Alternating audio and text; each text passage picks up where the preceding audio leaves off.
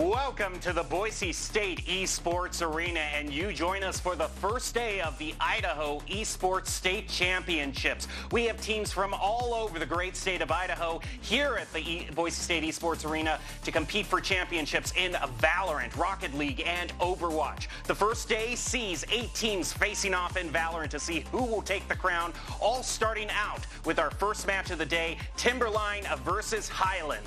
I'm your host, Jacob Palmer. I'm going to be periodically joining you in the studio with inside looks as to all the action happening here today, as well as interviews with the players and pregame talk as well. I am joined by Kaz Phoenix to set up what we can expect in our first match. Kaz, it's great to have you with us. I teased a little bit that we have our 8 teams ready to go, but let's already talk about who are the major power players, who are we expecting to make moves, and also kind of how the seeding is a little bit interesting for today. Yeah, that was, I think, one of the most significant things that I wanted to bring up. For any traditional sports fans who are looking forward to trying to follow, like, oh, you know, who are we on a base level expecting to be our strongest performers, right?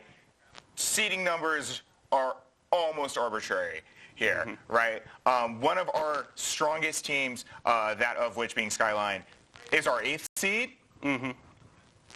Which I thought was pretty curious, but I guess it works out. I think a lot of the time those numbers end up being arbitrary for this or that reasons. You see situations like this all the time, right, in professional play, where a lower seeded team ends up finding a huge upset against someone who's pretty much favored to take the whole thing, right? And that is a very similar situation here, where we have one of our lower seed teams anyway, who I feel might be one of the contenders to take the whole thing for Valorant. Yep, we can see our first round matches. We are going to be starting out with Highland and Timberline, but you can see at the top there we've got Renaissance and Skyline, as we've been teasing. The reason we're pointing out Skylines in the 8th seed is that if you dig into the numbers, look at the matches won, matches lost, KDA, all of that, Skyline, despite being the 8th seeded team, has better stats than Renaissance. They went 6-0 in the regular season. They have a better KDA, better stats all around with their team. So, like you said, Kaz, we can expect some really big upsets maybe today, but we're going to have to see how it shakes out for the actual gameplay. Now, for the match that we are highlighting, which is Timberline versus Highland, these two teams right dead center in terms of seeding, but I got to say, I got to think Timberline has the slight edge here. I would definitely like to think so, you know.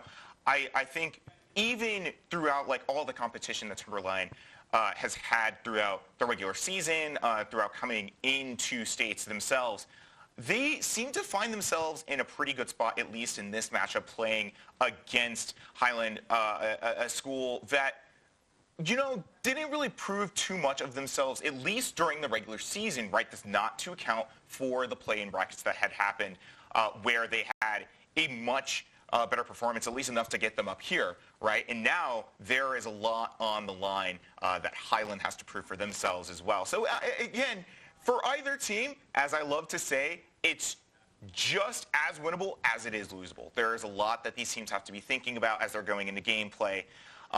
There are a lot of tiny little micro thoughts that have to happen in between rounds that you could amount to a map win, to a series win, that could, I mean, even ultimately amount to taking the whole thing tonight. Well, I want to leave us with a final thought before we go to the arena, and that is this. If you're looking at individual talent, individual players, there are only nine players in the whole league, the whole high school league, that in the regular season broke 100 on their KDA, got more than 100 eliminations. It's like top power players, top fraggers for their teams. And one of those players, I believe the gamer tag was Endy, pardon me if I'm wrong, but on Timberline. Yes. So, and then followed very closely by teammates such as No, who are like in the high 90s as well. So in terms of raw stats, Timberline has some of the best fraggers in the league.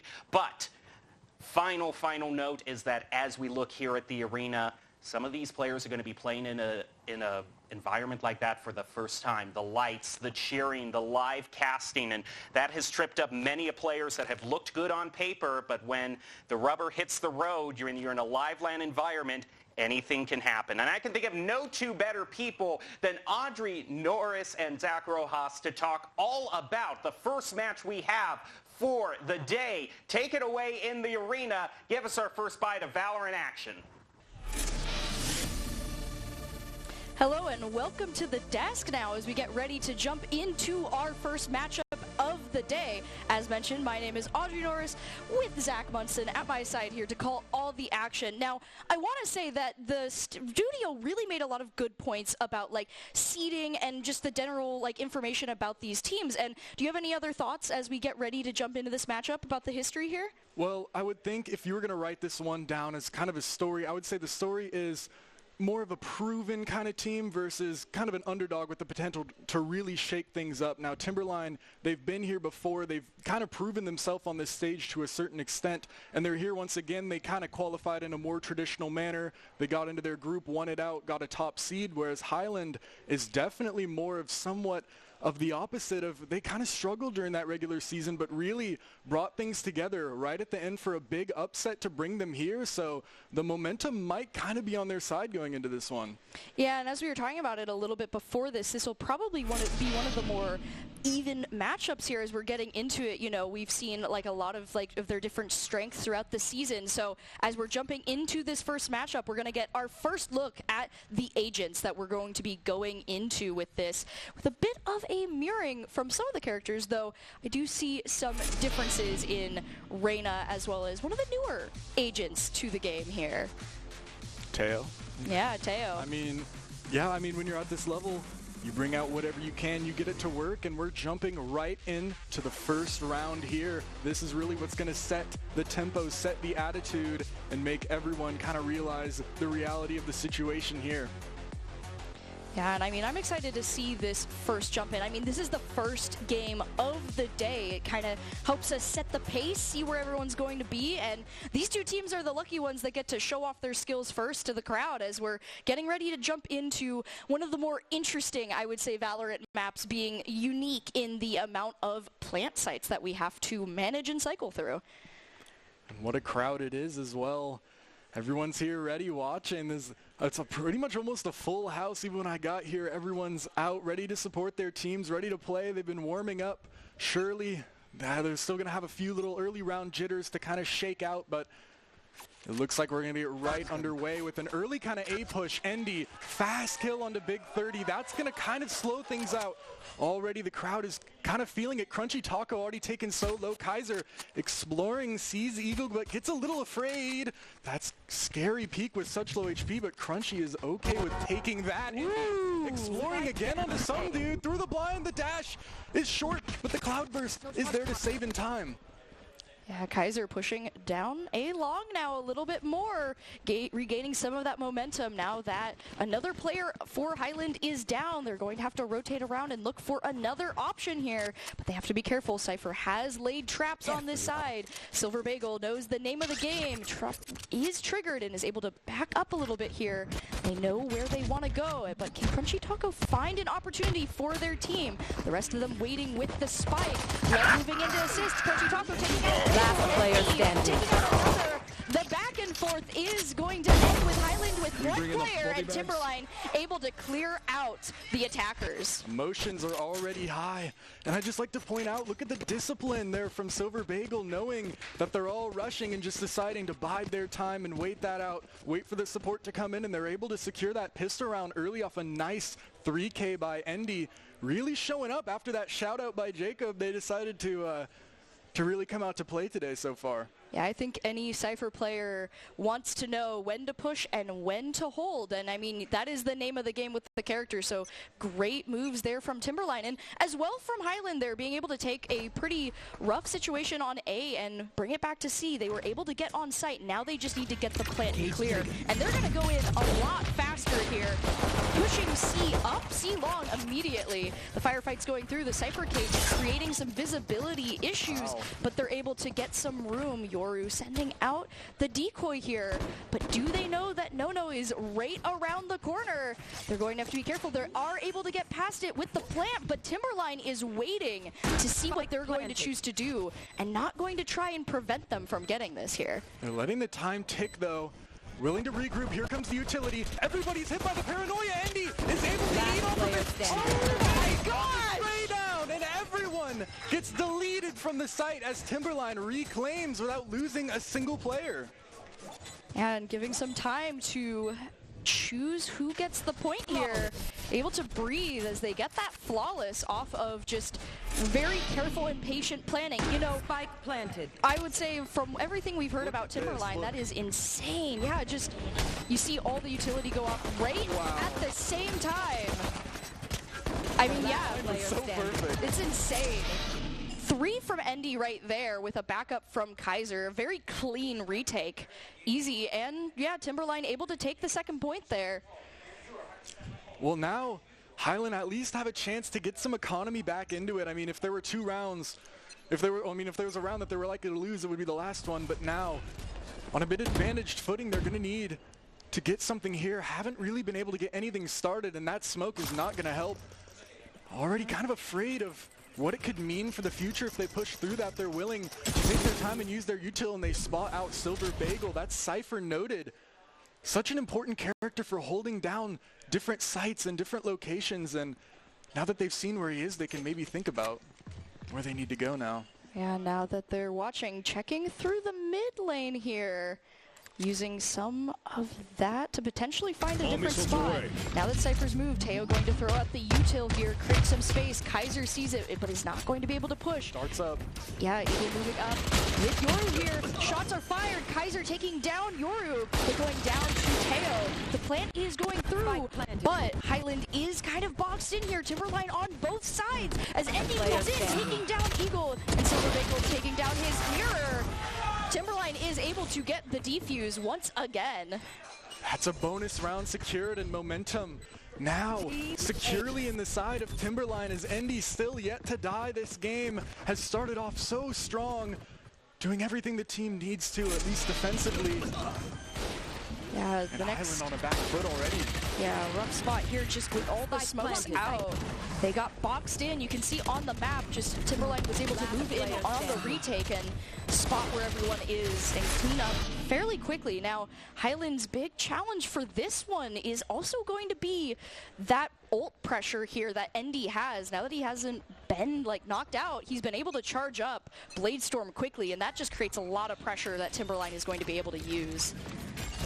Highland think that C-Site might be weak, but it's fake. I mean, everyone's here, and Endy's here. Kaiser's there as well in the back, and that is already the push being stopped. A brick wall ran into so early. Endy will not be moved so far this game, and with only a classic really to speak of, some dude in CRLO don't have much to be done here. The flank on the way. Nono hears him, backs up, and is waiting to take the fight. But Highland seem to know that they're boxed in. They're trying to isolate any sort of fight that they can, but there's nothing really to be found. A whole minute, but it seems like it's just a matter of time before the peak comes in. Silver Bagel might test this. Marshall shot goes wide, but actually it hits and it scares Silver Bagel enough to leave. CRLO still only 22 HP though. What is there to be done? A high-low being held on the C site. If they peek, it's not going to be good. Silver Bagel maybe wants to take a peek, knows that Omen is still holding that with the Marshall. 30 seconds left, time is ticking, and there's really just nowhere to go. It seems inevitable at some point. And it's Nono with the big flash as well. Endy, 3 more, 10, 0, and 0 to start this game off. Timberline has just been able to keep up the momentum round to round here. Highland just kind of getting stuck on the wall right now of the defense that Timberline has been able to put up. And, you know, looking at the loadouts, it's like, the eco shows right now where we're at, and Highland just needs to find that one break point right now to be able to get onto site and hold. This is so smart from Timberline too. They've changed their setup. So Highland off, knowing Endy was on C. They want to go to the other site, but now Endy's there alongside Kaiser. Almost gets caught, but not quite. Dart is going to note pretty much everybody, and the reinforcements are already here. There's 3 on site. To Highland stop to consider this possibility. Maybe if the drone sees anything, but it gets shut down too fast. Now the rest of the team is pushing in. It's so deep. CRLO just pushes is out already and is caught away from the rest of their team. No, good shot, picking that one up. The rest of the team wants to slow down. Actually, Big 30 just goes in straight up, but Endy shuts that one down and remaining. through the smoke. Oh, wow. Now 1v4. Great read from there. Some dude now not boxed in just yet, but not a lot of options. The choice to push or the choice to move is kind of Cypher's big question right now. He has the safety of the tripwires, but as Lem is slowly closing in, any peek could be dangerous, and he knows that, backing off here. Now going to have to rotate around, check the hallways. 30 seconds left. Just back off. With 30 seconds, there's not a lot to do, but Timberline also knows that he is most likely rotating here and are going to follow. Just how much they push up will be the question. Some dude does see them. Well, does see that they might be there. The location is revealed. 10 seconds Look who left. it is, too. Yep, Endy is here with the dash active, going to move forward. The plan goes through, and a quick, clean knockout from Endy is going to eliminate the attackers before they can get the plant off. But I mean, Look, Lem has 11 assists right now. my gosh, and I mean, you know, such a tough position for Highland there. Like with Omen being taken out so quickly, and Yoru only getting really a trade off. Remaining. Got him. I applaud like the composure he kept in the moment to recognize not to go too quick into that and to rotate, because you know when you're the last player against 4 people, there's only so much you could do in Valorant. Really got a decent look. I mean, there wasn't really too much to be done. It seemed he was kind of worried about a flank, didn't really want to try and run the whole map when really the enemies could be anywhere. But at that point, it seems like the round at that point is almost kind of lost. It seems like they maybe need to rally back and kind of focus very strongly on those first kind of 20 to 30 seconds, because it seems like that's kind of where the rounds are slipping away from them most often. If you lose too many players at the beginning there without getting trades or knockouts, you're going to start really struggling in the end when the numbers advantage just becomes too much. And we saw that there when there was only 2 players left. One got knocked out, and then Cypher was essentially just locked in there at the back line. Off a timeout, hopefully they can come up with kind of just something a little bit better to really get the wheels rolling, get the engine greased on this attack. So far, no one on Highland's team even able to break 1 kill so far. Parity almost across the board, at least on the kills front, and that's not exactly where you want to be, as Ultimate's finally starting to come online, but the money is not really there to support them.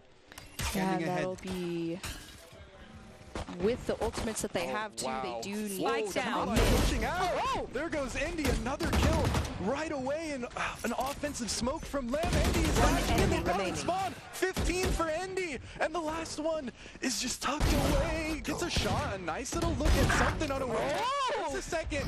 Omen showing signs of life. CRLO, 2 beautiful shots with the Sheriff, and he has a chance. Careful on the Endy. Look who it is, man. A flawless game of Valorant. 16-0-0. That means anytime you peek Endy, you're just immediately eliminated so far this That's game. a knockout right Spike there. down. But I will say, yeah, just that quick Remaining. knockouts there, getting the spike and just forcing CRLO back. However, you know, getting the 2 knockouts off of what was unrecoverable at that point from the surprise is at least good for the resource knockout. It, you know, they do have a lot of eco, so it's not as much as you'd want, but it still feels good to get some of that and chip it down. And we're going to see Teo going right into it with the ultimates down the mid lane here. Eagle moving in, getting some information off of the smokes, trying to see who's in the room, sees Breach, Good info. and is able to kind of force him to push back there with a bit of a bullet spray. CRL moving into a dangerous spot. Nice and we angle. hear Kaiser activating that Timberline, goes down. Wait, the spike planter is out. Kaiser taking out player 2. standing. Highland down to just Reyna. Crunchy Taco does take down Endy, but isn't able to take down Silver Bagel. Somehow Hunter's Fury got 3 there, and That's Endy insane. finally falling for the first time. But I mean, even then you still have No Kaiser, Lem, even Silver Bagel to contend with. I mean, 15 assists is really crazy in 7 rounds. That's almost as impressive as 16 kills in 7 rounds. Highland had a decent look, a better look than they had been getting, but just on that B side, it's so hard to escape the Sova ultimate. It really can just cause some havoc, and now 7-0 for them. It's been just kind of one-sided so far here. Yeah, this could be the momentum that Highland needs, though. They have some more resources when it comes to their ultimates here. And if they can find a good angle, they might be able to do something with that to just kind of break through what Timberline has set up. As we see, yeah, they're not going to immediately go for the push, try and gain some information off the middle area with Crunchy Taco. No is watching, but do they know who's there yet? That's the question. Both of them watching those angles, looking for those potential corners. Eagle checking garage. They do know that the Cypher trip is there. Oh, it's up to Lem, though, and look who it is. Yeah, he's right around the corner. Any quick peek could be the last, and they know he's right there. They get the spot. The paranoia goes through, as well as the concussion here. Oh, no, getting into a firefight with Crunchy Taco and is knocked out. Kind of a 2-point pincer attack from Highland here as they use the garage to spawn the sea. Yeah, the ultimate's going out, locking down the area as 30 tries to get in a teleport. He's knocked out, but the spike is planted with No down. The spike's not for main, though. Everybody's running out, but if somebody falls here, the spike can just be defused for free. And now they're going to get on the bomb, and I don't know if there's anything to be done. Eagle's going to have to push through the smoke. Smoke actually falling. Andy gets one ahead of it, though. Smoke redeployed, and Kaiser on the defuse. It's going through. It's going through. Kaiser gets off, but at this point, it's all done and dusted. 8 straight now for Timberline. Wow. Really strong momentum from Highland at the beginning, but just not able to keep it up. The spike is planted, but they're not able to hold on to it. However, they only ended up using one ultimate in that, so it is not... They're not gone yet. They still have the resources. They have the ult advantage still. They need to find that point for it. It looks like they might have gotten into territory of kind of just buying whatever, see what can work, try and just get something going here. Looks like they're on to the C site once again, but Silver Bagel almost prophetic in their way to kind of change which site they're on, almost reading the attack and what they want to do. But Victory actually hasn't even seen the Cypher yet. Silver Bagel peeks ahead, thought he was being watched, but actually wasn't. Something there, yeah. Manages to take that down, and this is the best look Highland has gotten so far. Spike down, everyone on site. Now it's just up to this. All right, we've seen this before. The spike plant is very crucial. Timberline has shown great skill in the retake here. With the suppression going down, they're going to be able to move in. Smokes are up. They need to find those positions. See the paranoia go through, taking some tester shots as the owl drone goes out. Lemon Endy down to CRLO and Crunchy Taco. Huge players out as Timberline is down to 2 players with Highland. One enemy completely safe here. Kaiser knocked out. Oh my goodness, No down 2. And Highland gets a flawless off of that. And energy is certainly still on Highland, in the Highland corner now. You would think maybe they'd be faltering after so many losses, but no, they still have the emotion for sure. Crunchy Taco really showed up that round, got involved on site and took the crucial picks there.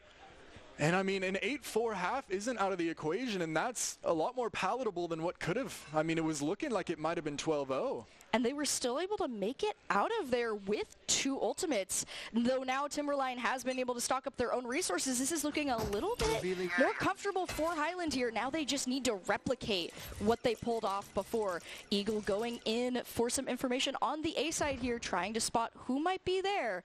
As the rest of the team is looking at their other options. They sold it. Be a feint. They are able to confuse Timberline. They're trying to decide, are they going B or A? Highland just needs to capitalize on this moment before Endy and the rest of them get back.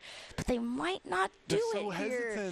They need to move. If they don't, they're not going to. And they commit. They're going to go through Crunchy Taco, going through the garage. Oh, the rest of them move up. Endy is there, but Endy is not able to make anything of it. No trying to catch someone off guard in the garage, but the spike is planted. Now they just need to hold the line here. They move back. They know where the spike is, so they're trying to create some room where they can just get the hell away. But Timberline has some really strong ultimate potential here. Endy does get caught off guard, but they aren't able to get any picks off of it. Now they just got to use the util here. Endy taking down Eagle, but Zero takes down both Endy and Lem. 2 down. Kaiser taking down some dude. The back and forth here still even, with now down to the last player on both sides. The Cypher neural threat is going through. He He knows exactly where Crunchy Taco is. He's gonna go for the defuse. Catches Crunchy Taco off guard. No, but no time. But there's no time, and Highland is still able to recover with the spike detonation. Wow! You gotta win. Flip back and forth with the momentum, you know. Highland getting the spike, and then Timberline getting so many knockouts, getting to the spike. You think it's gonna go through, but the spike did not have time for the defuse. I'm sure I heard it somewhere before, but I'd like to accredit this line to myself, where in any comeback, you know how in a normal game, right? You can lose a few tough rounds. If you use 5 ults, it's a real slugfest, but you can lose those. But when you're in a comeback, you're gonna need to win some of those rounds if you want to have a chance, and that's a round to win for Highland. 100%. Not even time to breathe, really, as we're back in it, and Endy is kind of holding strong against the forces of Highland, at least initially. Ends up falling back as Lem catches one on the other side of the map. Kaiser's going to spot 2, though, and the push starts to speed up on A-site. Kaiser somewhat ready for this, but are they really ready? Here comes all the util. Taking a forward position, that stun's going to hit. Good utility from Eagle is going to force Timberline to kind of fall back and play for the retake here. Good push so far from Highland, but they are down a player. Highland gaining some courage here. Great catch there from the teleports there. Nono is down. However, they've lost the Omen on Highland's side. Endy is up top. That's a dangerous position to have to contest for Highland here. It restricts their movement as the rotations are revealed. Using that. Oh, Kaiser goes down. Endy taking down Yoru, however. 2 to 3 on the numbers right now. We gotta hold this point, but Eagle is out, and it is now some dude in the back here as Endy goes for the defuse. Uncomfortable position to try and peek. He's trying his best, but there's just not enough room, and Lem knocks him out. Timberline cutting down the momentum that Highland was trying to build up here. Last round before the that's a real punch in the gut. Just as things were looking to go their way, it goes right back. 18 assists now for Lem. That's just ridiculous. But a 9-3 not written off completely. Highland need to get their last one with only a neural theft Cypher ultimate to speak of, really. Endy hasn't needed to really use that ultimate all game. No, it's true. Endy has just been holding it here. I mean, I wouldn't be surprised to see it now, as now you use whatever resources you have before that swap. And so we'll probably see a pretty explosive round here. So now we get ready to decide.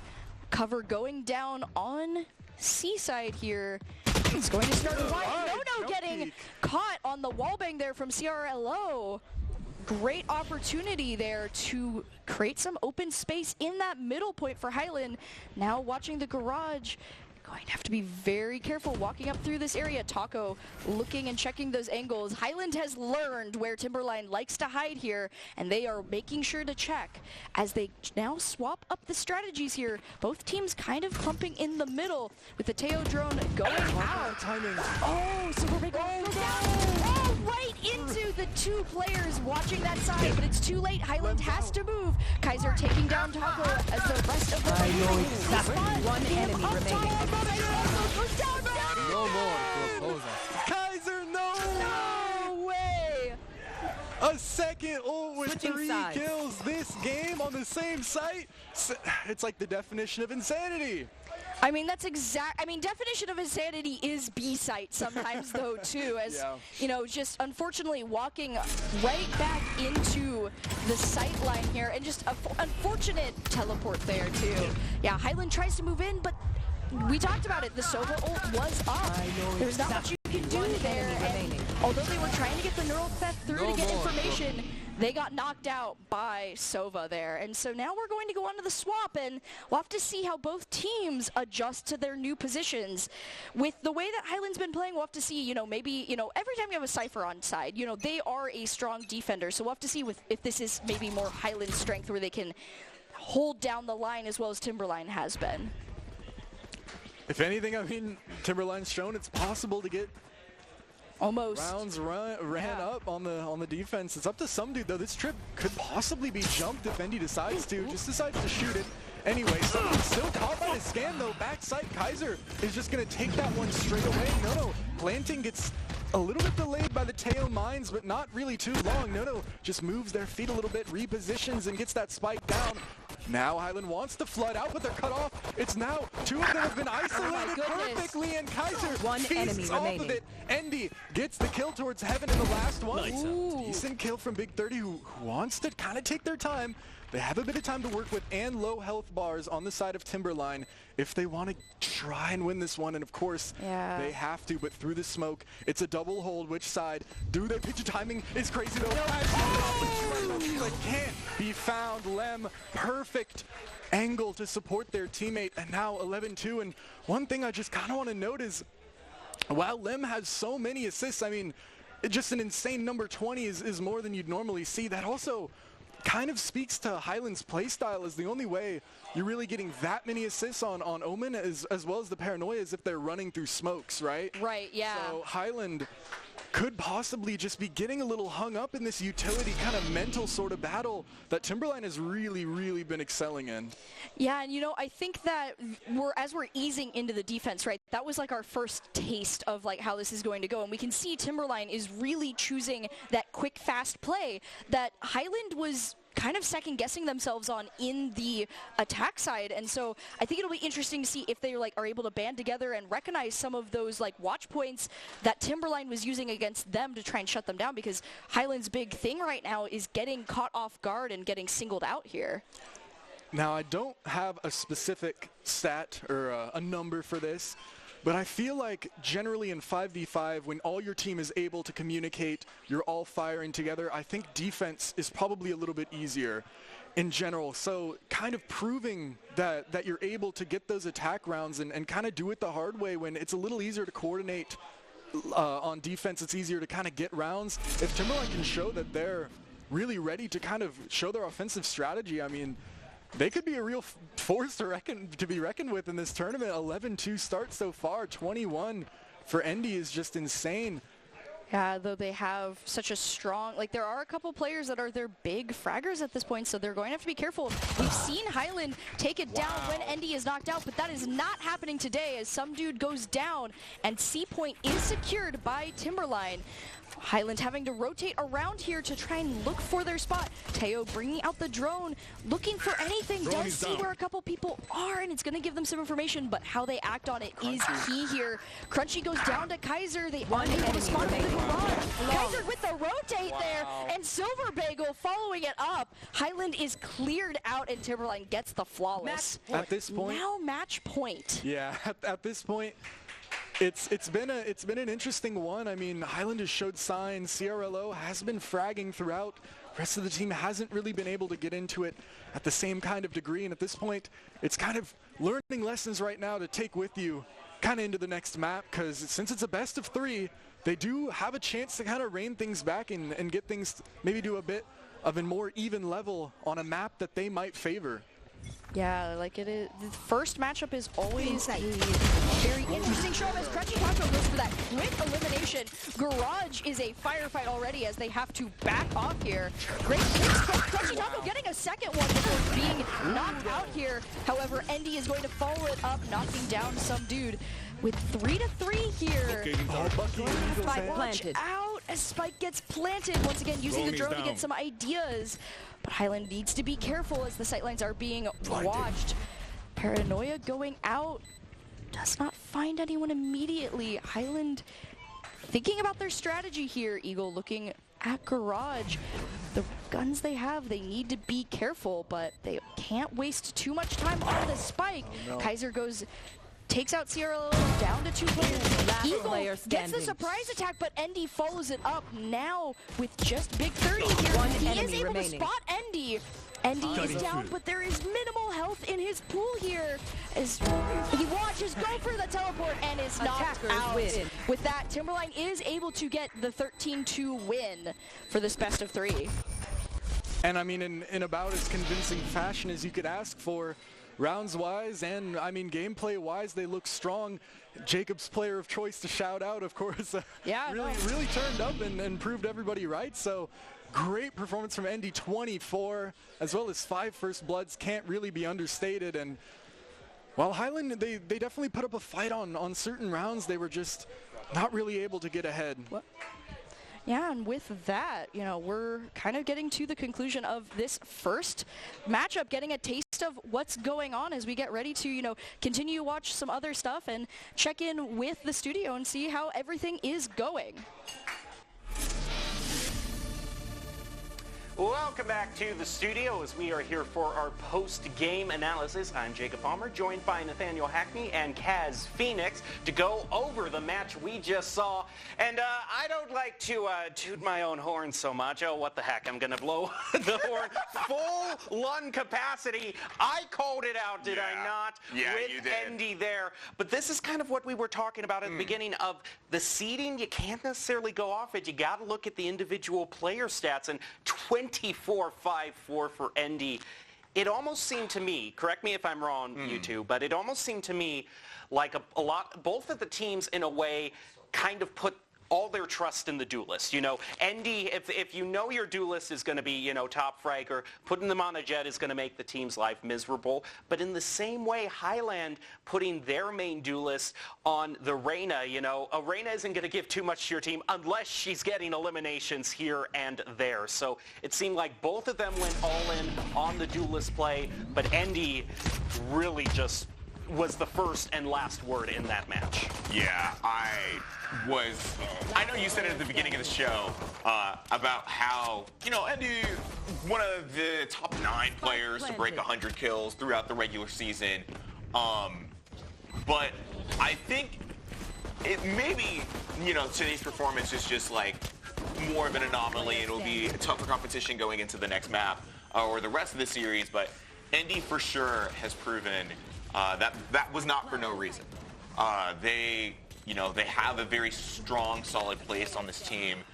They have a very solid reason for having Timberline here. And I think all across the board, the entire roster, but especially Endy, did an excellent job at showing that. But as we talked about Endy's frag, something I was also talking about during the map, was Lem's assist. Those are typically not numbers that you see from a controller player. 21 assists is, I think, anything above like 15 is already something to behold as a spectacle. But something that was brought up during broadcast that I thought was pretty interesting is the discipline of Highland that was brought up kind of indirectly.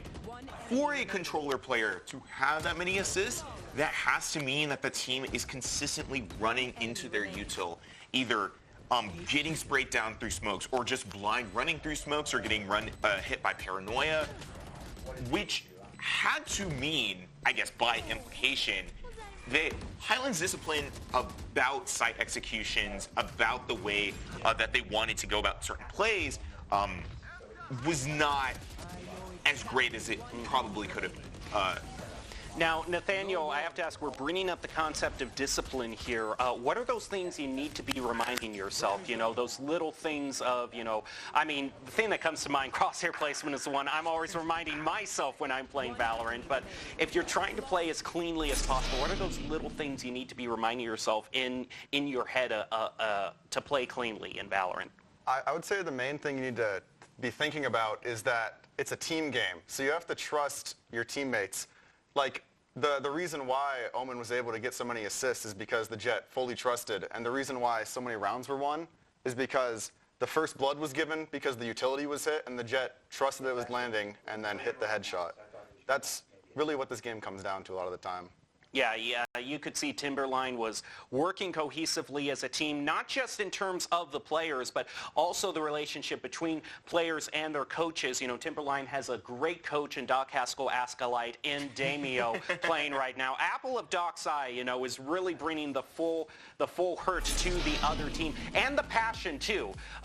Damio being a former collegiate player, was always one of the loudest people, to celebrate with the team in terms of yelling. And you heard that culture has gone full-throated onto Timberline. You could hear more than half of the shouting in the arena was from them every time they won a round. We could hear it all the way from the studio. Like the passion from that team, the energy, is very obvious, very apparent, and something that is very important to just overall having a fun time here. Now, as we look here at what is next for these two teams, Lotus, the other three-site stage in Valorant, is coming up for us. Nathaniel, what are these teams going to want to be looking for in terms of success on Lotus? Lotus comes down to a lot of the time playing defaults and baiting out utility, because the sites have these choke points that are very easy to hold if you have utility up, but elsewise the defenders can't rotate in time, and then the attackers are able to get on pretty easily. Which kind of goes back to what we were talking about this utility and needing to respect it, or else the controller, he's just going to keep getting all the assists that he's already been getting. And not only to mention as well, when you're talking about utility usage, especially on, I think, the map where it is the most important on Lotus, we're going back into that territory of respecting utility. Right? I feel like that's something Highland was struggling with, particularly throughout most of Haven, was just, we're going to try and push through the smoke, which is obviously not something that was working out. That proved itself throughout that 13-2 loss for them. As they're going into Lotus, I'm pretty sure that there has to be amalgamation of thoughts on their mind, but most importantly, how do we allow ourselves to respect their utility while using our own utility to set ourselves up for success on these executions? Although if we're going to bring up the topic of respect, that could be one of the things that helps Highland get back into the game, because we sort of saw a few rounds from Timberline where they got a little bit of too much swagger in their step of trying to go into the enemy spawn, and then you see the collateral from the Sheriff, the 2K there. Yeah. You saw CRLO and Crunchy Taco in particular, I think, are the real sleepers. I think they took a little bit of time to warm up, but as we saw the game go on, we saw them more and more on the feed. I think in the second game that we're about to get to, you're going to want to watch out for them as well. We'll see if Highland can regain their footing as we send it back to the arena, and Audrey and Zach take it away. Yeah, all right. Getting ready for this next matchup, and as mentioned, it will be on Lotus, the other three-site map.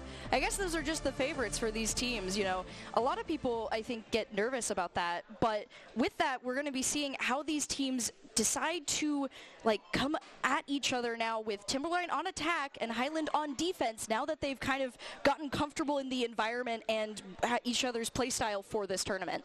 Well, Lotus for sure as well it's definitely one of those maps, as Nathaniel was saying, where baiting that utility is so important, and really you have to be so coordinated and just ready to kind of play off of your teammates and understand just what's being used and what's not being used. A very kind of high level sort of map, and Timberline has been showing that high level sort of utility, and they really have in the past. I'm a Bora alum, and Timberline actually smacked my team on Lotus, and they looked good.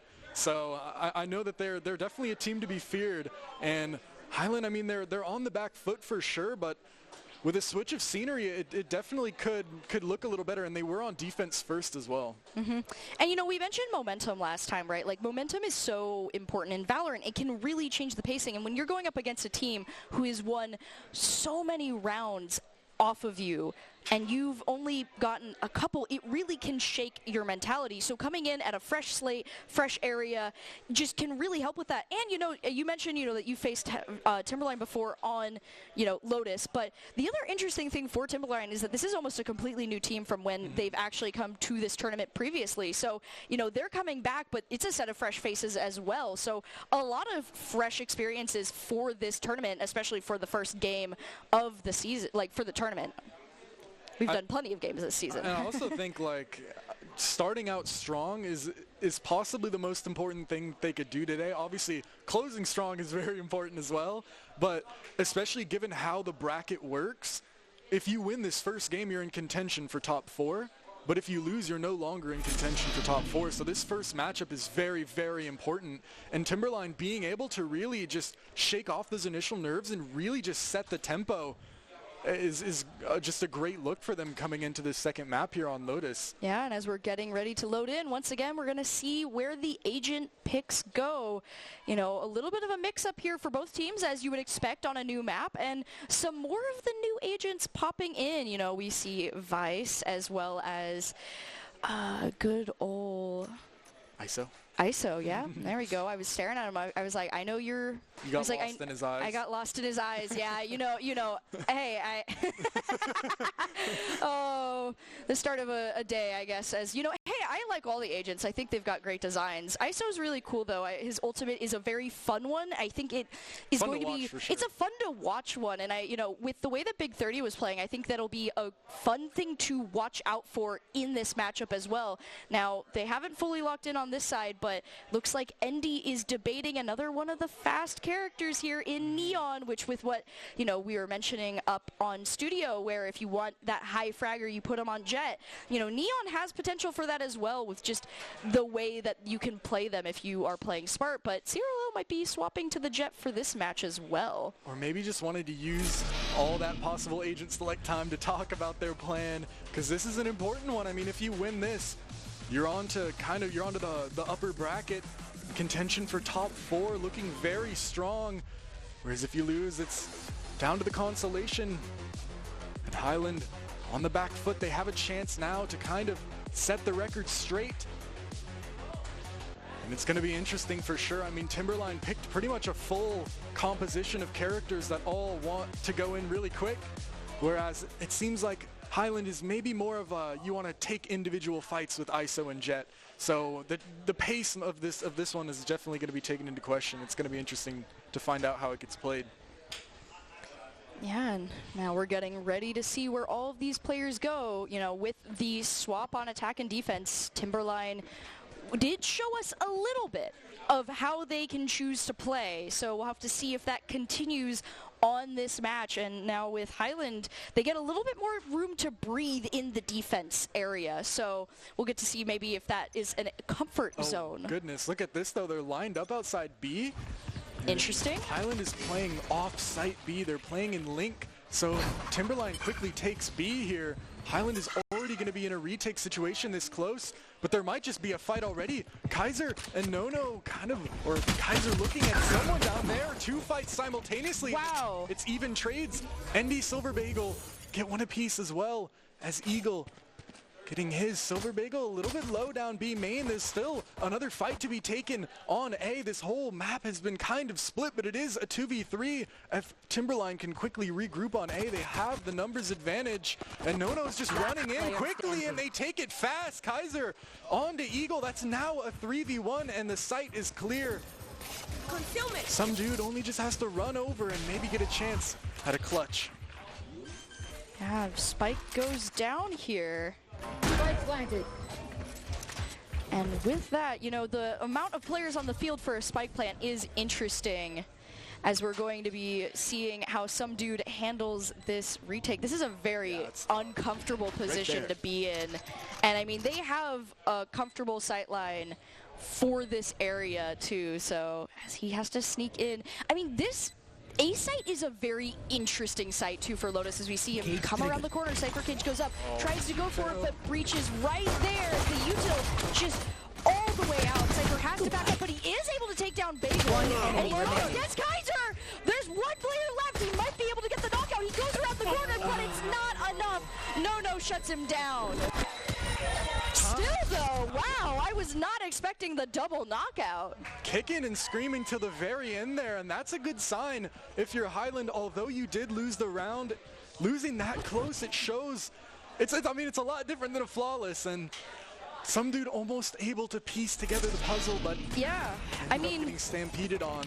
A good thing for the player, like even if you don't win the round, the fact that they did knock out all of Timberline is great, just for helping a little bit with the eco. It feels, it gives them a little room. They don't get those survival bonuses. But we're going to have to be careful here. We do see 4 marshals. Oh my goodness, this is a 4 marshals, and they're set up ready here, but if Timberline isn't going to do anything, it's peek without using utility, so Zero has to get straight out, and Big 30 is getting chased as well. Yeah, already having to move back, use some util to create some space. Right there. Watching that sightline, Silver Bagel knows not to peek immediately. Right there. There as we're going to get the util out there from Eagle as well. Kaiser's already... Wow. Creating some smokes. They're just prepping site here as Lem goes for the plant. No knockouts yet, but ISO will want to be careful. Big 30 pretty low on health.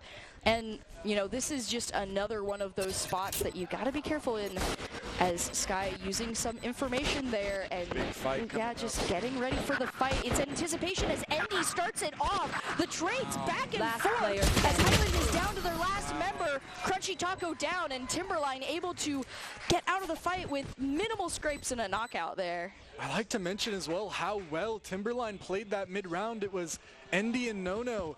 They were the one, or Endy and Lem were the ones in A-Link, and just off their own util, it was a 2v3. They did the Sky Flash, the Neon slid in, then Sky traded Neon. It was a great sequence there, and really wrapped that one up nicely and kind of just showed the kind of teamwork that this Timberline squad is working with. Yeah, oh, look at the...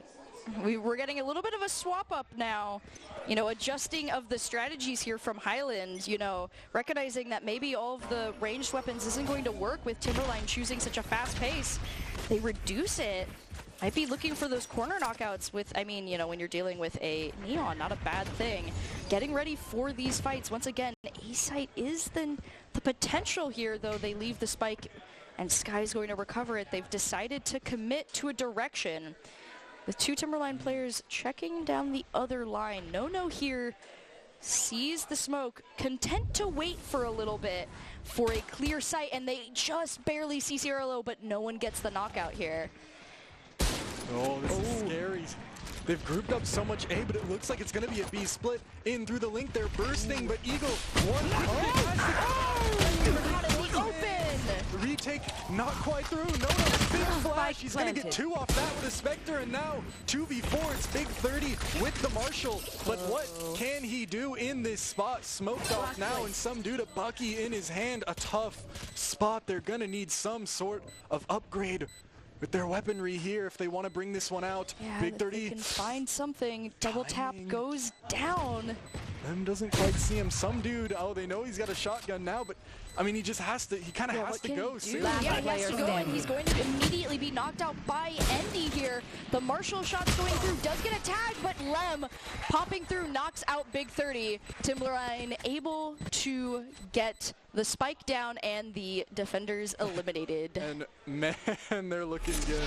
Sorry, but it seems like I just keep going on about Timberline, but genuinely, like, you don't normally really see high school teams kind of play. No, they are coordinated very well right now. I'd like to, well, probably some of the credit is due to, of course, the coaching staff having a lot of experience and those kind of competitive settings as well. Daimyo, of course, a good player in his own right, but he's kind of just instilling that into these players right now, and you don't see them play with this kind of discipline very often. And they go for the feint immediately there, using a neon wall. But Eagle catches them. Shot. Great job there. Kaiser and Endy go down to Eagle as he shuts down them and completely tricks him there. They do know where he is, but two players were stopped. He is a threat to respect over there, as some dude now helping hold down the line knows that this is where they want to go.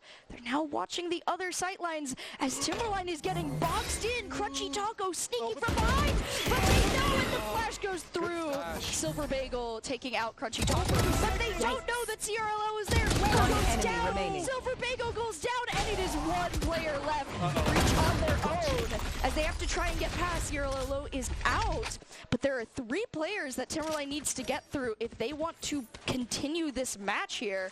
And they are currently in a weird spot. They don't know where Highland is, and Highland is currently just, you know, backing off a little bit. They've got time. 30 seconds left. Timberline, not so much. 30 seconds left on the clock. Can he find that potential? Eagle needs to, you know, rotate around here. 2 players, they know where he's probably going. They got the read.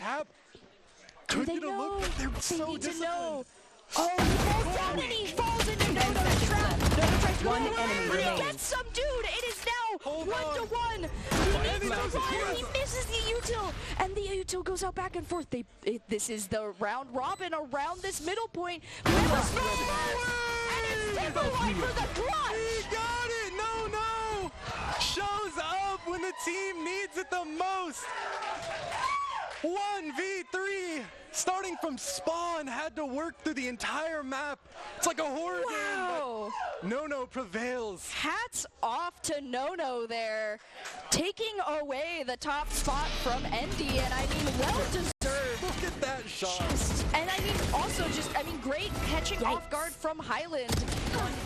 All that momentum to be cut off is devastating there, but Nono with the clutch just, wow, I know, getting stuck on the line there and then.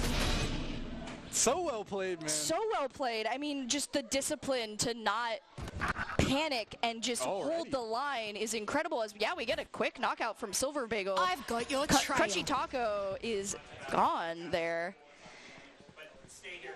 Seekers going to C. Seekers, yep. Seekers will give Timberline some information around this corner, but, you know, holding it down. They know that the A site is an option, and they're going to move forward. Neon moving fast, taking down Big 30, and Highland needs to react quickly if they want to be able to get into prime spots here, but it's too late. Timberline is on the site. Endy is there, Lem is planting, and they just need to watch these corners here. Eagle is up top, but don't have as much room to work. Has a gap in the smoke. Second almost there, but not quite. Some dude now has the big player standing. Doesn't see the blind goes through, and Lemon Kaiser clean up. Timberline able to take another win. They didn't even give us time to reset there, just already right out the gate, knocking down Crunchy Taco. And Eagle is hitting some insane shots, and still it's not even enough for a single round yet. Of course, this map is, I mean, just on paper it's a little easier on attack, but I mean, just the way that Timberline's playing, it's... Yeah, they're playing very well. Notably, though, looking at the KDAs compared to the last match, though, it is a bit more even. We're seeing a little bit more room with that as, okay, getting so right back in it. This is so easy. Oh! Crosshair play! Spike down. The spike carrier immediately there. That's so crazy. Yeah, I respect the back off from Highland as Crunchy Taco gets Silver Bagel and Kaiser. Timberline maybe a little bit too greedy on there, gets knocked out from just some really careful sightlines from Highland. Wow. Seems like they've gotten that round. It looked like they're a little sloppy, but still, they cleaned up right there. Not write these two out quite yet. Yeah. 2v5. But Endy is moving in quickly. They are pushing into the stack, though. 2 towards Link and 1 towards Stairs. But Endy's in so quick that site has been given over. No trade. It's Endy against the world here for Timberline. They do have Spike, but planting right now could be dangerous. Big 30's right there. They know he's got the double tap. It gives him out of ammo. But he isn't able to do it, so Eagle cleans up, and Highland gets their first point on the board. You know, they actually shut down Timberline faster this time. That is a good point in their favor here. I felt like they were definitely... Wow, just that shot. I love that shot so much. Yeah. Really ready for the second is really impressive there. I don't know if I'd be ready for a second player there. Very good kind of composure from Crunchy. You know, if Highland can take anything away from that round, just beautiful shot placement and confidence there in their reads. It is exactly what they need to continue to hold down Timberline. Could be a pace change, though. now it's 5 kind of standing towards the C site. They know the Cypher's here, but they want to get straight in. Andy, potential to kind of got hit a little bit, clipped by the breach ult, which manages to slow down his push. And Silver Bagel just gets 2 over it. Just like that, and now Highland down to a 3v5, and Timberline pretty much just reset. They take their positions back in spawn and play this one out with 2 players up and a minute on the clock. Rotating around. I mean, Timberline in a very comfortable position with all players on the board. Double tap going to go out from Big 30, trying to create some room over here to shut down the push onto A. He's going to have to deal with the concussion. They don't know, though. It is through the Cosmic Divide. Seems like they could be ready for it, but Big 30 has a potential window of timing he could use to get active. Eagle, quick pick onto Nono, and out goes CRLO. Kaiser, though, onto Eagle, and Big 30 doesn't get anything. CRLO, too, though. 1v2 potential situation, but they're off-site, and Astra has the gravitational well set up, uses it on the first tap. Now, they have to play this a little differently. They've got the late wrap coming in from heaven, but Kaiser has to take... You can't see my face Silver right Bagel now. able to just hold that angle. Cirilo can't clear everything. 6 now for Timberline. Yeah, not able to catch that angle there. Highland knocked out. Remaining. Yeah, just checking out the replay. Yeah, Cirilo did do a really good job taking down 2 players there, but holding down on their own. It's such a hard spot when you're in a defuse in a 2v1 situation, and we see there, you know, just not much they could do. Timeout coming through, but it's actually on the side of Timberline, which is very interesting, given that, I mean, they are taking kind of the driver's seat, but maybe they're using this as kind of an opportunity to try, like, test out like a set play, or even just take a little mental reset, kind of get things in order. Yeah, and as we are getting ready and they're taking their break, we want to take a quick second to thank ICCU for their continued support of Boise State Esports. Thanks to ICCU, Boise State Esports has won multiple national championships and piled up more than 1,500 wins. ICCU, looking after your daily balance. Visit ICCU.com.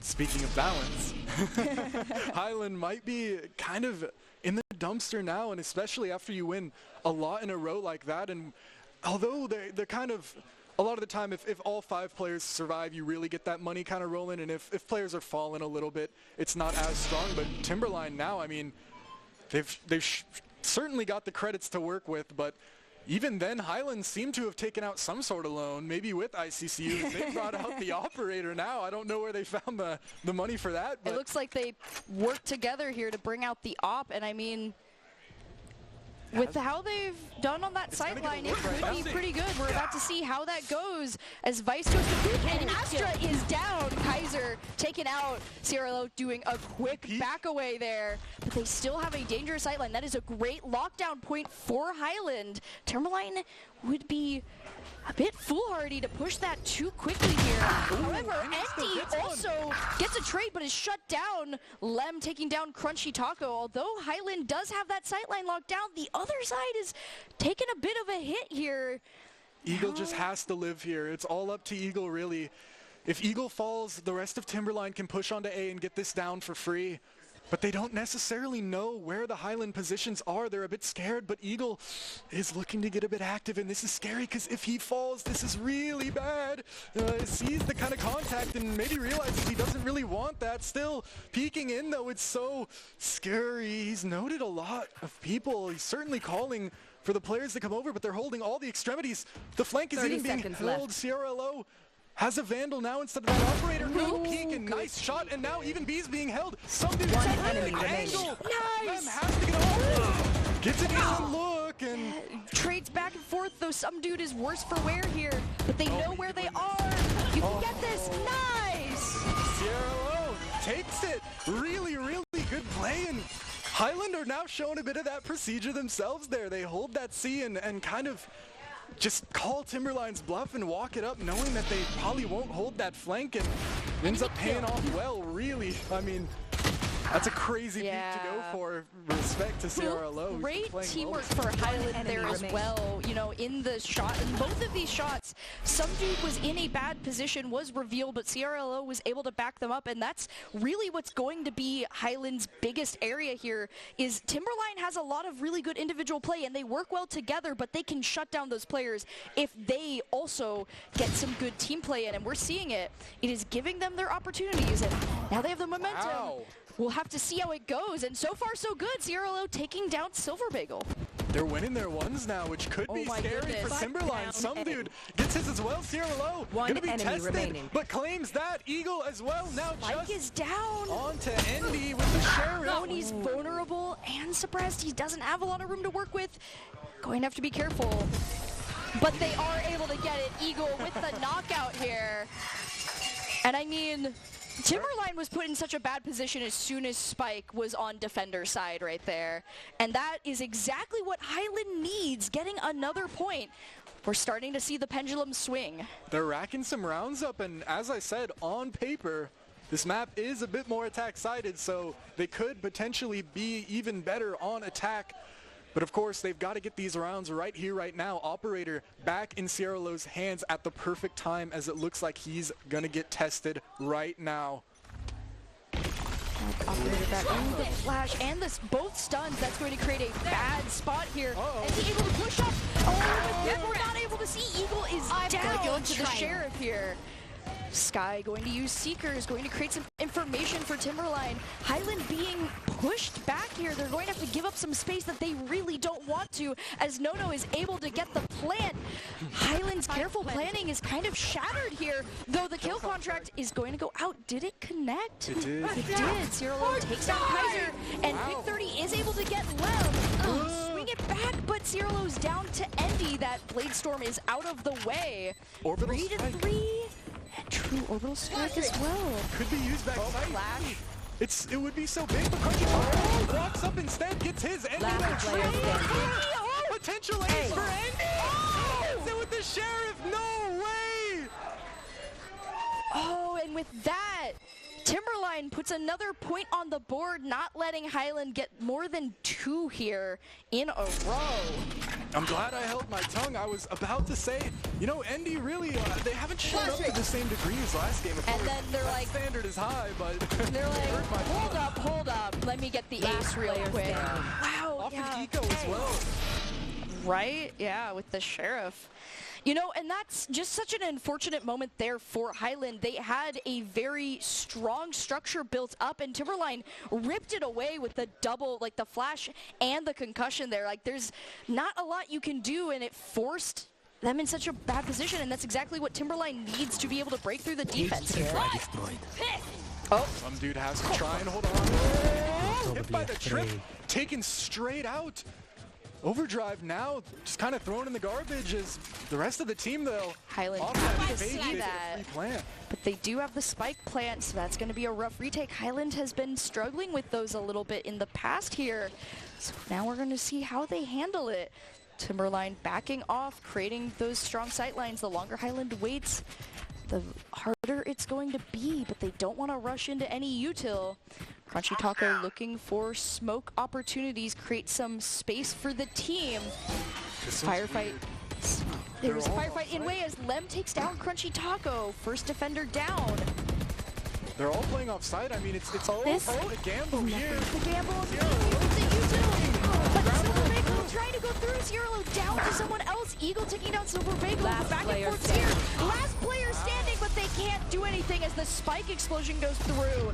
Attackers win, though they are all down. Last round in the half. Money.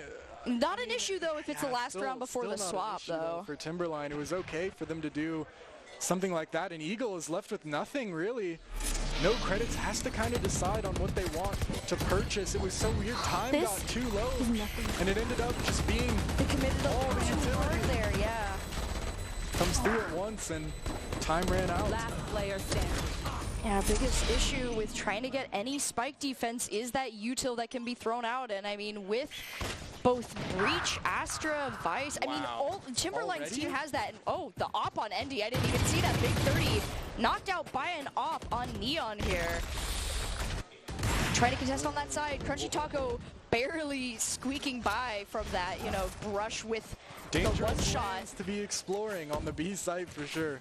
Yeah, and now Timberline not immediately moving up, looking for an opportunity. They're going to go for the rotate, see if Highland has moved away, though Cypher is not going to give up a site so easily this time, as Highland correctly guesses the rotation here. Though the Astral is going to go down, creating some just more space for Timberline.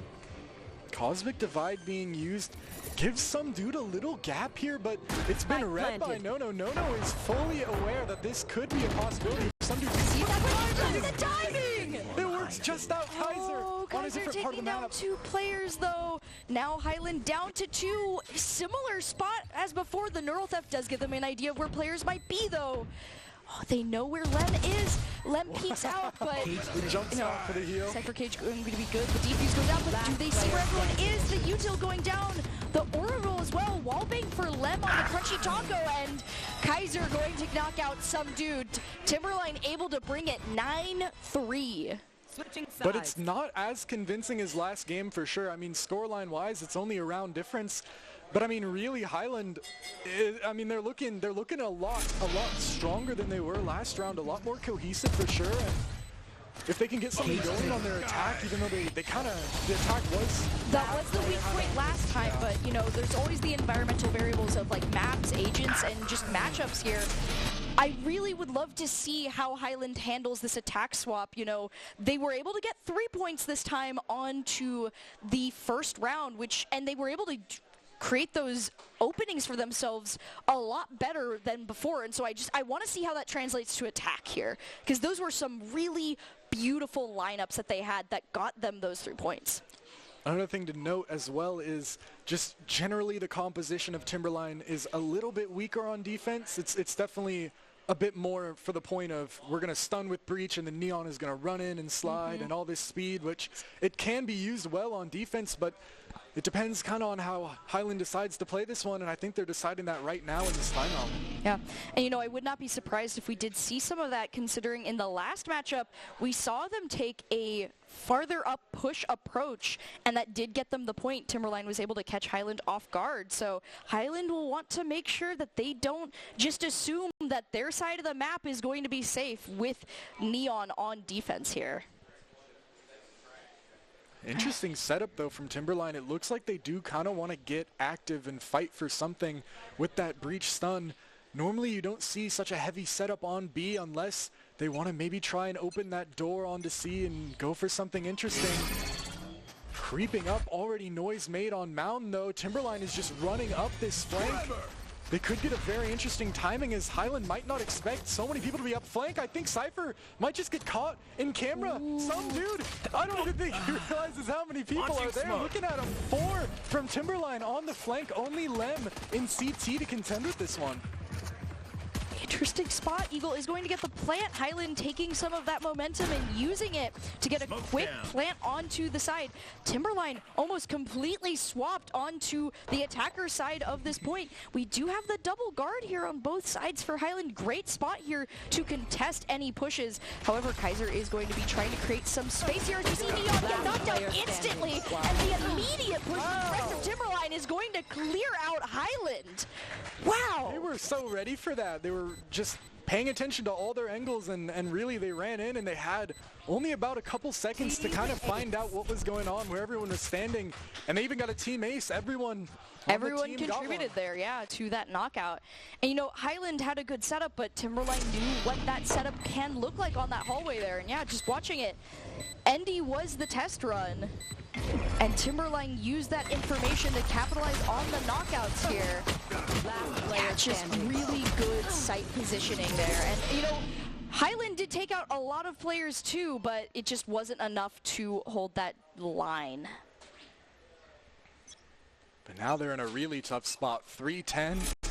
After losing pistol is always difficult. You don't know how much you really want to spend on inventory, on weapons, on anything. You don't know if you're going to want to keep saving. This round is always such a rough one for the losers, you know, giving away, like having a free point here could be so bad, but Kaiser, wow, that's a lot of just shut right down by Kaiser. Silver Bagel as well. Wow. Down to the smoke here below. Actually gets one and gets out somehow, but yeah, quick peek and runaway to get that spike, but Kaiser's right there. And Cielo is just not able to get the positioning up. With the spike down, it's just Cypher here. And Timberline is in such a comfortable position. They're just right in front of the spike. Some dude, I mean, 50 seconds to work with is a decent amount of time, but still, it's almost like a game of capture the flag where everyone is camping the flag. You know, I mean, how do you get in there? Yeah, how do you capture the flag when everyone is standing on said flag, right? Yeah. We see just a very slow rotate from some dude. Best opportunities here might be some picks. If even, I mean, they are locked down on the sight lines here. They can see, and they have, like, plenty of options as, yep, No going to just quickly knock out some dude as the attackers are eliminated here. Now 3-11. I always love when you say that, because it sounds like you're like writing them off. Like, I know. I feel bad every time. I'm like, some dude, you know, but hey, he's been putting in some work, you know. Like, his Cypher play's been great, but some dude, just some dude. It's a good name. I know, it makes me feel bad as a counter because I feel like I'm writing him off every time. I'm like, oh.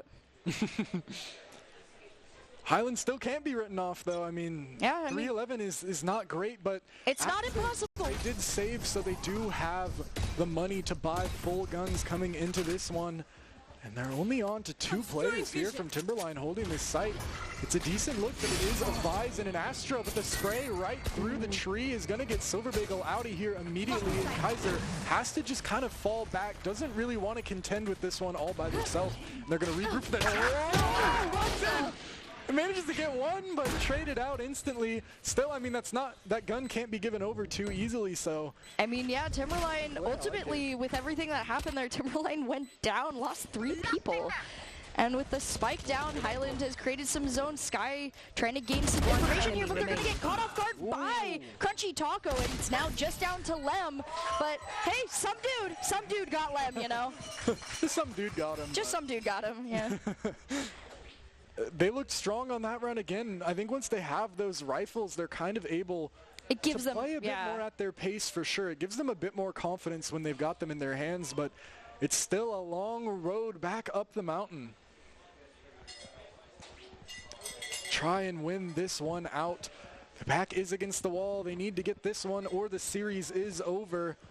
Timberline aren't going to make it easy this round. They want to fight for A. They've got the stun, they've got the neon, and it could be a bloodbath here. In comes the stun. Andy actually manages to get clipped by it, though, slowing down the pace. The rest of them following in, but Highland just not really liking what they've seen so far, deciding to run back onto C, but it could be somewhat of a trap. There's still 2 standing strong. It's Kaiser as well as all the Vise utility, and there goes Kaiser and Silver Bagel holding strong. But actually, Big 30's crept in. They're blind. Can he close out? Just about, but he's Oh, great teamwork. Eagle and Big 30 able to take down 2 players together. Yeah, good spot for Highland as they're going to be able to get that plant. Timberline has to rotate around so they're able to get through and now get some util out as well. It's done. Ooh, that's a big spot, but Big 30 goes down. However, Andy can't just move up immediately and gets knocked out by Eagle. 2-2 once again. Try to stands back and forth. Wow! It's just Lem! No way it's that! Alright, some dude, come on! 1v1 with Lem and some dude tap on to the spike. Cage goes up. Lem staking. Some dude gets in just about. Lem so strong even with the shot while stunned, but some dude doesn't let that go that easily. These are going to be some of the best clips from like the tournament. Is us going, some dude got Lem! No way. Lem, wow. I don't think for people who don't play this game, it's hard to kind of understate how perfect Lem's movement was there of getting stunned. He jumped from the middle of sight to tucked in a corner. It was crazy movement. Yeah, but and I mean, while we have a second to breathe too, just as you can see, there is a split second between your knockout and your ability to lock on, because Valorant is such a low health game, and so we're seeing that right here as we get right back into this. You have to be so careful going around these corners. All the util being used to create space so players don't go down early. No, trying to find a spot. The plant is going down, not wanting to immediately use the concussive wave here, but it's gonna go out. Spike's planted, the blinds are up, and they are going for the firefight. Wow, Highland with the flawless! Oh, just got evaporated. I mean, good on Timberline for all going in at once, I guess. Yeah, they did not respect the Highland position, and Highland capitalized on it. 6-11. Wow! That pendulum swing we talked about earlier, it's really coming through now. Just, yeah, I mean, they get the concussion off and the blinds go through, and that just ends up being what Highland needed there. It just threw off Timberline. They weren't able to get the knockouts they wanted. 6-11 is, I mean, that's a very winnable That's a very winnable position. Yeah, and the momentum they're creating here, we're gonna have to see how this goes. Oh, Zero is able to get up top. Silver Bagel knocks them down. The blind goes through. Oh, the back and forth. But Timberline comes out of this with less players here. They did not get a positive like net positive on this as the plant goes through. Good flash from Eagles. Spike still to go down. No. It's a little too creative. Eagle just gets it back. Force team secrets are coming down. And they go. Endy walking in, gets a decent timing. Eagle. Eagles go off guard. Ready for more. Going in backside. A decent timing. 30 HP.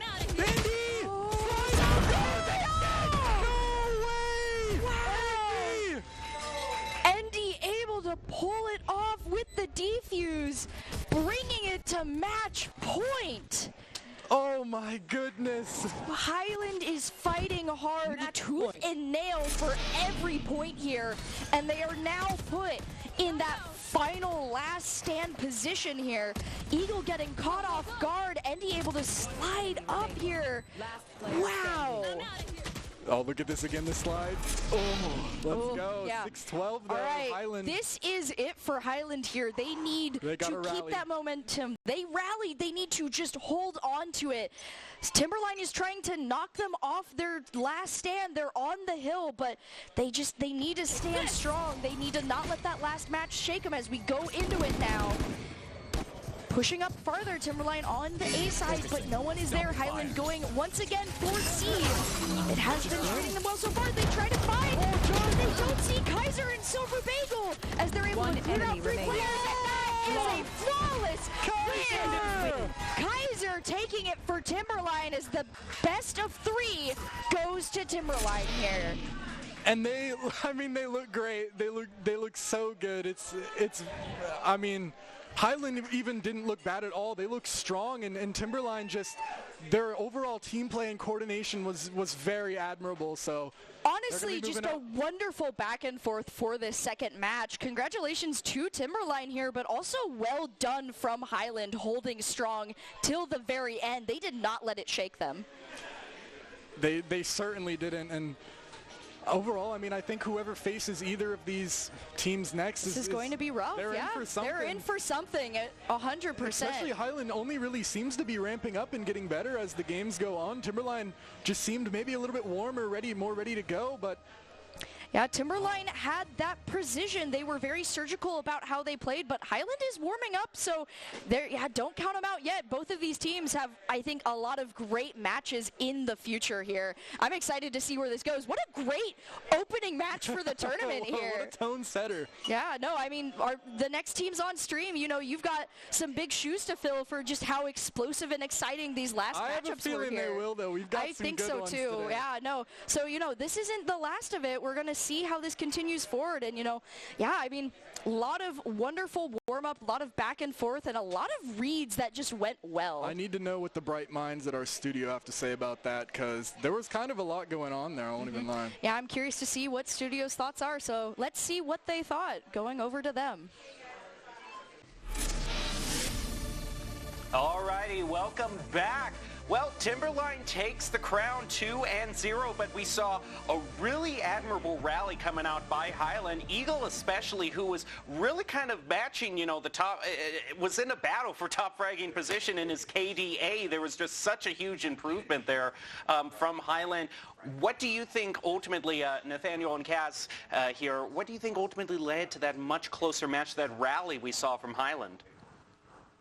I think I have a lot more to say. That is probably going to take a little bit longer to get out. So I'm going to be nice. I'll give you the talking piece of it anyway. Okay. Well, I think a lot of the reason why the rounds why it was a closer victory was a lot of the rounds came down to just people getting kills. And when you're coin flipping fights like that, it ends up just being it's obviously going to be closer, because if you're doing more 50-50 trades, then obviously the rounds will eventually kind of even out. Of course. I think something I was kind of hoping for out of Lotus, at least for Highland, is a little bit more correction on a lot of the things that we saw go wrong on Haven. And we did, as to why we didn't see another 13-2. I think overall, Highland was, in fact, kind of warming up, getting a lot stronger as the maps continued to go on, especially as we got into Lotus. I think Eagle in particular, as we kind of pointed out, bringing a lot more of the hero plays that we were seeing coming out of CRLO, and Crunchy Taco, who still had plenty of presence throughout Lotus as well. Obviously, it is also significant for us to point out that Haven was not Highland's map pick, and obviously probably was just not as comfortable as a time for them as it could have been, as it should have been. Once they were getting the Lotus, even if it did seem like a bit of a struggle in the first half, when we were seeing even the tiniest sliver of a comeback through these rounds that were allowing them to find more and more momentum, more and more energy to bring deeper into the map. I think that is where we're seeing the true spirit of Highland. Again, this is a team that came in not from regular seasons, but from play-ins, and I think that alone goes to show that this is not a team that is going to drop the ball at the blink of an eye. They are reliable when it seems like things are down. So even if this is the end of that top 4 qualification, there's still a lot of future for Highland in this bracket. All right, well, we take a look at the bracket here, and we were kind of also just given a nod to the Renaissance Skyline because Skyline had such good stats going into this despite being 8th seed, but I don't know. Maybe that was just regular season. We might be seeing a washed Skyline here, which might be good news for Highland going into this next match here. But as for Timberline, they congrats on their win. Now they got to go up against first seed. Have fun. That's just how these sorts of tournaments go. But overall, things getting ever more.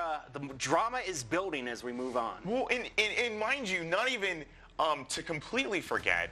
Maybe I was a little bit off by saying that the seeding was not that important. Because we also look at first round between Renaissance and Skyline, 2 teams that were kind of expected to perform pretty well. Skyline, at least, looked really strong on paper. And from what I'm seeing on a different piece of paper, maybe things might be turning out a little bit differently than we were expecting here at the studio. Skyline was one of the teams that went perfect in their regular season. They went 6-0, and their KDA was one of the best of the teams. I mean, if you add up their kills and assists, they were over 600 in the regular season there. I mean, one of the leading teams. But in the postseason, all of that is just kind of falling apart, which we gave a nod to earlier. Nathaniel, you've been in this arena many times before. I mean, it's just such a completely different game than when you're playing at home. Yeah, no, I think a lot of it comes down to, like, the mental, because you can kind of get into your head, and I think especially when you win the early rounds, the momentum kind of builds, and then you're able to really just play better. I don't know. That's just how it works. No, that's important to mention. It was mentioned at the desk. We're obviously mentioning here. But momentum, obviously, being able to find those rounds over and over not just helps with your mental, but also helps with certain things that you're noticing throughout rounds. Even if you are consistently winning rounds, there are things that you can take note of that will allow you to win more rounds. Obviously, like, if you're finding that momentum, the goal is really just to carry it as far as humanly possible. Even if you lose a couple rounds, that momentum doesn't end with just one round loss, mind you. And I think that's important not only for Highland, but for every team participating in the event today. It is not over until a victory or a defeat symbol is on your screen. Well, let's take a look at some of the highlights from that last match. We've got the top 5 plays ready to bring to you from our opening Valorant match of the day, and then we'll go to a quick commercial break and be back with more Valorant action, so don't go away and enjoy these top 5. In they go, Endy. Walking in, gets a decent timing. Eagle. Let's go off guard. Ready for more. Going in backside, a decent timing. 30 HP. Endy. On the Eagle, and Big 30 doesn't get anything. Cirilo 2 though, 1v2 potential situation, but they're off-site, and Astra has the gravitational well set up, uses it on the first tap. Now, they have to play this a little differently. They've got the late wrap. Oh, Super Big goes down. Oh, right into the 2 players watching that side, but it's too late. Highland has to move. Kaiser taking down Taco as the rest of them. One enemy remaining. Trying to find a spot. The plant is going down, not wanting to immediately use the concussive wave here, but it's going to go out. Spike's planted, the blinds are up, and they are going for the firefight. One enemy remaining. Gets subdued. It is now 1-1. He needs to run. He misses the util, and the util goes out back and forth. This is the round robin around this middle point.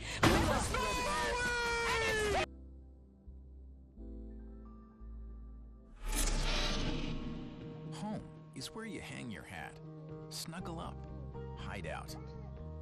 Home is when you're with the ones you love. It isn't just a place, it's a state of mind. At Idaho Central Credit Union, our home is Idaho. We grew up here, and we're proud to help more Idahoans with their home loan than any other financial institution. Idaho Central Credit Union. We believe home is where you... Scott Matlock, underrated recruit, has built himself into one of the best defensive players in the Mountain West. What would you do if you couldn't fail? Would you see every setback as a catalyst to keep going? This is the innovator's mindset, because innovation demands daring.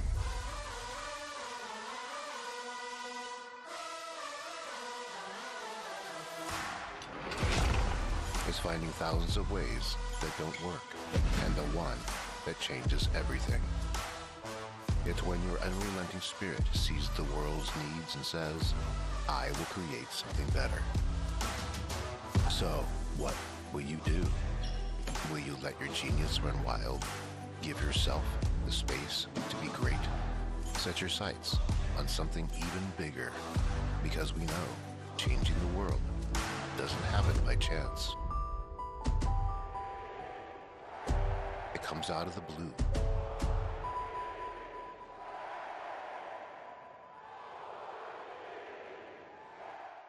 At Blue Ribbon Painting, we're proud to be a locally family-owned and operated business dedicated to bringing your vision to life. Whether it's freshening up your home with interior or exterior painting or tackling a commercial project, we've got you covered. When you choose Blue Ribbon Painting, you're not just hiring painters. You're getting a team that's committed to making your vision a reality.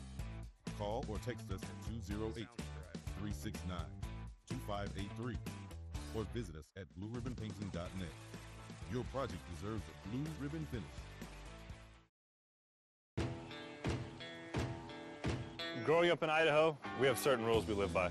First rule, camouflage never goes out of style, and always buckle up. Seatbelts save lives. That's a rule we can all live by. It's the end of a good day's work in Idaho. Time to punch out. Time to check in and catch up.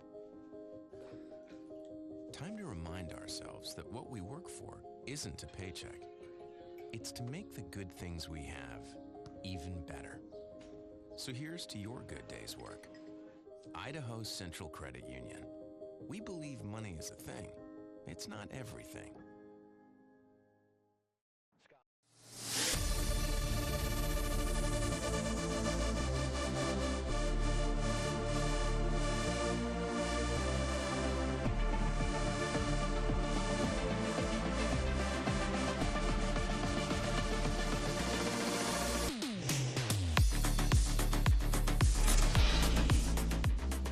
Welcome back to the Idaho State Esports Championships. We just saw the opening Valorant round of the day where we saw Highland go up against Timberline. Timberline taking the win in that, moving on to the qualifiers for the grand finals. While we wait for the second round to start, though, we want to remind everybody that just because we're showcasing Valorant, Overwatch, and Rocket League on stream, that is not the only games being played in the championship, and it certainly isn't. The match we just saw isn't the last word for Highland, because we have got their Apex squad right here who finished second place overall in the tournament. Will be taking home some hardware for their school. Great to have you three with us. Let's just start by introducing yourselves, just your gamer tags, and how'd you got on the Apex team? Okay, so my name was Dryer on the Apex team because I kept switching my name all season, and I was like, you know what, I gotta stick with one. So I finally stuck to one. So my name was Dryer. I was the one that kind of got the Apex team started because I was I've been really into the game since 2019. So I was really wanting that Apex team to get started up. Mine is E-Man Strong, but I mainly go by E-Man. I joined probably my sophomore year, and I just was walking down one day, and I'm like, oh, I should probably join, and that was like 2 weeks before state. Mine is Ty's Craft, and I also joined around the same time he did, except I joined the day of state last year.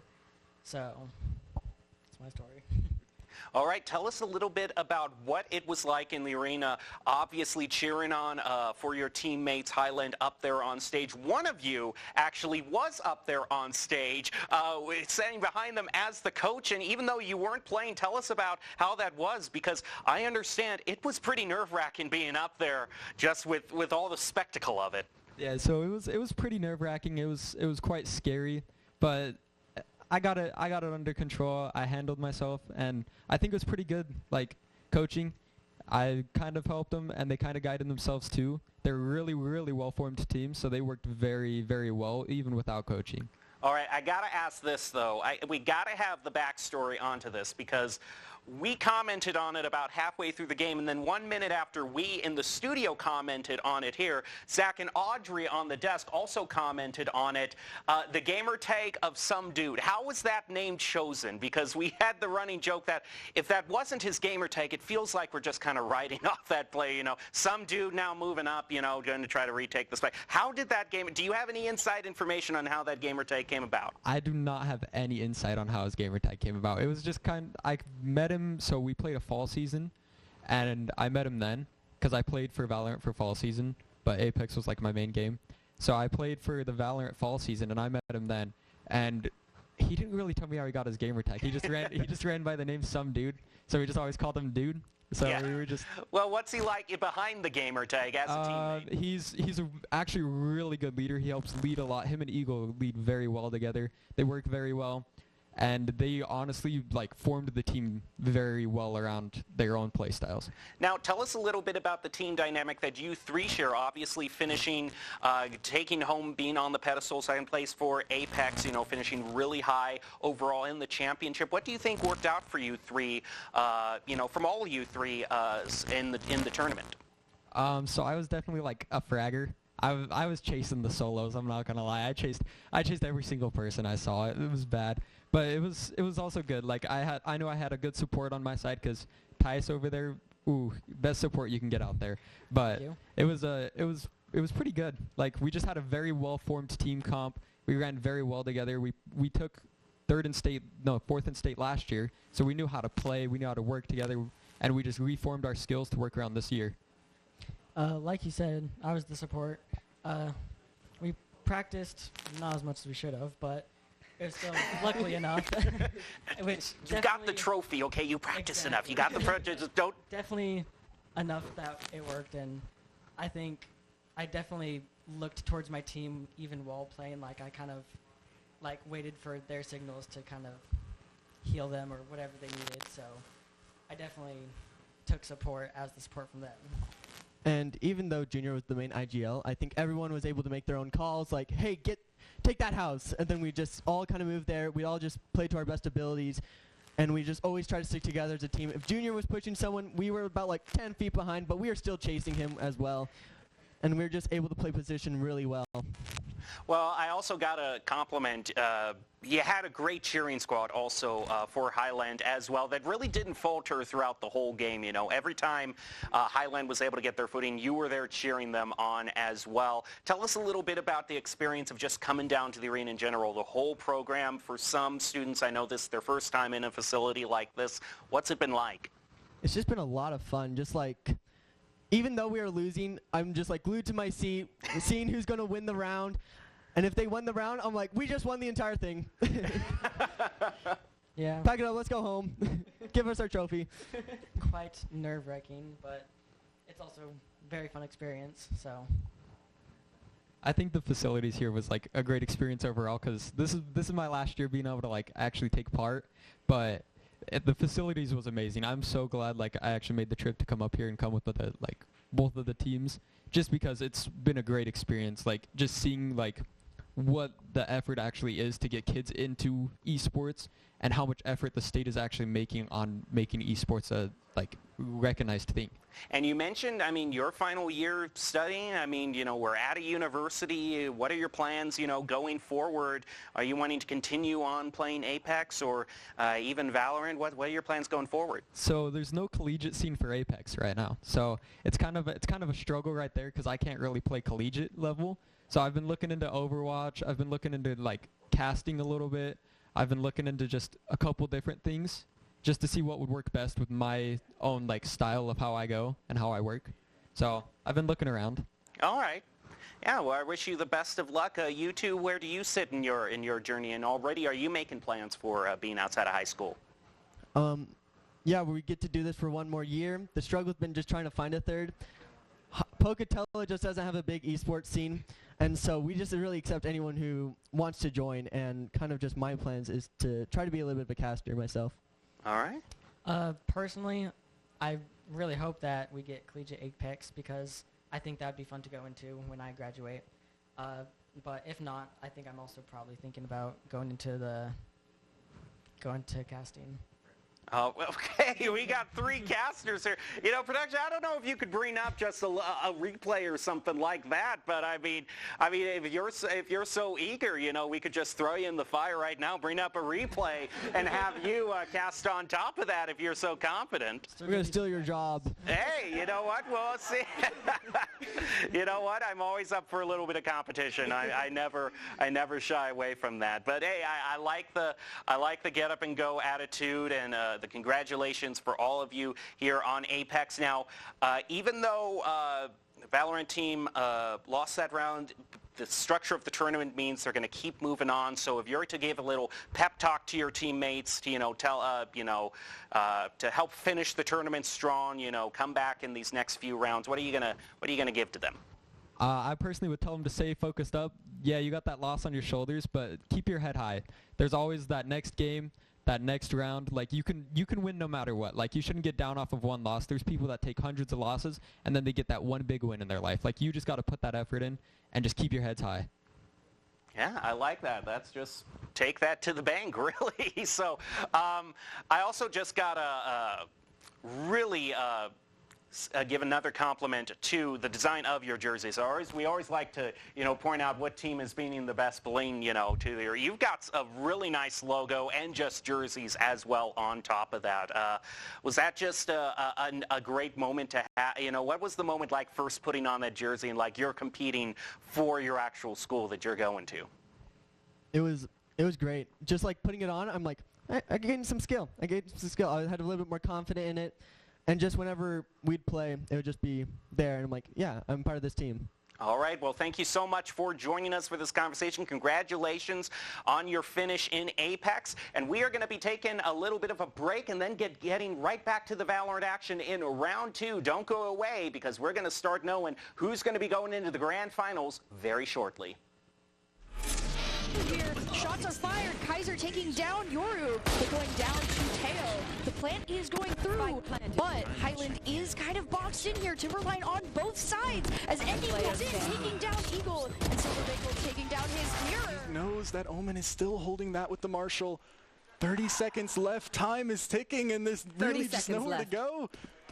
It seems inevitable at some point. And it's no-no. With the big flash as well. Endy, they're going to get on the bomb. I don't know if there's anything to be done. Eagle's going to have to push through this smoke. Smoke actually falling. Endy gets one ahead of it, though. Smoke redeployed, and Kaiser on the defuse. It's going through. It's going through. Kaiser gets off, but at this point, it's all done and dusted. 8. However, 2 to 3 on the numbers right now. We got to hold this point, but Eagle is out, and it is now some dude in the back here as Endy goes for the defuse.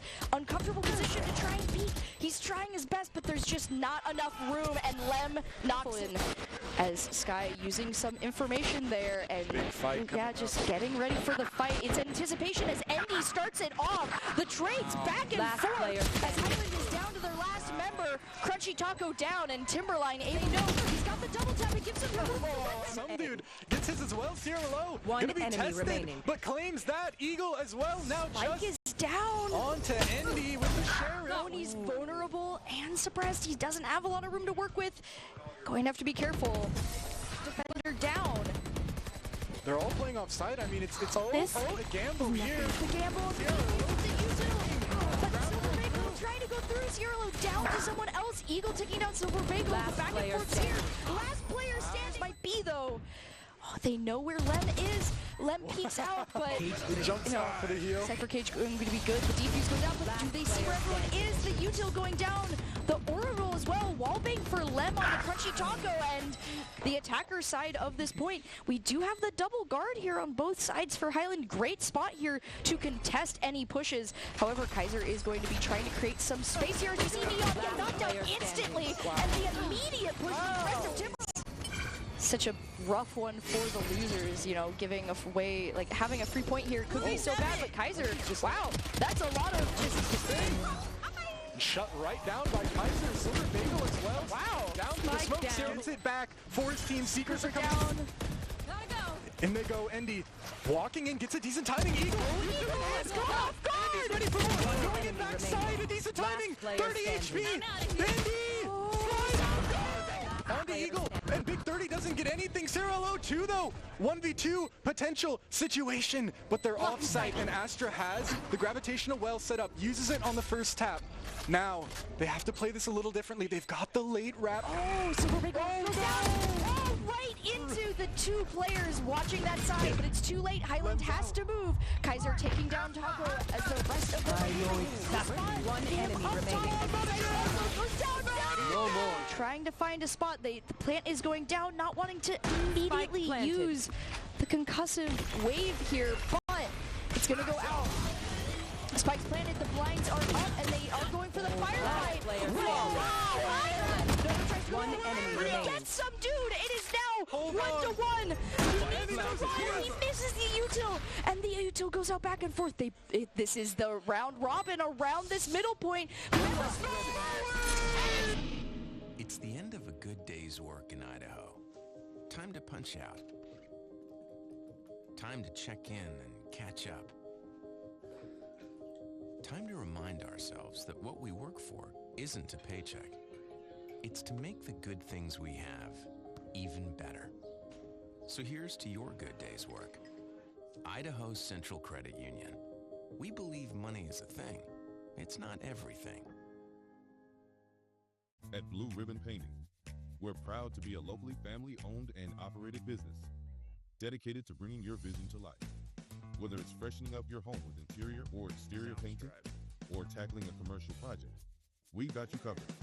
When you choose Blue Ribbon Painting, you're not just hiring painters. You're getting a team that's committed to making your vision a reality. Call or text us at 208-369-2583 or visit us at blueribbonpainting.net. Your project deserves a blue ribbon finish. Scott Matlock, underrated recruit, has built himself into one of the best defensive players in the Mountain West. What would you do if you couldn't fail? Would you see every setback as a catalyst to keep going? This is the innovator's mindset, because innovation demands daring.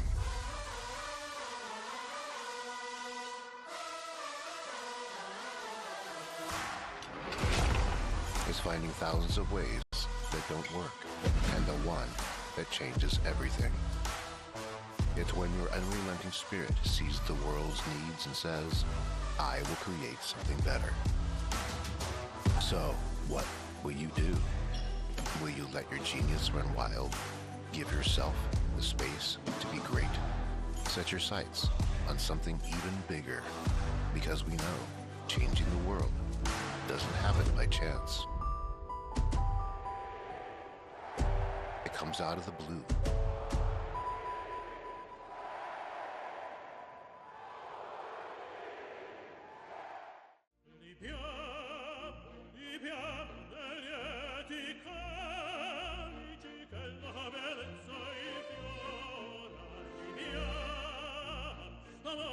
Life happens. Lucky for you, ICCU has a new kind of checking account that comes with benefits that help you life better. Because being human is a full-time job.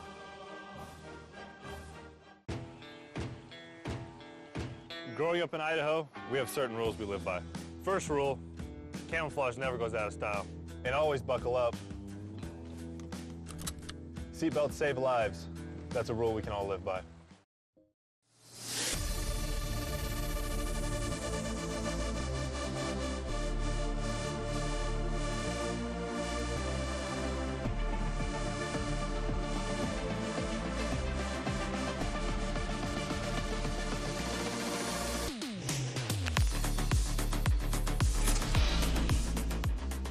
Welcome back to the Boise State Esports Arena. We are currently in day one of the Idaho Esports State Championships. We are looking to crown a Valorant victor as the best in the state. We just wrapped up our first round, Timberline versus Highland, where the Timberwolves took home the win 2-0. And now it looks like we're going to see Timberline go up against the big guys, the big gals on campus, whoever is on the team, they are to be feared, and that is going to be Renaissance. Before we get to that, though, I'm your host, Jacob Palmer. I'm joined by Kaz Phoenix and Audrey Norris, who casted that first game of Timberline versus Highland. And it makes me want to ask you first, Audrey, we're going to see, you know, if Timberline's on stage next, ready to compete, they've got to go up against a much tougher opponent. What do you think Timberline's greatest strengths were, though, that they brought to the table that allowed them to perform so well in the game you just casted? Yeah, from everything we were watching on desk, one of the biggest things we noticed was just the discipline that Timberline had throughout that matchup. And I think that's going to be something incredibly important going up against like such a stronger opponent, you know, than compared to what they were dealing with, because they did not let things shake them. They made sure to follow up as teams. And although they had a lot of strong individual play, their communication was top tier. And so that is all going to be things that they need going into this next matchup. Well, but Kaz, I mean, I gotta tell you, you know, as impressive as the stats were for Timberline going into this, I mean, I gotta go to my cheat sheet here and go to the official in indelible ink and say that even though Timberline did pretty well, if you look at the overall KDA, you know, how good the team is at picking up eliminations, which, I mean, we saw their team is really good, but as impressive as they are, Timberline, they've had 426 kills in the main season, whereas Renaissance, the number one seeded team that they are ready to go up against, got 385. It's not too bad. They have an impressive KD spread, strong performers, especially in frag efficiency. But are they going to be able to match up against the insane offense that Timberline brings to the table? Yeah, you know, I do think that Timberline might have some just struggles with that, though, too, because they probably can't move up as fast in the pacing as Here before. we go. We're going back to Lotus, and we saw Timberline did pretty well, but not as well as they did the first time, Kaz. No, that something I, you know, failed to mention during our last debrief of Lotus was that it seems like it took a while for Timberline to really wake up. Like, obviously, they started off strong in normal fashion, but it seemed like there was a very constant and consistent battle across the board for most of the former half. Things definitely started evening out once we got to the latter half, but for the former half anyway, it didn't fully seem the most confident from Timberline. And it's a lot easier to shake those things out when you're Timberline in a situation against Highland where, you know, they seemed much more confident, much more coordinated, and in general just more put together on the stage. But then you're going against Renaissance. You're going against a team that is kind of like G2 and VTTs right now. It's like we're kind of all expecting that to go one way, given nothing catastrophic happened. But I also feel like Timberline is very much a team in this situation that is very capable of doing some things that we would not expect them to do otherwise. Well, you want to know the biggest joke there that we saw in that lineup. Timberline banned Haven, okay? The one that they went 13-2, and I'm like, you know, you did pretty well for yourselves. That was the one you did stronger on, so, But, I mean, you never know. Sometimes map picks can go the other way. You lose the one you picked, and then you win the one you didn't pick. But we are going to be ready to go into Split here very soon. We are for sure going to see one of the more traditional two-site stages, Audrey, and Split Get a little bit of a break, yeah. Yeah. But it's not the one that we see as often, but it's got such pronounced high grounds, heavens, on both A and B side too. I'm just wondering, how do you because we know they're duelists. If they're on the high grounds, they're going to be able to get kills. How do you shut down the duelists? How do you take this op out of the hands of that Jet and throw it over the side?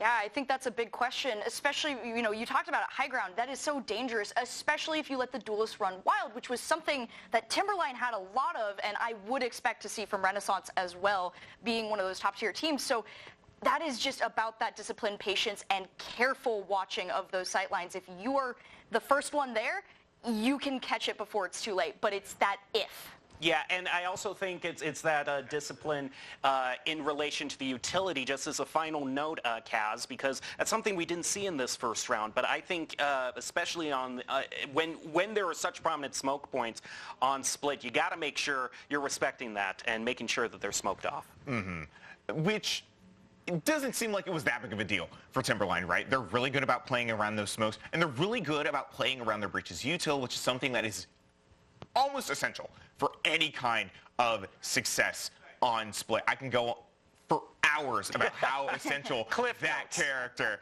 is. But honestly, we might as well just let the gameplay talk for itself. I think our teams are about ready to get things started. So you want to send things away? Yeah, we'll send it back to the studio where we have got Zach and Nathaniel are ready to cast the game. Take us away in round 2, and we'll see if the Titans, the seed 1 team, falls if Timberline continues. Take it away. Well, welcome right back it's a game restart. To the arena where everyone restart the ready, PC. about set up, and we've got our... And then whatever you did to make it freeze, don't do that.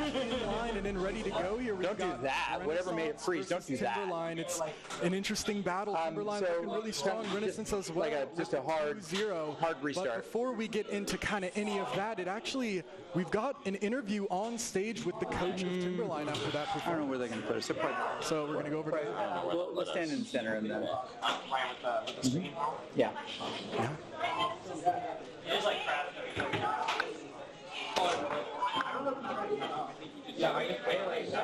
Looks like we're...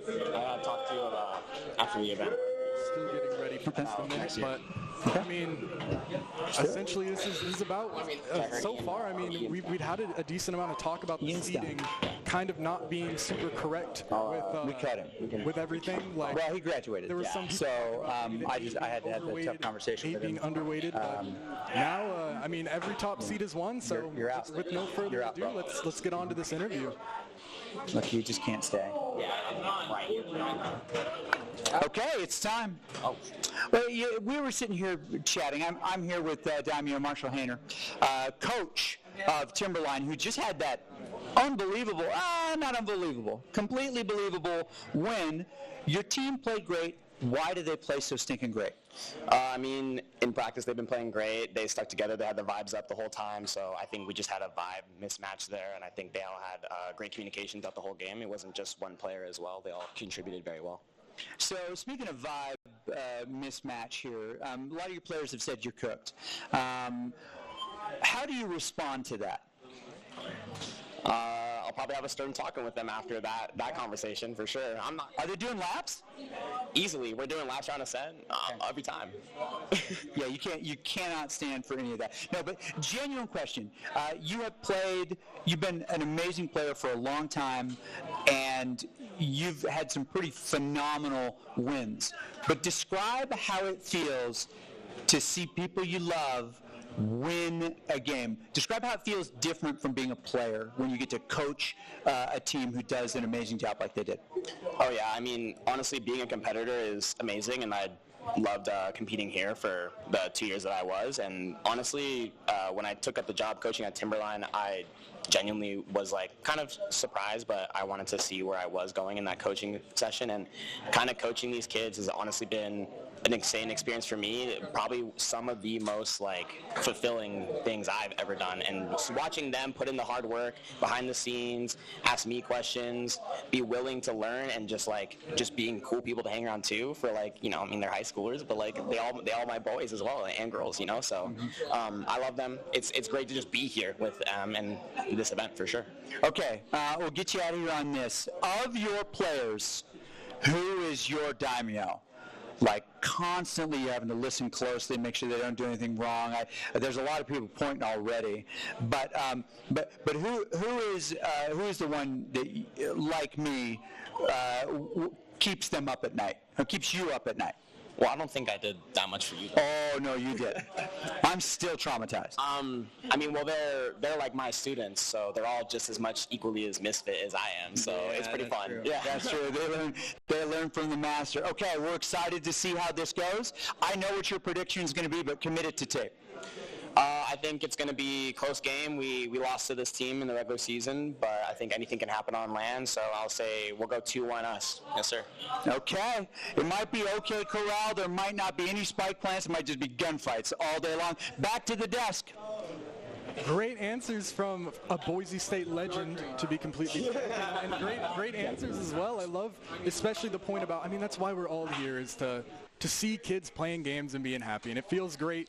Everyone loves winning, but to cut back immediately to the game, I want to make a bet with you, and I don't think there's going to be more than 10 kills this entire game that are unassisted. Oh, okay. I thought you were going to say just 10. These teams are utility fiends. I don't know if there's going to be 10 kills that are unassisted. In the entire game or in the half? What would your bet be? My bet? I would say that's the half. The half? Okay. Yeah, but these guys do. I've had the curse of playing against this team, Renaissance, and they know how to use the utility well. They're great, especially with that defensive aggression that you normally don't see just in general, but they actually do it in a way that's very unique for teams at this level, the high school level, and I'm just very excited to see it. I know a lot of players on both these teams, and they all work hard, they all deserve it, they all practice, and it's unfortunate one of them's going to have to lose today. Yeah, it's very rough to see, and I'm glad we're in a map where we get to see just the utility at the max here. I'm glad it wasn't like Icebox as one of their picks. Because, yeah, this is going to be – so they're running the same comp that they ran last game, and it seemed pretty good. It definitely worked out for what they wanted to do, but Renaissance is hitting them a completely different angle. Seemed like Highland kind of went for just a bit more of a slower, but Renaissance is looking to kind of match that pace with pace of their own, going for the Tejo as well. I mean, this is going to be adrenaline, but it's going to be controlled, tamed adrenaline where, I mean, like I said, I would expect almost every kill you're seeing in the chat, unless it's just like a lurk or something, to be assisted, because these guys use their util well, and I mean, they're warm now. This is going to be a good game for sure. Yeah, and I think also one of the reasons why we saw the struggle last game was the raise pick is very important over the jet, because it makes it so much easier to control rubble on the defending half. And I think Renaissance knows this. That's why they're picking it. I'm just excited to see how they are able to control the map differently, because these are kind of my two favorites, I guess. Both these teams are very historically strong on Lotus as well. We just saw Timberline on Lotus, but Renaissance, it has been a pick that they have favored as we go into the first match here in this best of three. We're in the upper second round. Winner goes to the grand finals here. The stakes are large, but hopefully the players can still remain composed here as we get into this one. Yeah, composure is very, very important, especially on the stage. It's easy to get overwhelmed with a lot of the flashing lights and stuff. Yeah. But and they're young, too. They're young. Yeah. And they haven't really been super experienced. I mean, a lot of them somewhat have, especially on that Timberline side. You're seeing a few kind of repeat players who were here last year in this same stage, same stakes playing, but Renaissance not able to qualify last year, finally have a chance to make themselves known and heard on the biggest stage here. And here we are with the classic defenders throw everything at A main and try to get rubble set up. And almost first time, it's like It's like what they say, like when you go to prison, you need to fight the biggest guy, right? That's like A site. Like, you need to fight it round one. That's the biggest guy, and you need to prove that you're strong enough that we can actually take A main control. Because if you give it up, they're going to run with it, and Renaissance so far have been able to get that space, but Timberline waiting, util of their own in response. Derpgod has to fall off. Okay. Nagi though, good shot, headshot, and another on the way, but Nono and Kaiser clean that back up. That's too quick, and now they're running it down, wanting to get in quickly onto that A site, get the plant in before the reinforcements are able to arrive. But it looks like Timberline's maybe second guessing themselves. No, they're going into the site now and planting for A main here. Oh, but Stairs is left open. And with that smoke dropping, things are looking a little dangerous. Tejo's looking up, and he finally got a knife out. Not able to land the shot, but neither is Silver Bagel. Also can't hit the shot just about. Hyoma gets that one onto Nono. Good shot from them as well. But Spike still needs to be dealt with. Gravity Well is out. Endy pushing through. Actually gets taken down, but a quick trade out, but it's just one left. Kaiser, 1v2 in the smoke. Wave isn't quite looking. 2 bullets, and woo, nice right click. Right onto Kaiser is going to clean out that pistol round in the favor of Renaissance. I think maybe Timberline was respecting Renaissance too much. They thought that rotate was already in, and that just wasn't the case. That little delay caused them to not be able to hold the site like they needed to. But at the end of the day, like I said, they did hold up on that A, which makes it more of kind of a valuable option. They've shown that you can't just hold it with those 3. You're going to need to play differently. So Timberline might, or Renaissance might have to kind of change that setup. Even though Timberline lost that one, they're still looking decent into the second round, but that's a lot of rifles on the side of Renaissance, and actually just going to push straight towards C here. Hyoma's going to get tested with the Bulldog. Wall has been noted. Players through the smoke, but no shots have been exchanged just yet. Interesting idea to play for the Neon ult. Looks like they're maybe trying to find a strategy with that. Looks like they're going for both orb control here, Timberline is. It's a smart play, but Derpgod's going to kind of get involved in this one with the Outlaw. That's not ready. Good spot from Nagi.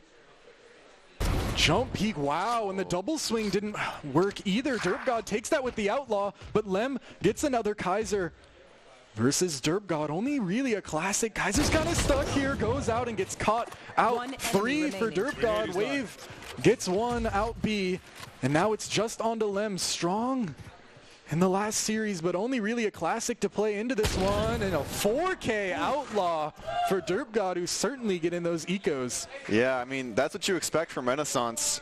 They're very unforgiving on the defense half, so you cannot expect to get away with an eco round like that. Yeah, they aren't sloppy. They don't really leave anything open for the attack to take. They have to earn it. Yeah, and so thinking you can get away with those double orb plays is a little brazen. Still a good attempt, though, to try and get that up early, especially on a round that's almost a guaranteed loss just from the start based on economy. But once again, the object of affection for Timberline. They want this control, but Renaissance is willing to give so much and almost even a headshot in order to keep this A main control for themselves. Rubble has not been given over. Both teams declaring it a demilitarized zone as now they move on to other parts of the map. But Wave actually manages to spot the rotate and maybe might get a reinforce on C before the push comes in. And as the Razorvine comes up, as well as Sky's dog, it looks like they're not going to find any information off the Trailblazer. Wall's fighting it, and Kennedy finds the shot. Indy gets it, and the trade's not there. The flashback sight's going to hit, but it only really buys just a second. The rest of the team is coming through, and Indy has opened up the site on their own. The rest of the team now, eco purchase. It is a bonus round, and they're looking to funnel in through CT here. Ooh, and an early kill. Derpgod is using that Outlaw very well. Acer not able to get a shot with that Bulldog. It's got to be Lem. Bad timing on the flash in the hand, though. Lem still gets 1. It's a 1v2. It's Nagi. Grabs the Bulldog. Actually upgrades all the way to a Vandal. Here comes the grab while swings out. Catches unaware, but Kaiser adjustment is in place. And Timberline, those vibes they were talking about are still in play here. And they have a big ultimate on the line. The Astral Divide, when placed correctly, is able to win pretty much any round.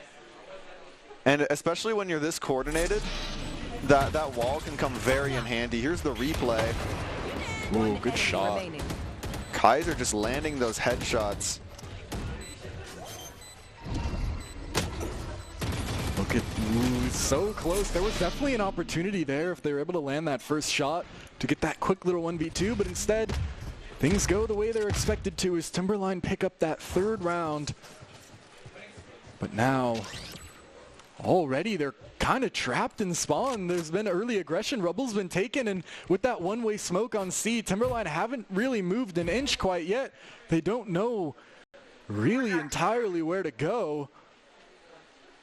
Instead, really slowing things down and trying to make it clear as which site is the weakest. It might be this B site, only the Teo here to speak of, and he's actually going to get noted ahead of it. Endy gets that, but traded back. Wave just before the Cosmic Divide pops is able to get that trade back, so now 4 versus 3 here. And as we wait for the Cosmic Divide to dwindle, it puts Timberline in a worse and worse spot.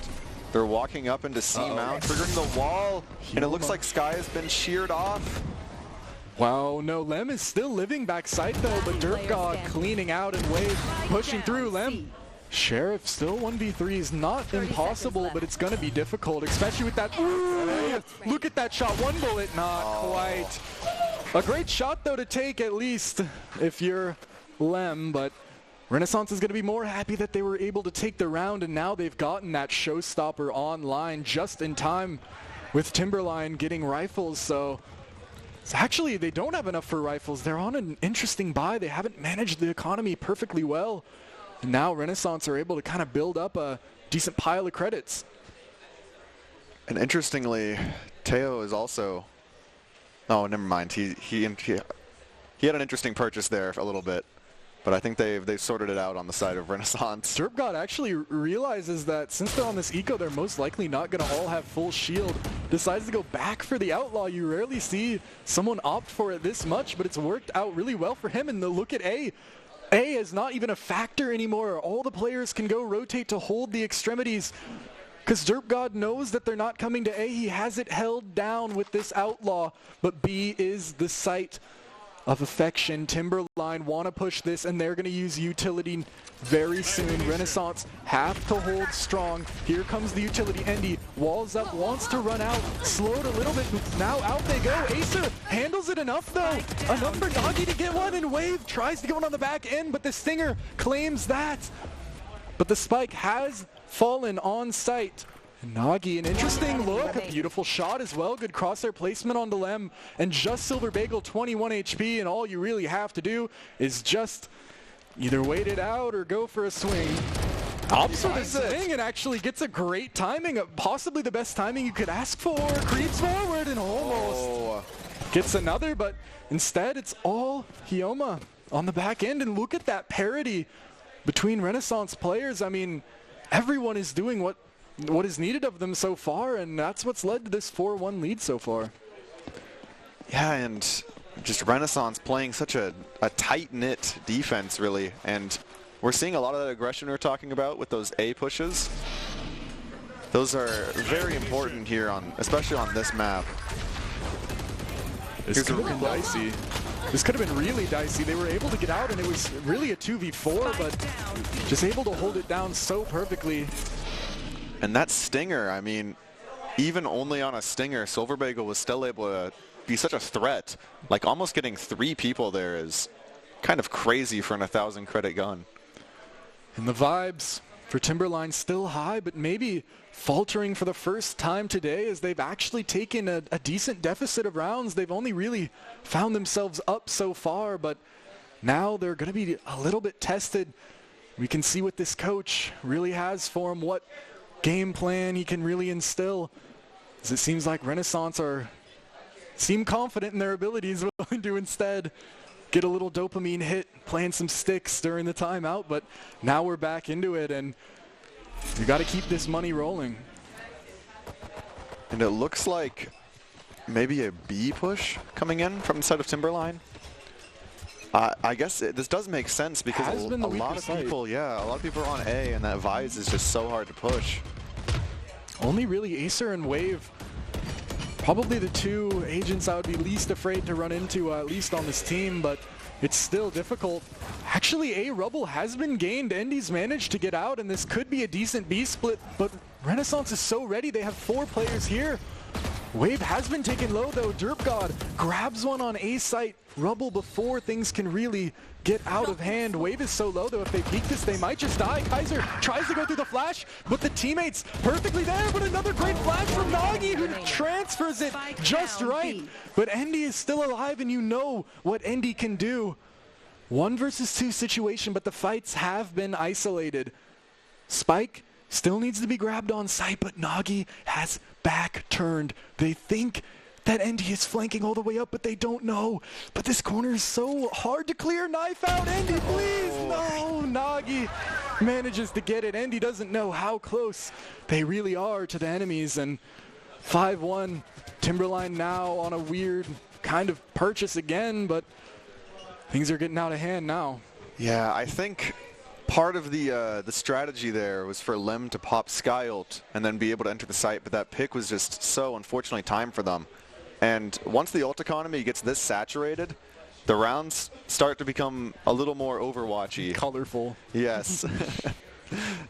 So we're going to see what exactly Timberline's cooking up here with this A push.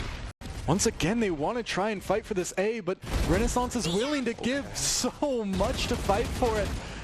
And Timberline is willing to give Endy Renaissance early lead, and they want more. Wave goes exploring and finds theirs. Acer as well gets the trade onto Lemon. This one has fallen apart at 3 different angles so far. Nothing going the way of Timberline on their eco. Now Renaissance looking to run it down. Nono's going to get found, back turned. Wave exploring once more for the flawless, but actually creeps it. Silver Bagel with this stinger is still a bit of a problem. 1v5 though is a tough task. But they are in nice little bite-sized chunks here, 2v2. And Wave can't get caught. Shots a little high, and everyone's coming. Everyone's running in. Knives are out, and Nagi's gonna get it in all the chaos. Now up to a 6-1 lead here. Renaissance has been playing this defense like kind of sharks circling in the water. They go in, and then once they get the numbers, they just leave, just like that. They know not to overstay their welcome. Yeah, if I'm either one, if I'm either one of those plays there, if I'm Wave, I'm running it down. Going in, bro.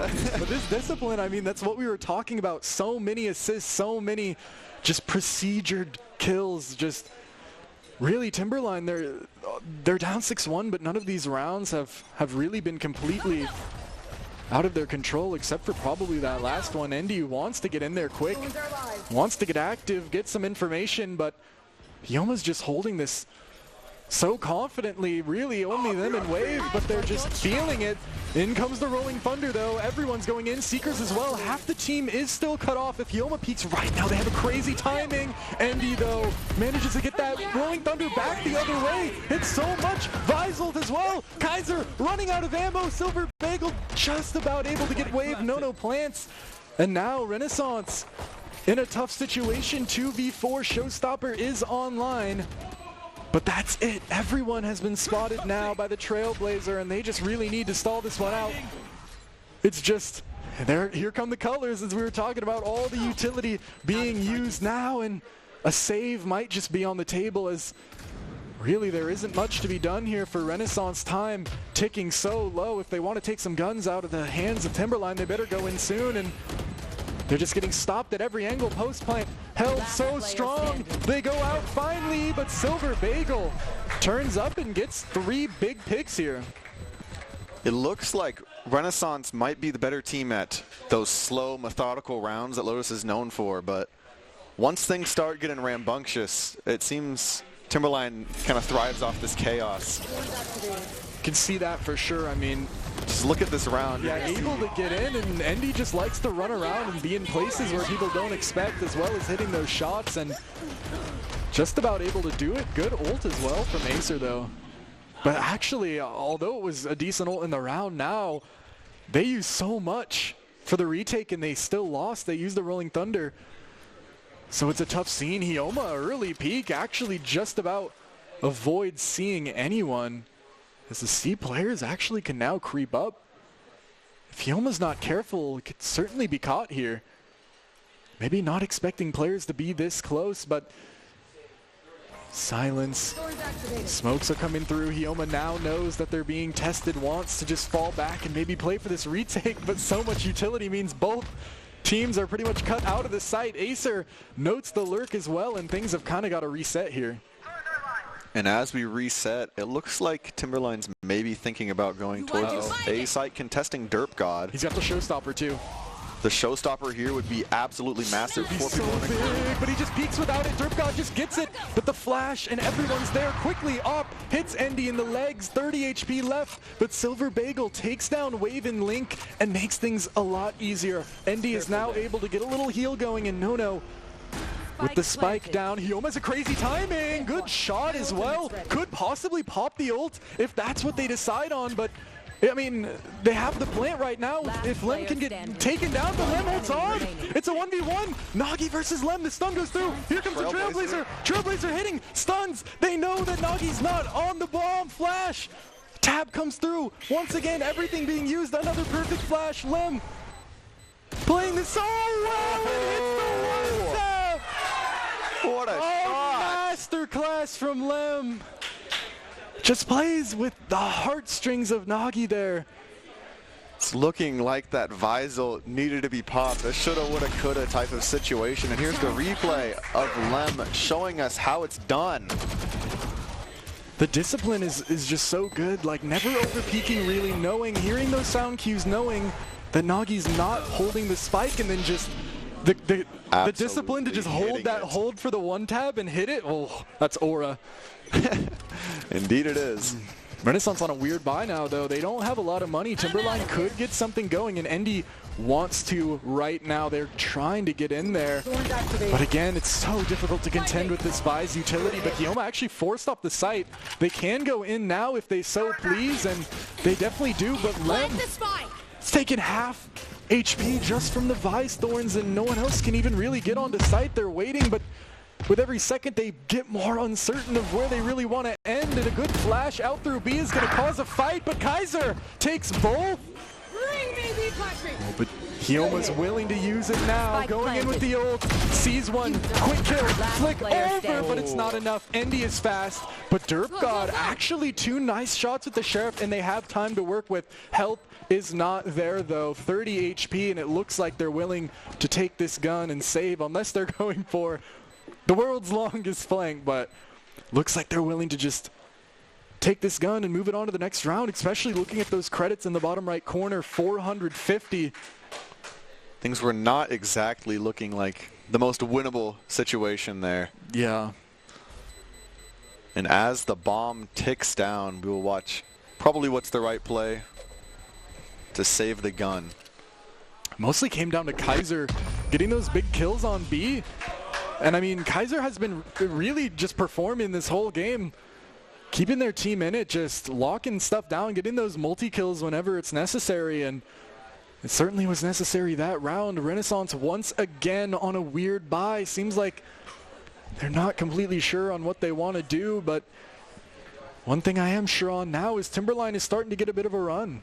I think what it's coming down to is Clove on the side of Renaissance, just the character isn't very great compared to the other controllers, and so it makes it hard to stall out these sites and also to not get all of your flashes baited. And here comes out the Tejo drone. Oh, they want to get active. Wave wants to look, and they go. Oh, high low, but then once again another collat on B. Silver Bagel holds it down. Wow.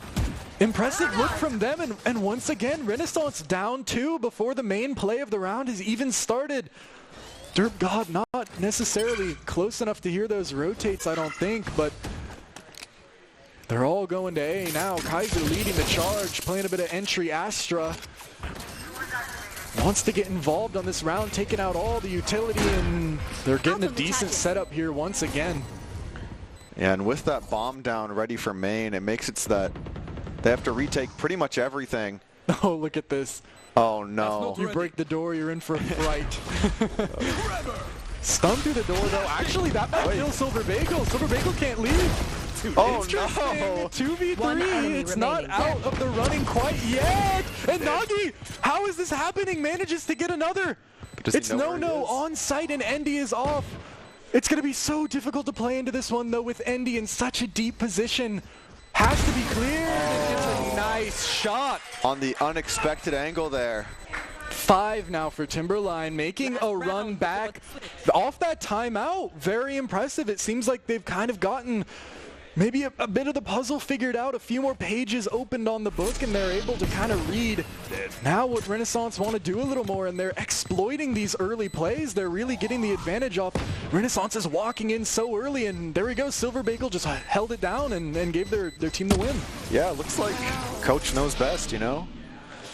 And so now as we go into this round, this could decide if it's going to be an even half or a little bit different.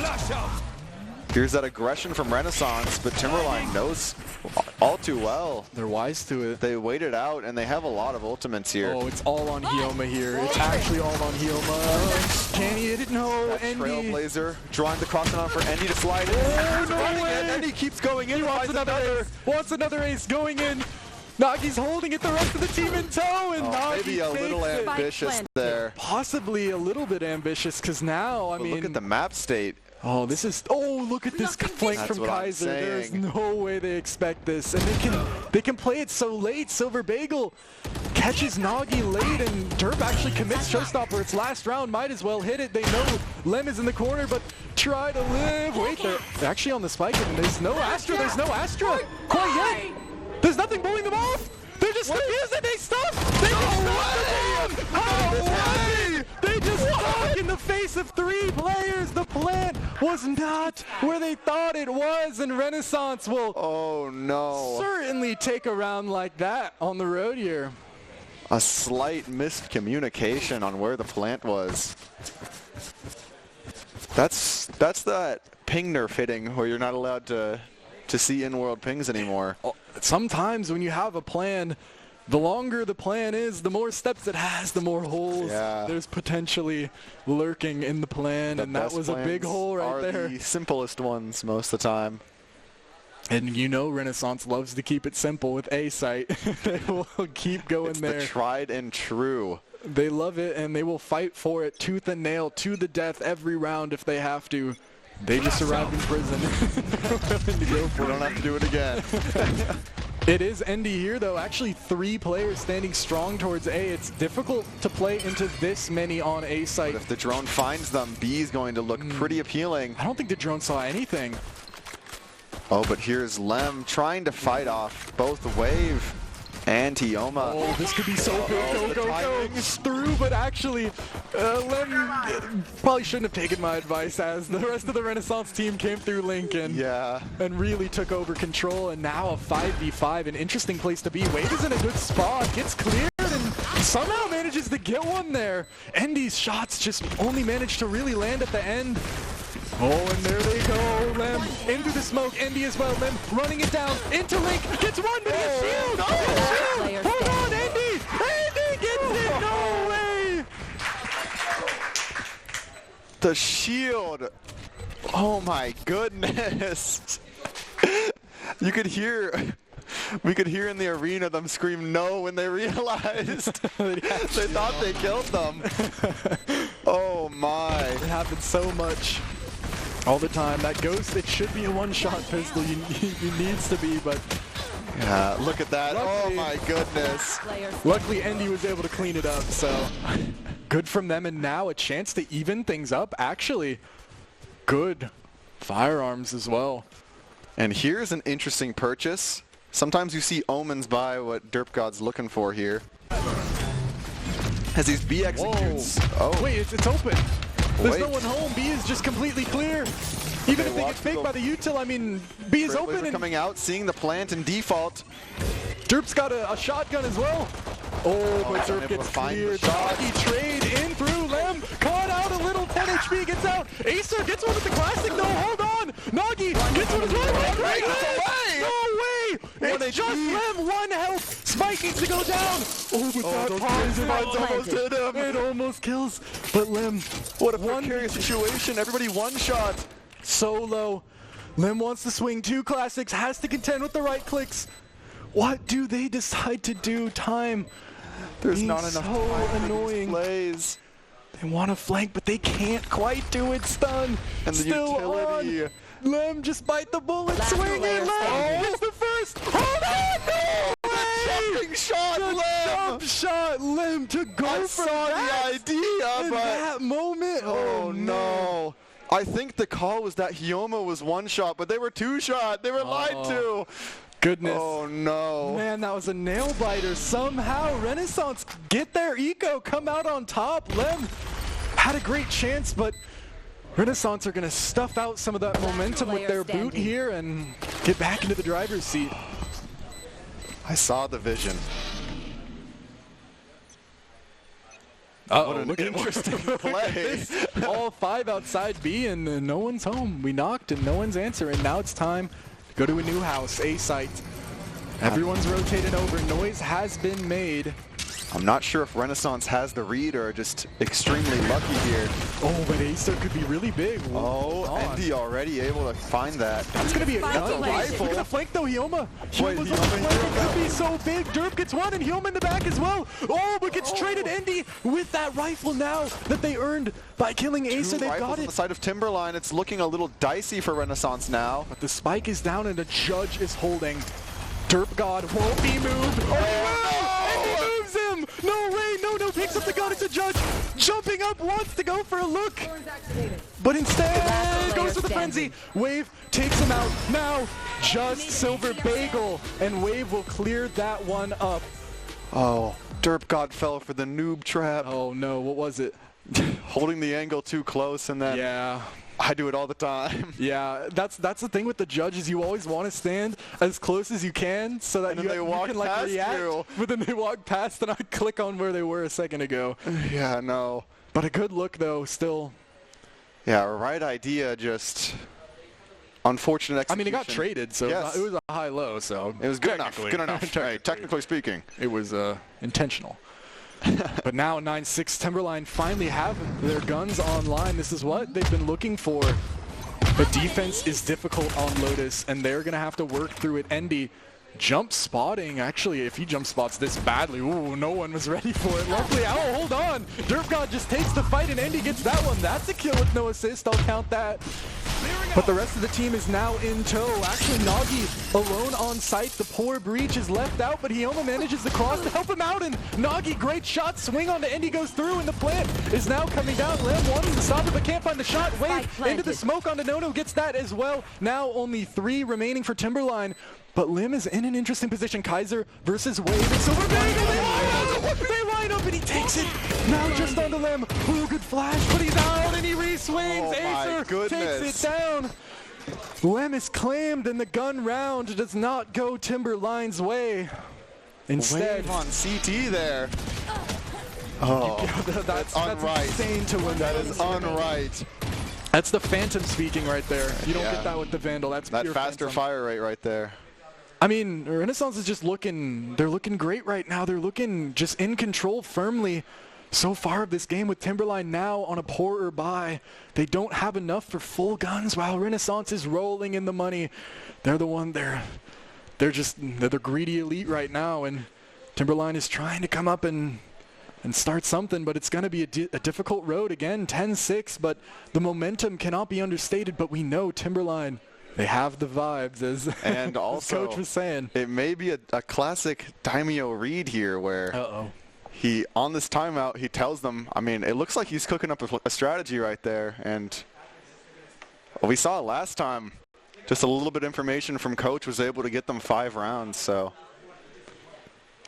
they're not out yet. Yeah, if they get another 5 straight, I mean, they're in the lead.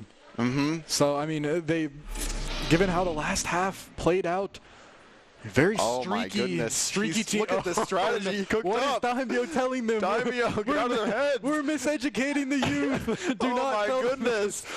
That is just not right. Hey, but if it works. If it works, then never mind. The quad pump strategy. It's like old Fortnite. It is.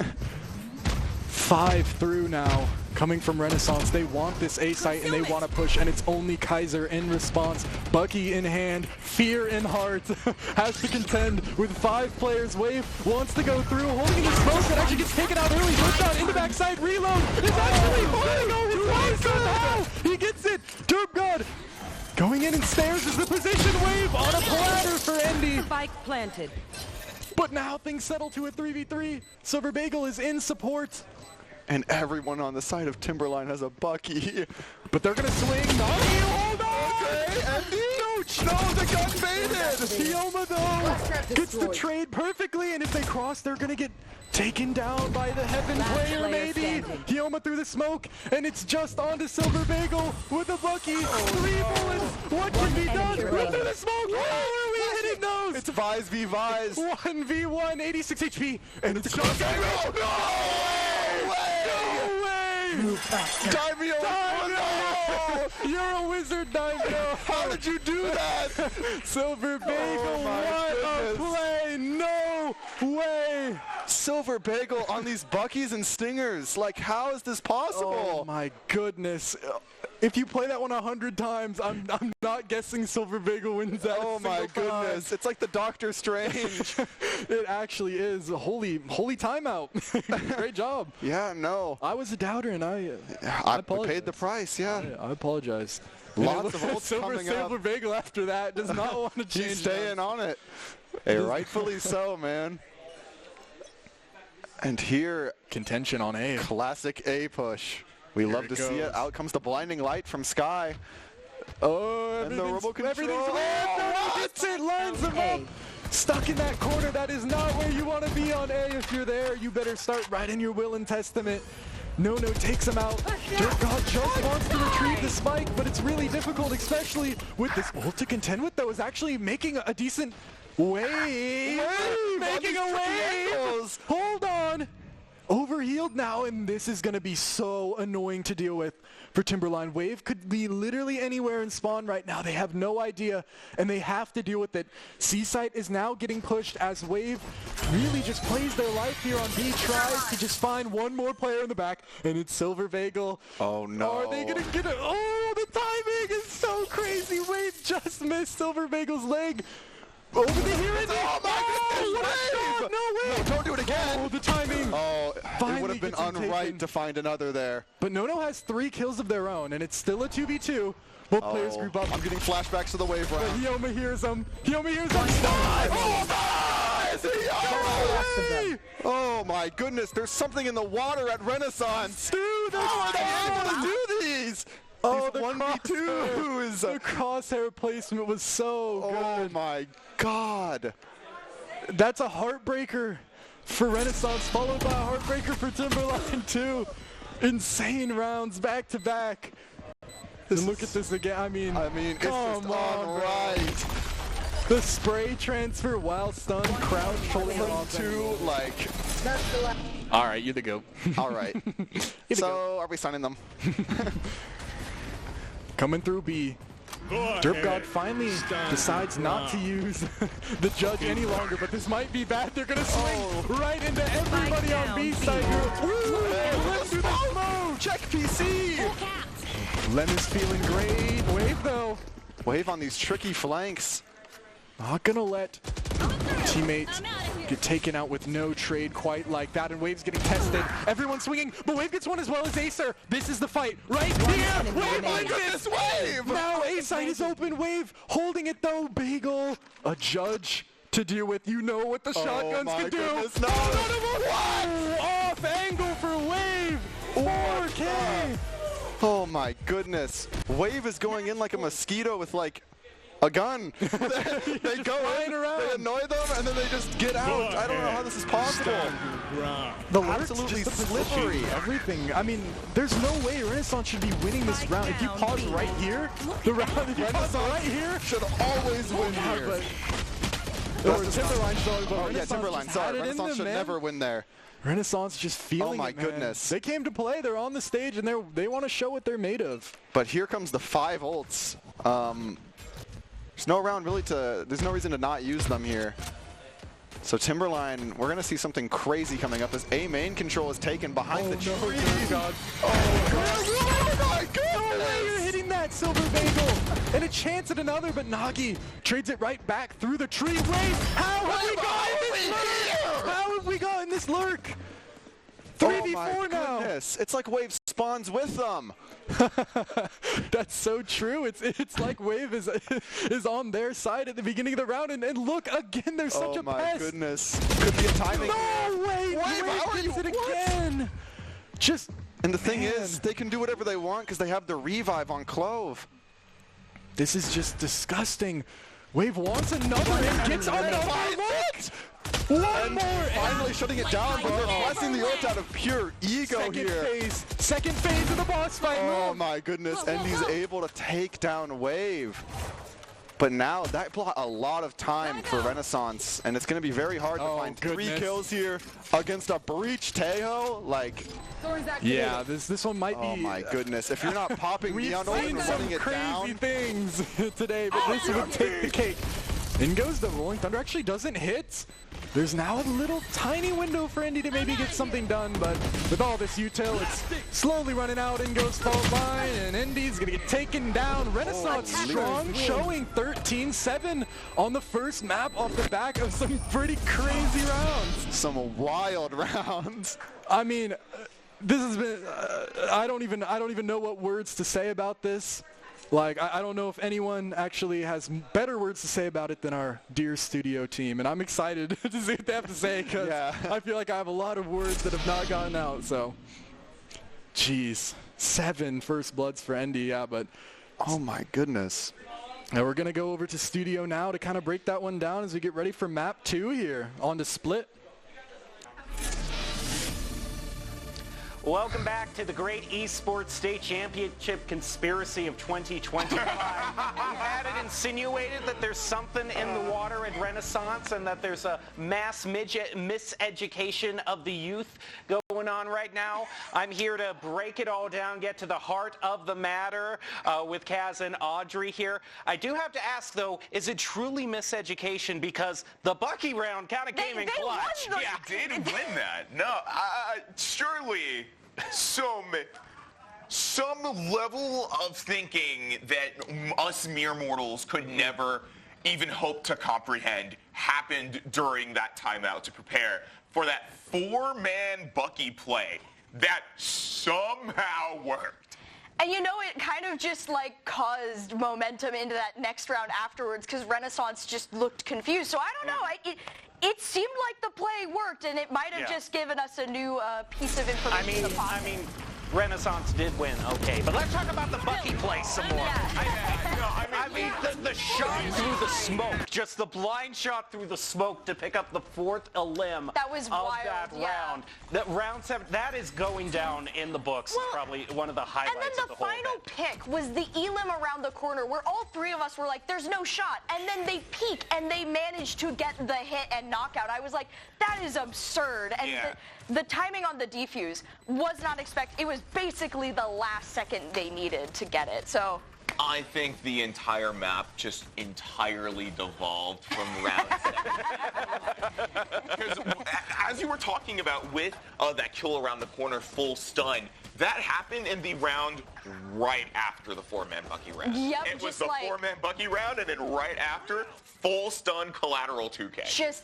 Oh my. And in a world where that should never happen, it does on land, and that is my favorite moment about these on-stage competitions like this, because of course we can go on and on about, you know, how even competitors that these teams are, and not to discredit anybody on stage right now, because this was absolutely, despite that 13-7, it might as well have gone to a triple overtime. Yep. How close the competition was between these two teams. But then, like, round 17 happened, and I just can't talk about competition anymore. Well, I'll bring up something you brought up while we were watching this, saying that Timberline looks like a completely new team. And we did see, I mean, the big thing that stood apart for me for this round in general was the general parity between every single team. You know what I mean? I mean, all the players, it wasn't like the first round we saw where we're relying on Endy. He's going to go 20-4, you know. Exactly. He's going to do it for us. Everyone was on point.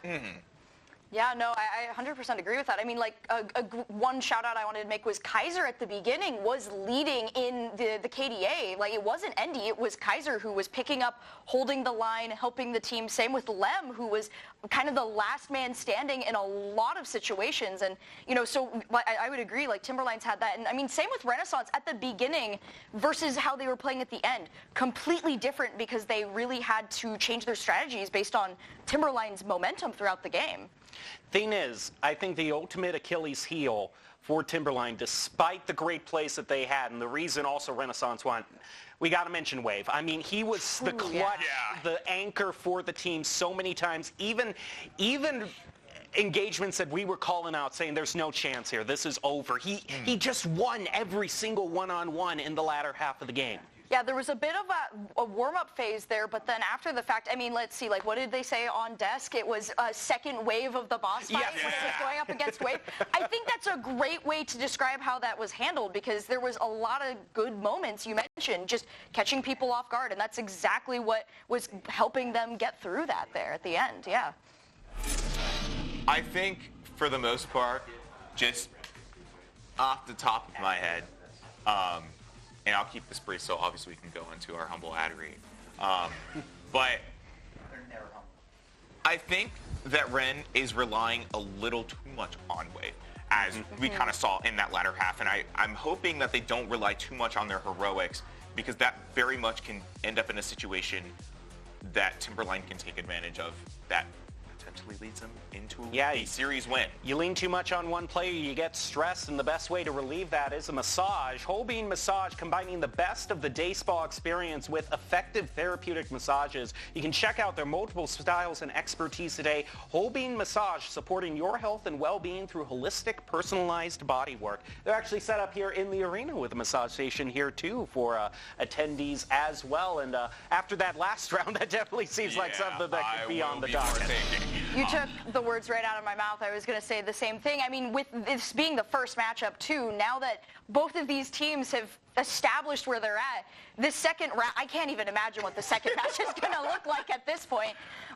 All bets are off at this point. Well, we do know from the map lineup that we do have, it is going to be on split. We are finally taking a break from the three-site stages and going back on to the more two-site stages. And what an exciting map that Split is. Yeah. One of my favorites in the pool, definitely underrated because I know it doesn't have like the greatest reputation in the world, but there are worse maps that have existed in the pool, cough, cough, fracture. And I think what Split allows both of these teams to do really well is showcase, I think, their strongest assets that they had throughout most of Lotus, and that is just full force, face to the wall, just... I'm trying to find a good way to put it, because I think what a lot of these teams are really good at are just strong executes. We saw it once Timberline had the opportunity to play more of their attack half. We saw it when Ren was playing more of their attack half. They're really good about their offensive executions, and Split is a very offensive-sided map. Does that mean I'm going to see one team potentially take a massive lead that snowballs into something bigger later down the line? Possibly. All right. Well, I think we are getting ready. We have got our two casters on stage right now. We've got Nathaniel Hackney and Master Pontificator Zach Munson ready to bring us more nonstop entertainment. Take it away, you two. Welcome back to the arena as we stay here now a crazy game. I'm Zach. Of course, I'm joined by Nathaniel, and I was sitting there listening to the studio say their insightful dialogue. I love what they have to say, and I was watching those clips, and I was like, I've watched a lot of Valorant in the past year. This might be like the craziest game I've ever seen. Yeah, like map 1, like single map antics. This is up there in like terms of just pure antics. Yeah, no, there's lots of buffoonery going on. Yeah, and I for one, I really hope it continues. Yeah. But I think that one thing that having a lot of those like weird clutches and crazy insane plays, what that shows is like these players aren't like they're not bad. They're not bad at all. They're good. Like like you'd be hard pressed to find like some high level like immortal players hitting that shot, hitting that play transfer stun. Like these people are ready to play. They're good. Like these high schoolers, they're not to be trifled with, man. Split now. Here we arrive. I mean, Timberline actually pretty much almost the same comp that they just had, and it's looking interesting for sure. So yeah, it's similar comps from both sides actually. Just minus the Vise, because Cypher's so incredibly strong on this map.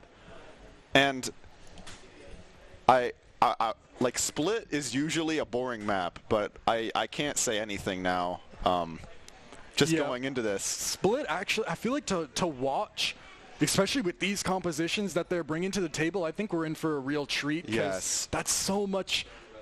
I was going to say explosivity talking about Rays. I couldn't even not laugh saying that. But there's so much explosivity with the Rays and the Breach combination. Like the name of the game a lot of time on this map, it's you either got to go really, really slow or really, really fast. And these are two teams that I expect they're probably going to go really fast. I think we know what they're going to do. And usually on Split, you're able to just like, as the defenders, you just go where the attackers aren't. You push out one of the main areas, and then you go, well, if they're not here, then they're the other site, because mid's so hard to push. But I think with how fast these teams have been playing and how just utterly chaotic the rounds have been, we're not going to see that. Like, we're just going to see two people clashing and then round over in 30 seconds.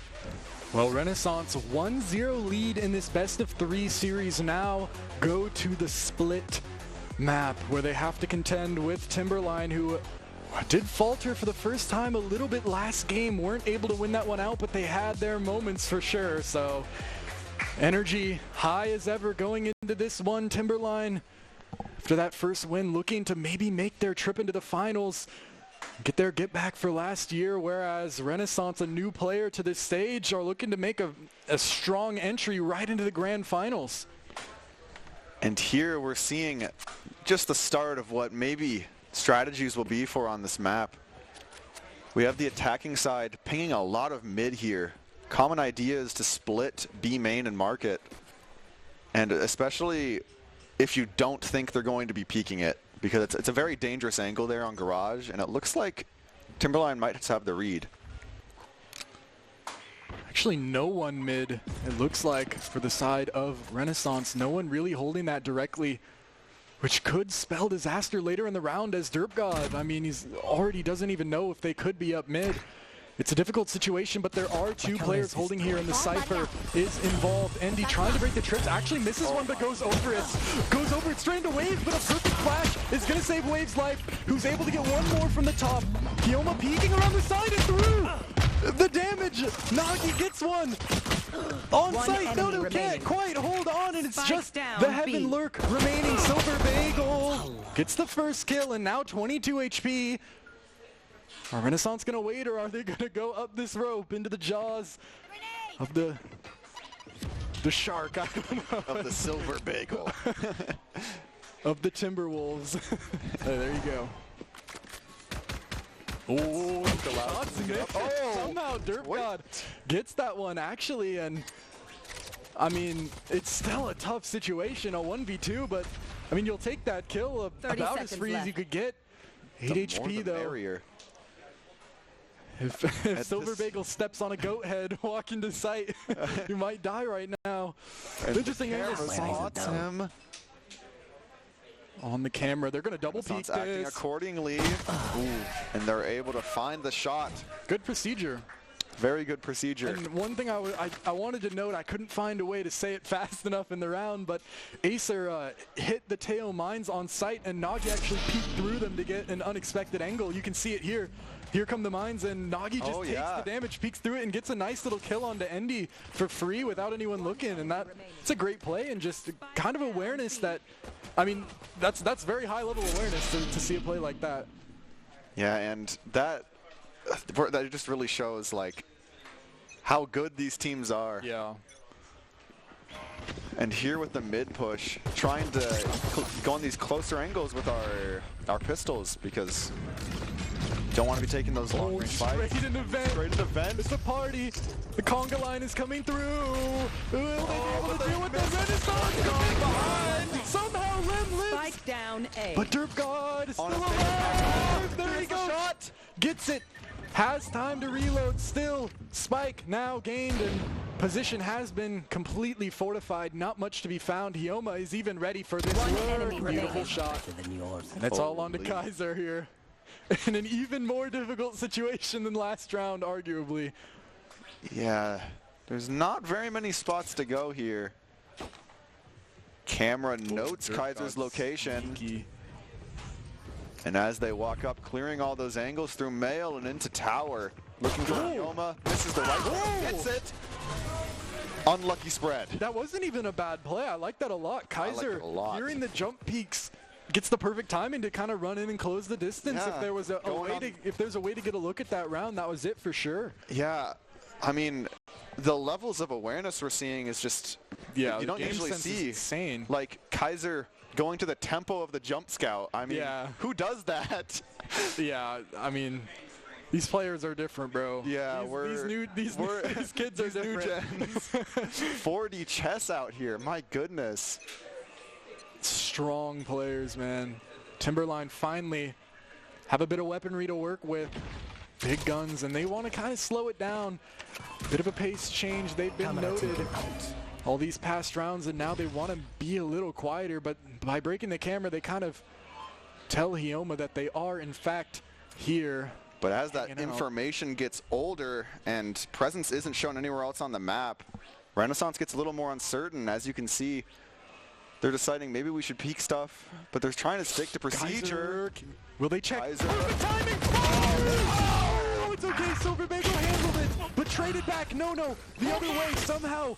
Through all that chaos, Timberline were able to get onto the site, and now they hold it down here. They've got the plant in, and the Lem is very low HP. Could get sprayed through the box. Derp God with the outlaw. Oh no, Endy has to run, but gets out just in time. Just able to get out there. They have the high-low here. Derp God looking for a big flash. And the reload peak. Good timing. Very unfortunate timing there. Now able to get their first round here going.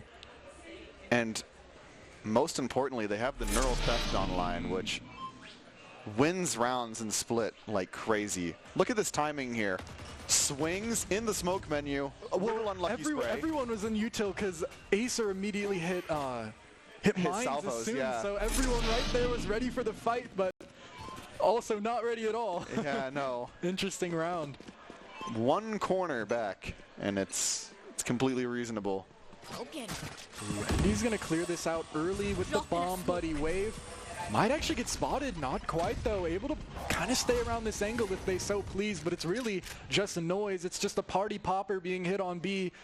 Confetti distracting Renaissance, keeping them unaware of the real play going on A site. They're creeping forward, but the jump spot is surely going to see this soon. Backside, it's Nagi who sees it. Whoa, but Kaiser caught out by Derp God. Wide swing out mid is unexpected. And Timberline now have to push this one and go quick. They have to up the pace. Flash, not quite dodge. Nagi is hitting all this util so well. Really just being a pest backside. Finally picks to swing. But it's just not enough to stop the site from going over for the time being. Timberline sticking it 2v4. It's up to Endy. Beautiful shot at first. Paint shells committed. And going for a second kill. One enemy remaining. Oh man, I don't know what situation. It could be any situation. If it's Endy alive, man, it's winnable. Yeah. And Hyoma a second later, and Endy could have possibly adjusted to the new angle, but yeah, that could have showed that Hyoma's gonna take. Barely didn't stall out. We get a replay of Thanos versus the Avengers here. My goodness. Boom, one tap. Hey, show me another. Like, yeah. Oh my goodness. Yeah. These guys are good, man. It's unright. Renaissance still taking an early lead like they did last map.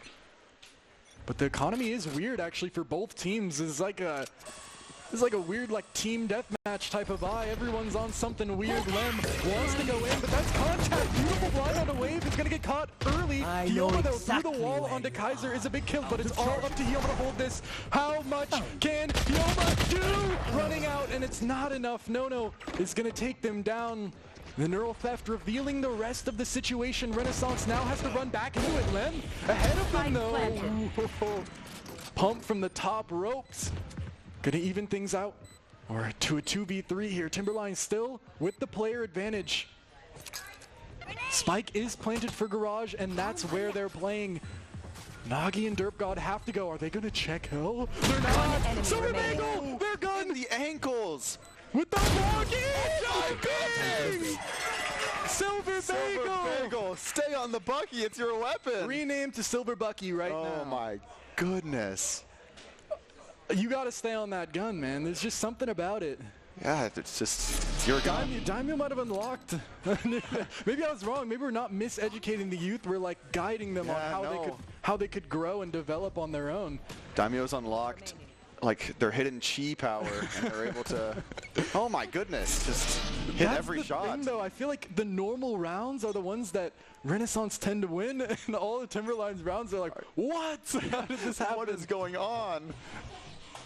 You gotta win the messy ones, really, if you want to be a great team, so. Ooh, God almost annihilated on the jump spot. I've got your trail.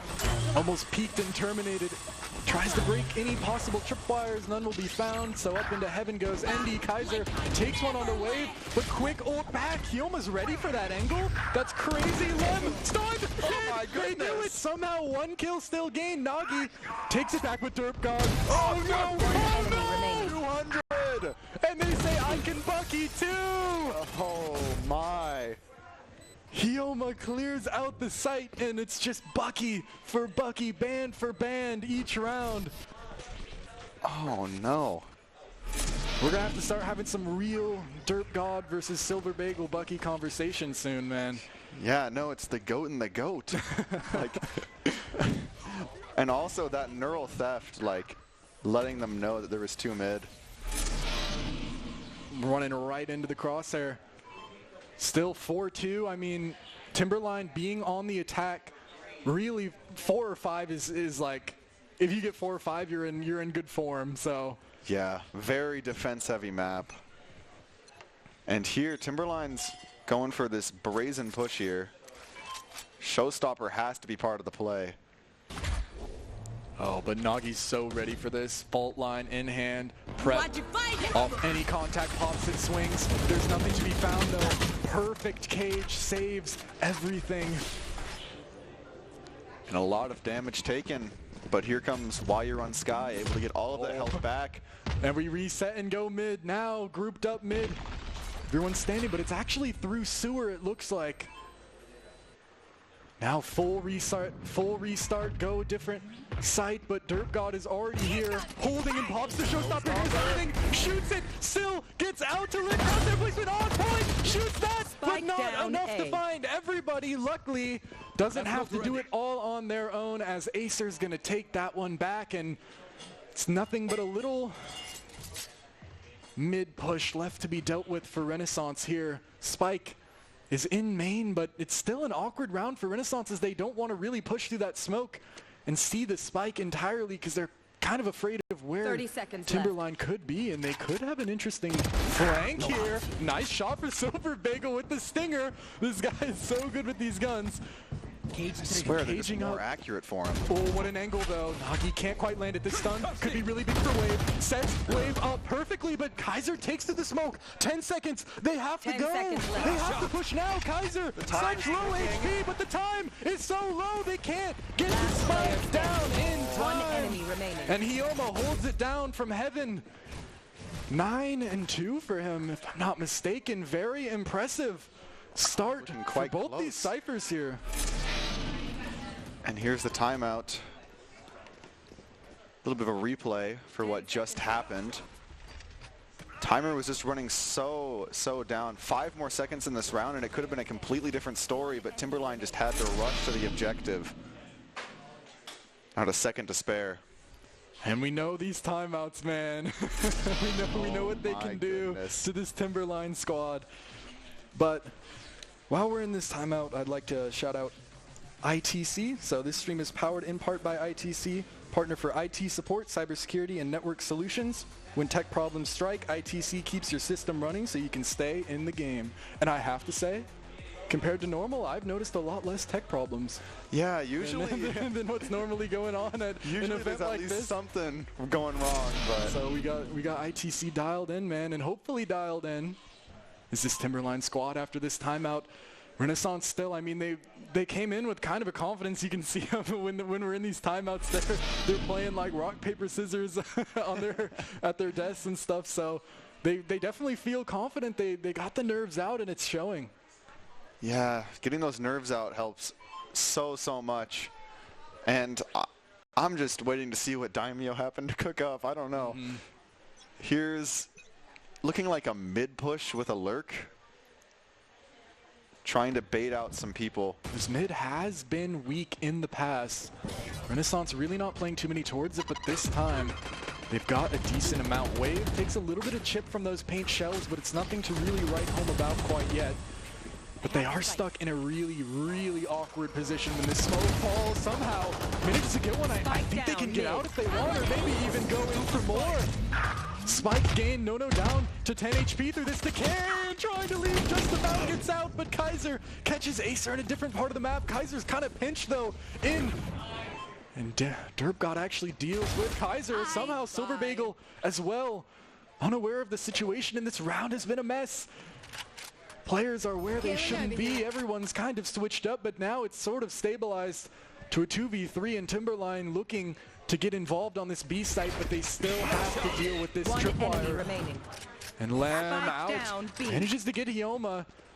1 versus 2 tap comes through. What a shot! Sticking the bomb now, down quietly as Wave. Trailblazers still up and well. Wave is walking around pillar. Ring around the rosy. Lem looking heaven, thinks that Wave is still up there, down. Ooh, Wave was ready for that. Just about. What a good play. I mean, yeah. Wave dropped down and realized that Lem is probably wrapping, so if they stay and wait for a while, Lem will eventually walk in, and their thinking was rewarded. A great play from Wave to take Renaissance up to a pretty convincing lead so far in their defense half here. And now, coming to this next round, looks like we're going to be even on the economy, but Timberline does have an advantage with this Cypher ult. The Neural Theft, especially on split, remember how you were saying you either play really slow or really fast? Well, once you get the pick, you can ult and then just sprint to wherever's not held, because that's kind of how this map works. Yeah, it's like, looking at it, it's one of the smallest, but in reality, when you're actually moving around the map, it's definitely one of the biggest, with how many little tunnels and turns you need to take. A lot of the time, just that information telling them where they are is just so important. Endy has just crept up. No trip, they're just out on site right now. Hyoma really testing fate with that jump spot, is actually just going to have to give up this site. Oh, but an interesting ult. No, I think everyone's able to sneak out of that Armageddon. All the Teo utility used, though, stalls the plant. Wave quick on another, though. That's the spike dropped. Wave gets another somehow. And Lem taken down as well by Hyoma. One enemy Kaiser, remaining. once again, in a situation of 1v4, 1v3. What can they do? Little nervous getting swung by all these people. Managed to take the first, but it's difficult. They're getting ran at. Nagi hears the footsteps and holds an off angle and hits it this time. Few times, I think he's powering up. I've seen Nagi do that a lot. He loves to kind of crouch down and hold the headshot angle on an off angle. seen it betray him a few times, but he's powered up now, and he's gonna. It's been working quite a bit now. Wave, another big round. Yeah, I feel like Wave kind of just a little bit under the radar. They always find the one or two like crucial picks. They get the kill that matters, I guess, is what I'm getting at. And now Timberline's going for that same strategy where Cypher tries to bait out some utility to make it easier for the rest of the team to be able to push into mid. Teo's drone is going to see nothing, which makes the fake harder. Maybe it's actually just a lurk onto A. But they hear him all. They forced him into vent with these good mines and good stun. Acer is going to spray down, and he gets everything with their page shells. Page shells puts him. But no, gets that back. Oh, Wave Spike just through the side though. And able what to a keep tough this one in position check. to push here. Wave able to play in so many different spots, and he jumps up. Silver Bagel able to just land that shot. Oh, that was a good shot, and now with not using the ult, Silver Bagel has an opportunity, knows that the B side is actually open. And maybe soon, Wave might regret holding on to the not dead yet. The Silver Bagel has so much time to operate with here. 50 seconds, mind games are not off the table here. Silver Bagel wants to get this into a 1v1 situation. There's no way you check this spot. Oh my goodness. If it comes to it. But it looks like it might not. Hioma's playing a really interesting angle. Oh, the timing. No way the timing. No way the timing is going on. He's past the trip. There's no way. There's no way they expected to be past the trip. He's about to assassinate them. No, but he goes the other way. I don't even think he's going to see Nagi here. How is this possible? He's running out of time. Silver Bagel, you got to go. Oh, no. Finally rewarded, although it was a little different than he probably expected. Timing was ridiculous in B Heaven. But overall, a nice setup from Renaissance forces him into the vent to concuss them and hit them with paint shells. And then they clean the round out with Nagi sitting there as a trapdoor spider, ready to leap onto the attackers. You know, they remind me of little kittens in the shower. Like what do you mean? When they're in the vent, oh, the paint shells are coming down, okay. they're just like there and they can't leave and they're just sad, man. And it happens like that over. sometimes. A little bit of pause coming in as we get a bit of a break. Just, I mean, from the action, adrenaline levels can finally come down a little bit. Parity, not really the same this time as it was in the previous game, at least as rounds are concerned. There they are More again, rock, bro. paper, scissors. As far as rounds are concerned, but the rounds themselves have been quite close for sure. Timberline as well, I mean, you can look at the scoreline, you can say whatever you want, but at the end of the day, they're on attack, on split, and you've seen some pretty crazy stuff go on. Lots of comebacks, big comeback potential next half. I wouldn't be surprised if they run the score up a little more. Yeah, you can be 12-0 on split, and then it doesn't matter because that's just how the map works. It's the sad truth. Couple of pings coming out from Timberline. Looks like that's where they're trying to place the Astral Divide. I could see a potential play here. It could be. Combining the Showstopper. That would be risky. Derp got on his famous outlaw, man. Outlaw here, holding that angle once more. Endy looking for a tripwire. We can see it, but they can't yet. Hyoma barely dodges that. Actually gets stunned. The paint shells could do some damage, but Hyoma backs their way away into CT. The spike still needs to come down, though. This Cosmic Divide has let them get out, but it's also let Renaissance get a nice little hold. Through the wall goes Wave. Everyone's there. Wave is taking everything, and Hyoma's in support. One enemy remaining. Takes that one as well, and now it's just Kaiser again on low HP Heaven. I've seen this Renaissance before. Is aware, though. They pinged it. They know he's there. Oh, the no. Knife. Oh, it's like a London alley. Okay. Bad news for Timberline. Timberline's ult placement was a little too shallow, as you were kind of getting at there, where, yeah, sure, we get the site for free, but also the enemies are allowed to get on the site for free. We can't shoot them as they come out from Heaven and CT, so sometimes a tough look. Astral ult can be like that. It's very difficult to find the exact spot you want it. And Renaissance, I mean, they didn't even really use anything that round. They've got Neural Theft, they've got Not Dead Yet, and Showstopper online. Out comes the tail. God, 3. Can't hit anything. This could be a really big Showstopper. Showstopper coming in. Eliminates Endy and gets ran out on though. Traded. Timberline with a big man advantage here. And with the Rolling Thunder up, it's looking a little bit harder for Renaissance now, but remember, they can't let this one slip. Still has the ults here. Wave out ahead of it. Nono's fast though. Not Dead Yet is going to be decent. Rolling Thunder doesn't actually really land anything. Yoma unhit, and they're trying to avoid the Clove for as long as they can. Once that bar goes down, Clove is done for, and a 9-3 half. Honestly, on split, that's not even that bad. I would say 8-4 is what you expect, so they're not doing too bad. Again, though, Wave back sight, if you saw that, like, he was ready looking at the next guy, though. Yeah, he knew he was about to get swung back sight. They were already going to trade.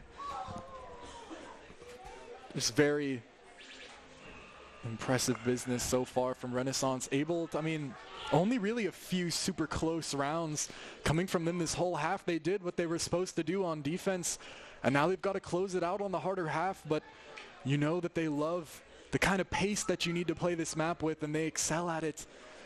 Timberline are in a tough spot here now, facing potential loss of this series and down to play for 3rd and 4th. Well, Renaissance could go to the finals here after not even qualifying last year, but what really matters right now is this round in front of us. And it's a B push over the trip goes Derp God, and in backside trying to find something. Silver Bagel lines up his shot and takes it. 5 versus 3 now. Acer couldn't even grab the spike on the way out. Things are tough, especially with that pick on the, how did Wave even get there, by the way? But second of all, what? Spawned. But it's going to be on these two to, I mean, they're going to need to get some crazy 1v1s. And that's going to be tough with all these smokes, all this utility. And at the end of the day, they're going to have to parse. These two people holding this, somehow grabs that, but doesn't expect Kaiser on this box. Acer actually grabs the spike and manages to escape, but I mean, what can you really do? 40 seconds. You might have time to rotate, but someone's going to be waiting for you by the time you get there. Acer has to think of next choice very wisely. Hasn't made a lot of noise. Left. I mean, Timberline doesn't quite know. Jump spot doesn't hit. It's going to be Kaiser. It's that. Immediately ready for the trade. Acer was ready for that damage taken, but Heaven players ready. Lem, great shot. A difficult one to hit for sure, and that's a must-win for Timberline. Yeah, because that buys them basically the next round, and then depending on what Renaissance is thinking economy-wise, it could start to snowball. Derp God's here, trying to challenge Silver Bagel for the title. They've been going at it. The champions have been going blow for blow with this Bucky, man. It's impressive. Silver Bagel is kind of opting against it now. I mean, obviously this round you want to spend as much as you can, but Yoma getting tested early, and Timberline manages to almost get that orb, but really just a little bit too much pressure for them to really want to commit to something like that, and instead fall back. But look at this space Renaissance has gotten. This is incredible. Wave is so far in vent, they probably don't expect this. As well as mid is pretty much just left open now. Lem takes Wave though. That timing could have been big, but now it's not even a factor anymore. And the swing comes through. Somehow the Classics winning out a little bit. It's going to get traded back, but Derp God is still there. He still has a chance to take this one. Instead, biding the time. Actually, they end up getting B-site for free. They fall off, and Renaissance get that. Now runs in. Acer catches one unaware. That's an upgrade.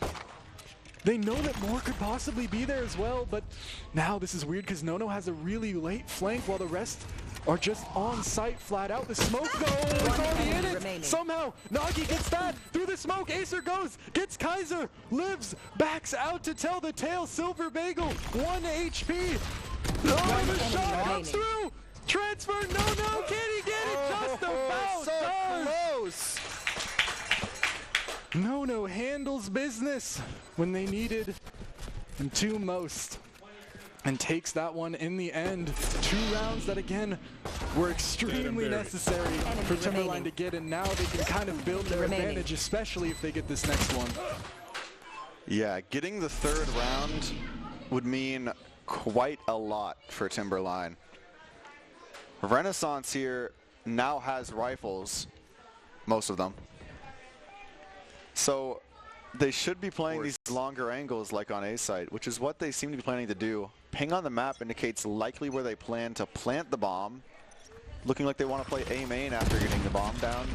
It's all on to Endy pretty much this round. The only person in any position to stop this play. And the only person I would trust on the side of Timberline to do this play. If I had to pick a player, but Endy values their life a little bit too much to even try doing something like that. But yeah, plant comes in safe since Heaven isn't controlled. And things could get messy here if Timberline are able to get a few of these players that are playing so far up. They're going to need to re-clear this ramp. The dog sees enough, but Hioma is so quick. Through again, gets another, and the rest are all there. Actually, Acer has to make it more. Ooh, what a shot, come on. Oh my goodness. Sun comes through, but the bullets can't find it. Derp God in the back though takes Lem, and it's all on to Endy. Ooh, what a shot. Still has 2 more to contend with. Spike is on site and time is low. I think that's it. I don't think Endy has any more time, but maybe can take a gun out of the hands of one of these Renaissance players here. A messy round, but Renaissance comes out on top in the end. And that's kind of the round you expect Renaissance to win, and now we're going into the first rifle round. The first, the 50-50. But this stun could have costed them the round there. Getting a rifle in the hands of Timberline would have been very good. But Acer held and enough time for Duke. The stun as well from Nagi as well.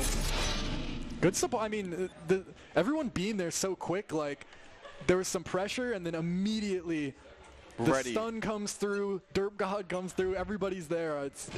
The team play is very impressive. Out comes the stun on the Silver could die if they're not paying attention. Lots of utility. Whoa, what is that? Gets out backside somehow. Kaiser looking to play spoiler. No, they get 1, they get 2, but they're out of ammo. No more bullets in the mag. Nagi is gonna put them down for now, but Derp God still looking to get active towards Heaven. Dodges out on the util and plays a little bit safer. Looks for that headshot angle, really feeling good right now, and you know why, but it's Endy. 1v2, this is winnable. Showstopper is on the books. Here it comes. He gets 1 on the Hioma, but is he ready for the next player? Nagi throws the stun, peeks and catches. Endy unaware. Drawing the weapon out from the paint shells there. I think that Derp God double satchel on the boom buddy was absurd. Living there is just crazy. Yeah, straight up in there. Straight up and launched the boom buddy onto like his overvagal backside. Yeah. Oh my. Wow. And look at this timing here. The gun's still pulling out from both of them. The quicker draw. Really a Wild West game out here with both the Buckies and now really drawing out the guns. That's a perfect adjective to describe this series as Wild West, man. It's like disciplined Wild West. It's Wild West with a lot of sheriffs. Derp God actually takes a lot of damage from their own team's annihilation there, or Armageddon. Another safe plant here. It's gonna maybe make it harder waves for here this Wave. time. Oh no, there's no way they expect it. Hold your nerve. Hold your nerve. Oh no. Gets there 1, but trading back is unfortunate for what could have been in that situation. A gun now gained for Timberline, who desperately needed something like that in this position. And they even have this late player, Acer, out in the side, waiting to play off his utility. I mean, this setup seems almost infallible. Derp God on to Kaiser as well. Nagi and gets the trade as well onto Lem. 12-5. They know how close they are on stage. Renaissance, they do. 1 game or 1 round away from grand finals on their first showing here. at state would be, I mean, extremely impressive. And man, they earned it if they get it. But Timberline still is in a position to possibly stop that from happening. But it's going to be tough again. Just Endy contending with 5 Renaissance this time players. A rifle. But Endy does have a gun now. Let's see who would win. 1 Endy versus 5 sight pushers. He's not the gorilla.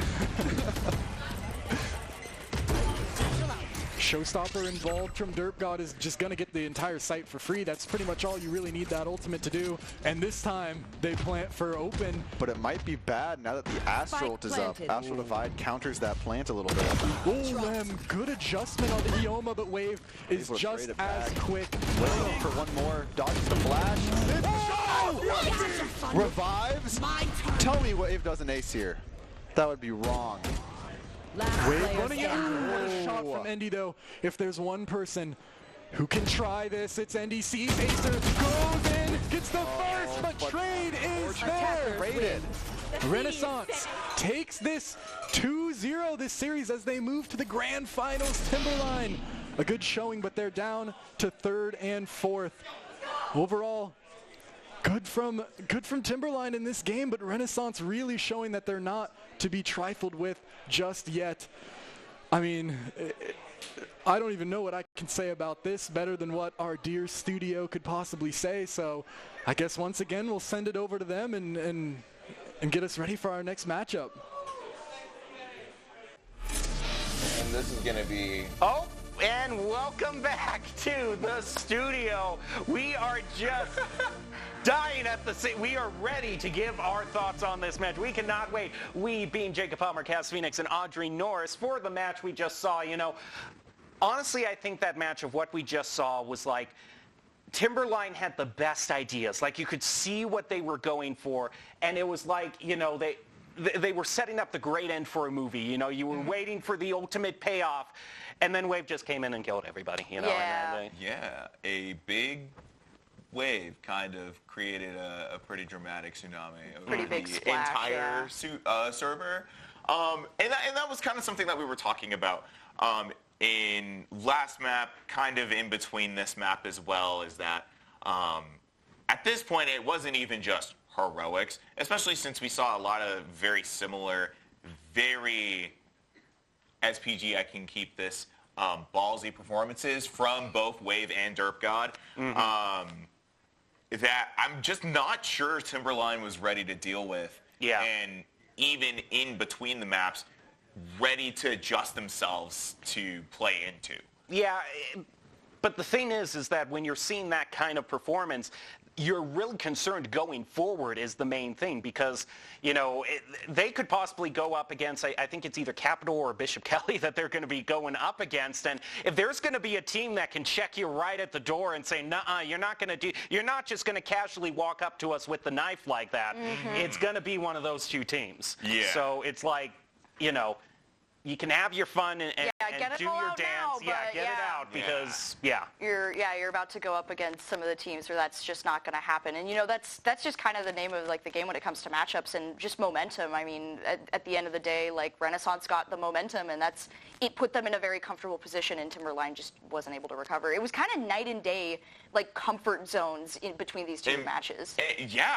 Between Timberline and Highland, it was something I actually wanted to touch on. Is like, we got to see Timberline and Highland up first and see a very comfortable and composed Timberline. But also something that tends to happen when you're playing on lands and you're playing these bigger events like this is you can start to get a little tired. And I could definitely envision a reality where, at least into Renaissance, they were a little tired towards the end of that. But I'm wondering if we see an inverse going into this next matchup of what I think is Bishop Kelly and Renaissance. It's either Bishop Kelly or Capital.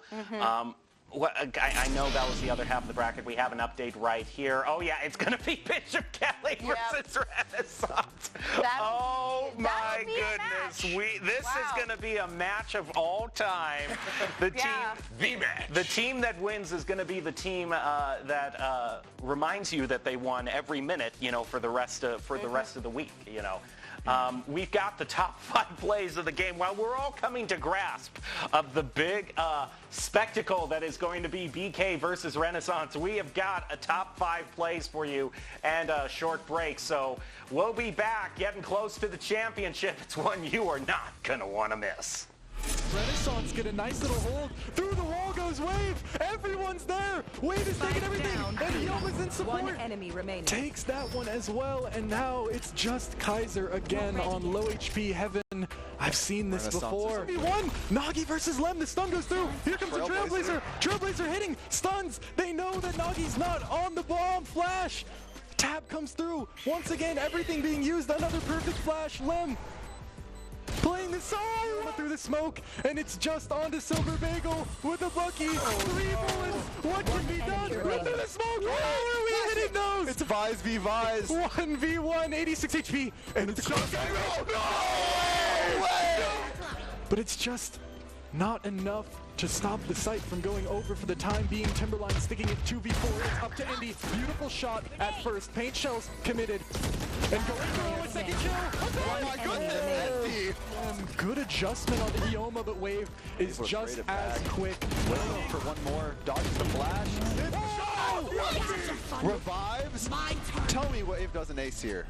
That would be wrong. Wave running it.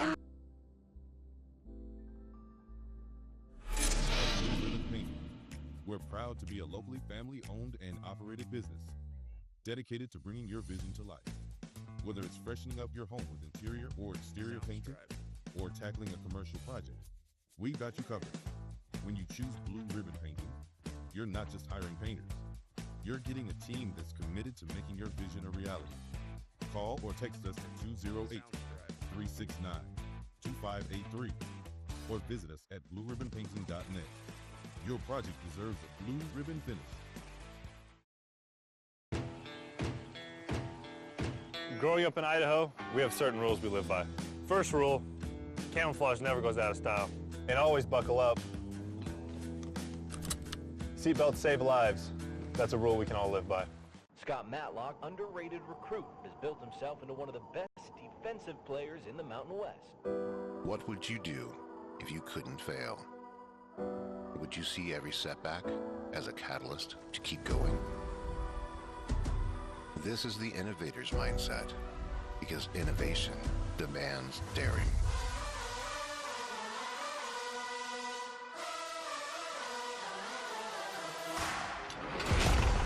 It's finding thousands of ways that don't work, and the one that changes everything. It's when your unrelenting spirit sees the world's needs and says, I will create something better. So, what will you do? Will you let your genius run wild? Give yourself the space to be great. Set your sights on something even bigger, because we know changing the world doesn't happen by chance. It comes out of the blue.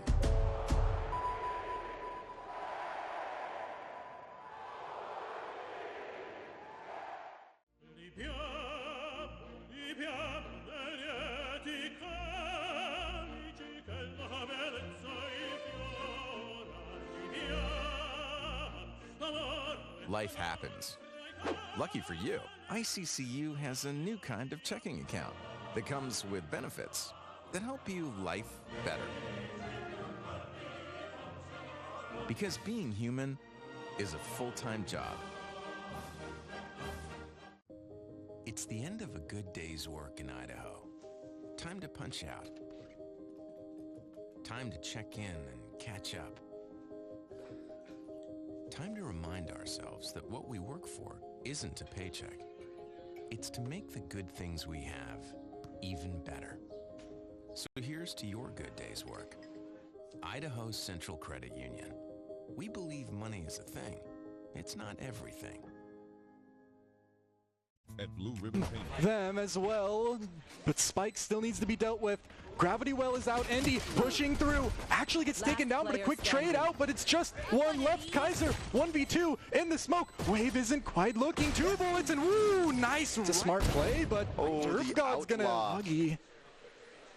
jump peek, really a classic. Kaiser's kind of stuck here. Goes really a classic to play into this one, and fighting in, and Kennedy finds the shot. Bulldog, it's got to be Lem. Bad timing on the flash. Not able to get a shot with that Bulldog. It's got to be Lem. Bad timing on the flash in the hand though. Lem still gets one. It's a 1v2. It's Nagi. Grabs the Bulldog. Actually upgrades all the way to a Vandal. Here comes the grab while swings out. Catches on a backside though, but Dirt God cleaning out and Wave pushing through. Lem. Sheriff still 1v3 is not impossible, but it's going to be difficult, especially with that. Ooh, look at that shot. One bullet, not quite. A great shot, though, to take. Utility very soon. Renaissance have to hold strong. Here comes the utility. Endy walls up, wants to run out. Slowed a little bit. Now out they go. Acer handles it enough, though. Enough for Nagi to get one, and Wave tries to get one on the back end, but Derp God grabs one on A site. Rubble before things can really get out of hand. Wave is so low, though, if they peek this, they might just die. Kaiser tries to go through the flash, but the teammates perfectly there, but another great flash from Nagi, who transfers it just A, but Renaissance is willing to give early lead, and they want more. Wave goes looking to run it down. Nono's gonna get found more for the flawless, but actually creeps it. Everyone's running in, knives are out, and everyone's going in. Seekers as well. Half the team is still cut off. If Yoma peeks right now, they have a crazy timing. Endy, though, manages to get that Rolling Thunder back the other way. It's so much. Vizolt as well. Kaiser running out of ammo. Silver Bagel just about one. Nagi versus Lem. The stun goes through. Here comes the Trailblazer. Trailblazer hitting. Stuns. They know that Nagi's not on the bomb. Flash. Tab comes through. Once again, everything being used. Another perfect flash. Lem playing the song. Good flash out through B is going to cause a fight, but Kaiser takes both. Oh, but Hyoma's willing to use it now. Going in with the ult. Sees one. Quick kill. Flick over, but it's not enough. Endy is fast, but Dirt. Oh, high low, but that kill. Silver Bagel can't leave. It's just such a deep position. Has to be cleared. And Nagi, how is this happening? Manages to get another. It's no on site, and Endy is off. It's going to be so difficult to play into this one, though, with Endy in such a deep position. Has to be cleared. It's a nice shot. Oh, it's all on Hyoma here. It's actually all on Hyoma. Can he hit it? No, Endy. Trailblazer drawing the crossing on for Endy to slide in. Oh, no way. Endy keeps going in. He wants another ace. Wants another ace going in. Nagi's holding it, the rest of the team in tow. Just to get one there. Endy's shots just only managed to really land at the end. Oh, and there they go. Lem into the smoke. Endy as well. Lem running it down. Into Link. Gets one, but he has shield. Hold on, Endy. Endy, get. Oh, but Surf gets cleared. Nagi trade in through Lem. Caught out a little. 10 HP gets out. Acer gets one with the classic. No, hold on. Nagi gets one as well. Right away. No way. It's just Lem. One health. Spiking. Not enough. So annoying. Plays. They want to flank, but they can't quite do it. Stun. And the still utility. On. Lem just bite the bullet. Swing it. Lem gets the first. Hold on. No way. Jumping shot. Lem. Derp God won't be moved. Oh, and he moves him. No way. No picks up the gun. It's a judge. Jumping up, wants to go for a look.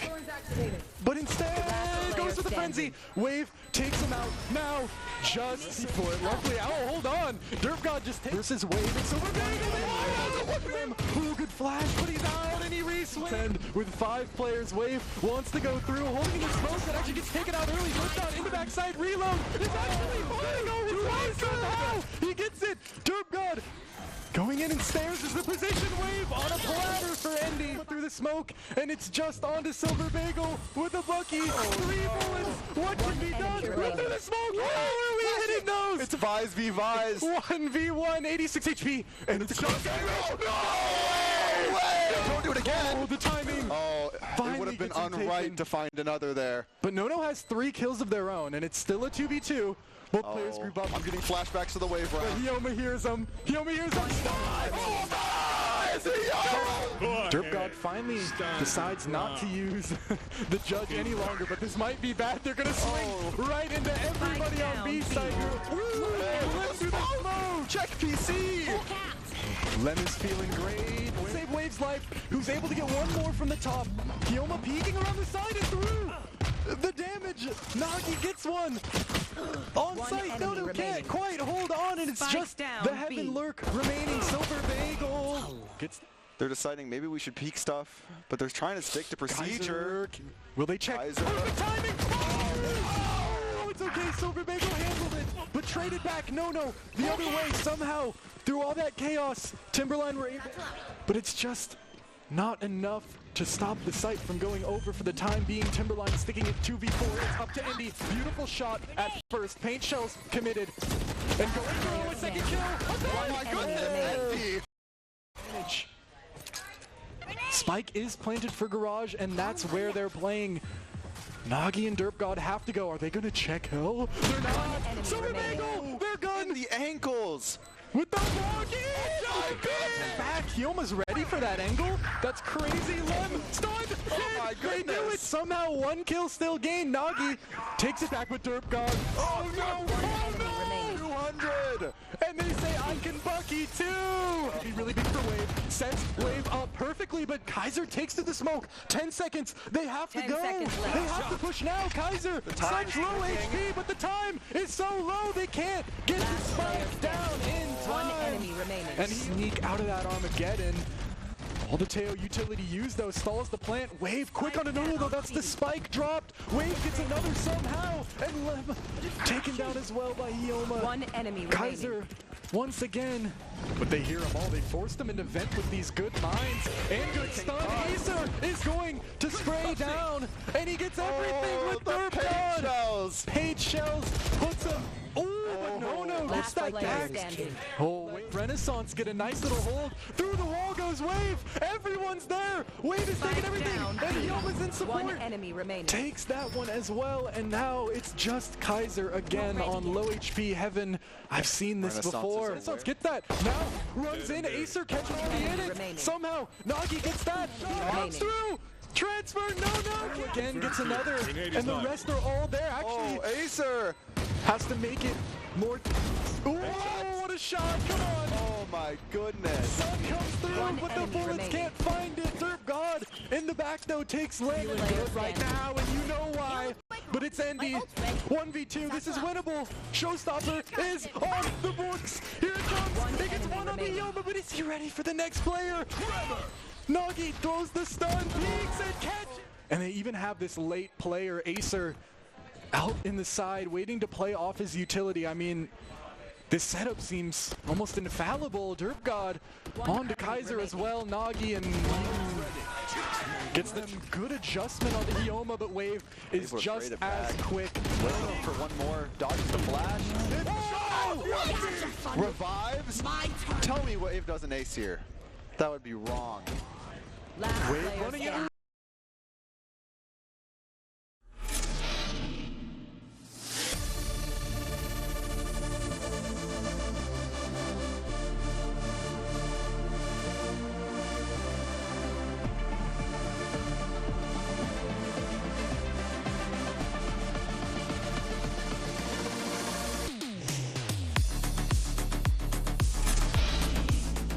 Welcome back to the Boise State Esports Arena. Well, the championships are upon us. We are getting ready to crown a champion in Valorant, and it is some of the top-seeded teams going up against each other. We've got Renaissance versus Bishop Kelly, a match of pure skill versus a match of uncontested confidence, I would say, basically.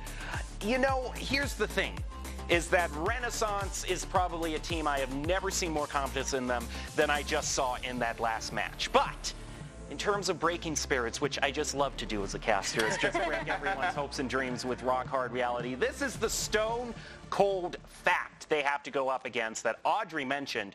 Bishop Kelly is undefeated for the past 2 years. They have been undefeated in this season so far. They just don't lose. They are a very strong team, though notably one thing I didn't mention before we jumped on is that this year they've been having more difficult wins than they have in previous years. So if there is an opportunity for Renaissance, this would be the year. It is still a tough hill to climb. If you look at all the rounds that were won and lost during the regular season, Bishop Kelly has the best ratio of won rounds to lost rounds by far. I think 78-21. That's more than a 2-to-1 ratio they win, which will take you to undefeated 6-0 victories. Of course, if they want to win, no matter if you're the top-seeded team or the lowest-seeded team. There are some key points of advice that we encourage people to follow in order to win.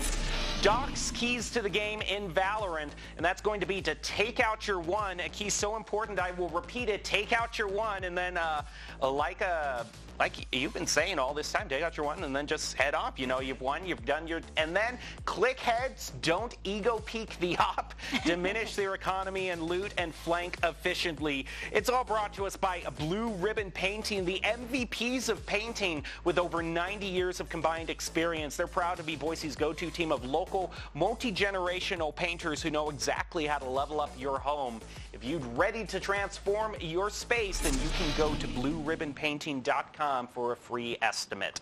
As we're ready to head on into this game, Bishop Kelly is going to be it's not going to be an easy match, and I think as things have gone on, even in the matches that we just saw, like with Renaissance winning against Timberline, a lot of those rounds came down to the final 1v1s, where Wave was the biggest asset for Renaissance. And I think toward the end, we were kind of agreeing that they're leaning on Wave very heavily here. Yeah, and I don't think that's changing. And I obviously, I can't speak for everybody in the arena, but I think that there are a lot of people who definitely don't disagree with me. But we also have to take a look at just what the numbers say. And right now, the numbers say that Renaissance is seated above Bishop Kelly, a team that has gone undefeated for, 2 years now. It's big stuff going against a team who's having their first appearance at state, as you were saying a little bit earlier before. So to not only have your first appearance at state, but also come in at first seed against a team who has been so dominant in the space for so long, this could mean some things for Renaissance. Mostly that there is a lot of pressure riding very, very heavy on their shoulders going into this grand final. Of course. I must also mention that if there is any team that has had more LAN experience, high school team of the batch that has had more LAN experience in venues such as this, it is Bishop Kelly. I mean, they have been to this arena multiple times. They've been to education conferences that have taken place at the plazas, at the Grove Center over there across the street, and they have just been on stage so many times that this is their home. This is where they just take care of business. And if you look at the overall win-loss records, it's going to be the first time either of these teams have to swallow a loss in terms of their pro season run here. One of them has to finally taste defeat. And Renaissance definitely looked like the team that was definitely taking it easy, playing rock, paper, scissors during timeouts when you're normally supposed to be discussing strategy. They were just, as casual and lackadaisical as you could be till the very end. But also to mention, Jacob, these are the first time, maybe outside of scrims, because I have no idea what these team scrim schedules are like, I believe that this is the first time that these teams would be playing against each other. Mm-hmm. These teams exist in different conferences, so obviously would not have played each other in regular season, would not have played each other in play-ins. So unless they had the opportunity to scrim each other, I think this is the first time that these teams are being exposed to each other's plays, each other's strategies, each other's confidence. And I'm very curious about how those dynamics between Wave and the strong performers from Bishop Kelly will interact with each other on stage. How will they clash? How will they affect the performance of either team? And overall, who ends up going home crowned as Idaho's Valorant state champions? Well, as we're waiting for this grand championship match to start, we want to give a thank you to our sponsors at Ideal Idaho.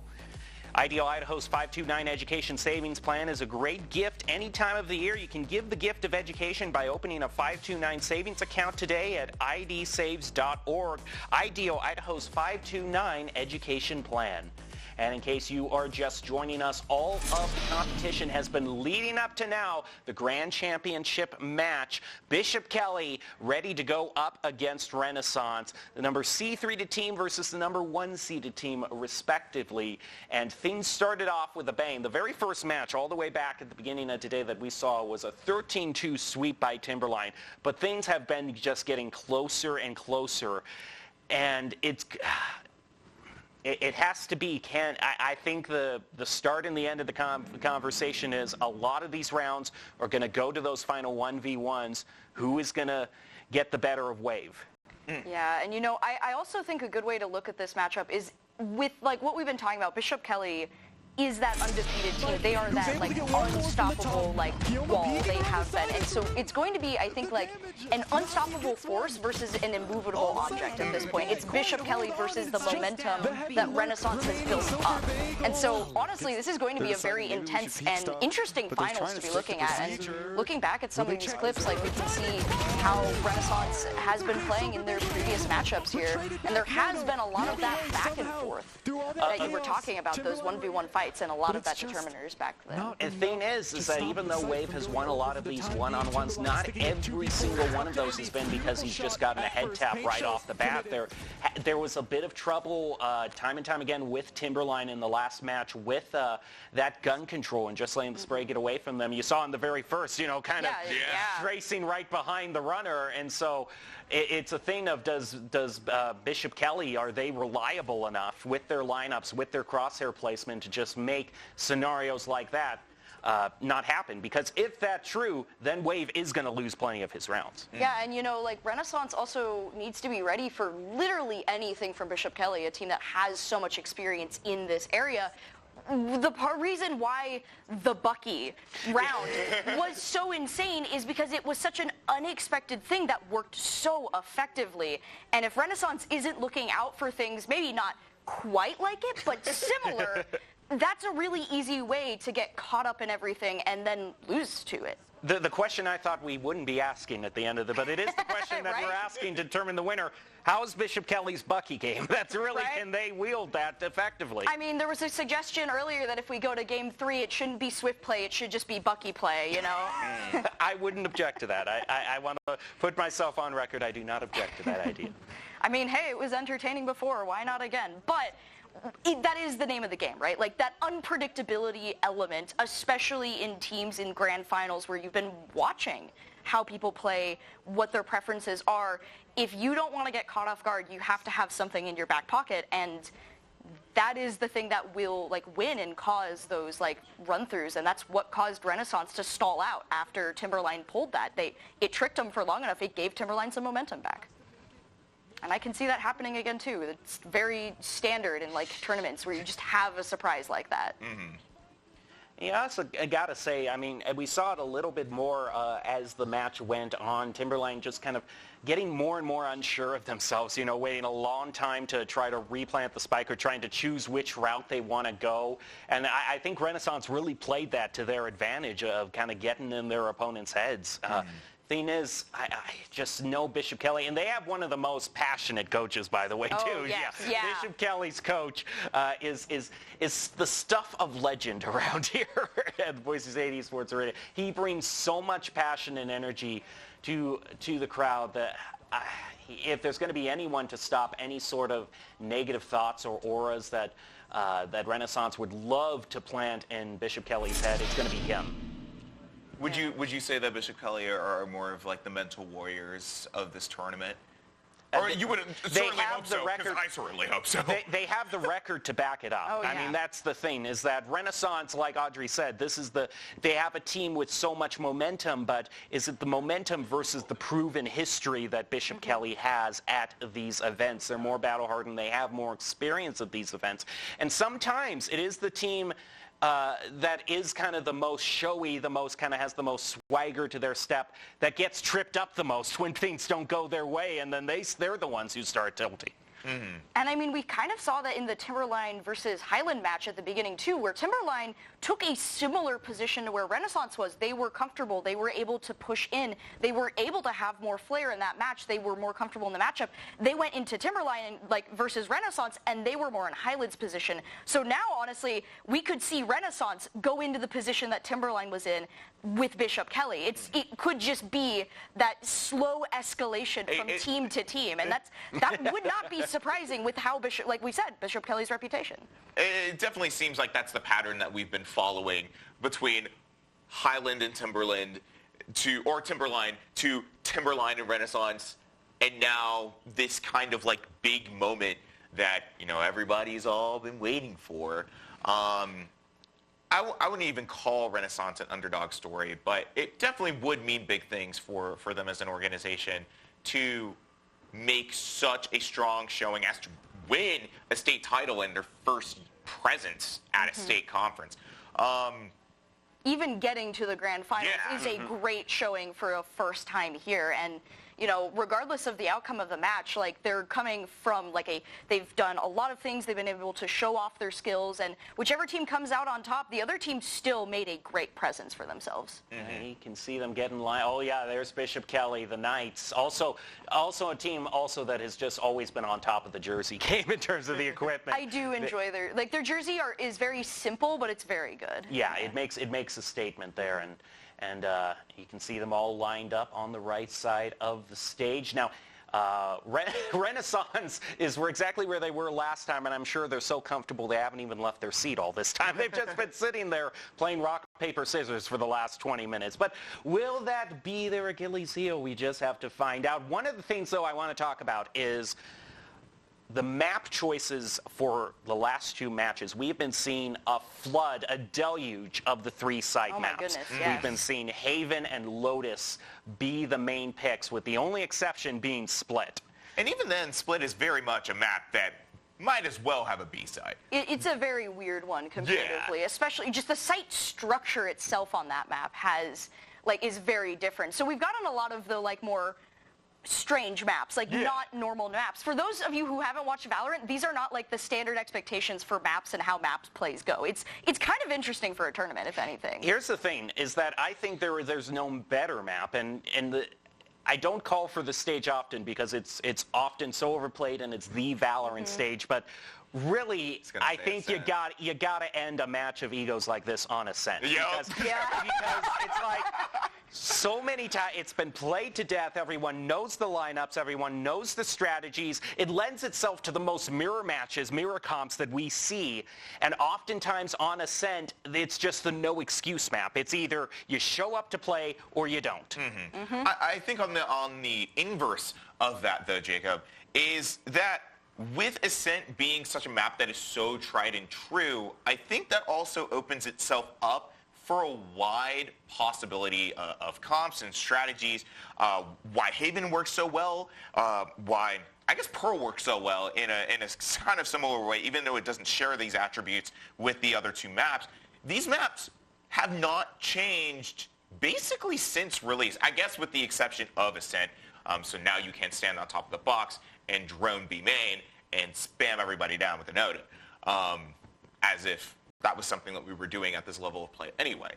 Regardless, I think you're right. At the end of the day, it will ultimately come down to who is actually showing up to play. Someone had mentioned before our competition day that really this all boils down to who had their Wheaties in the morning. Now, speaking of the morning, one of the things I brought up in the morning, we were talking all the way back about Timberline. I said, you know how there's only 9 players in the high school league that in the regular season went over 100 in their KDA.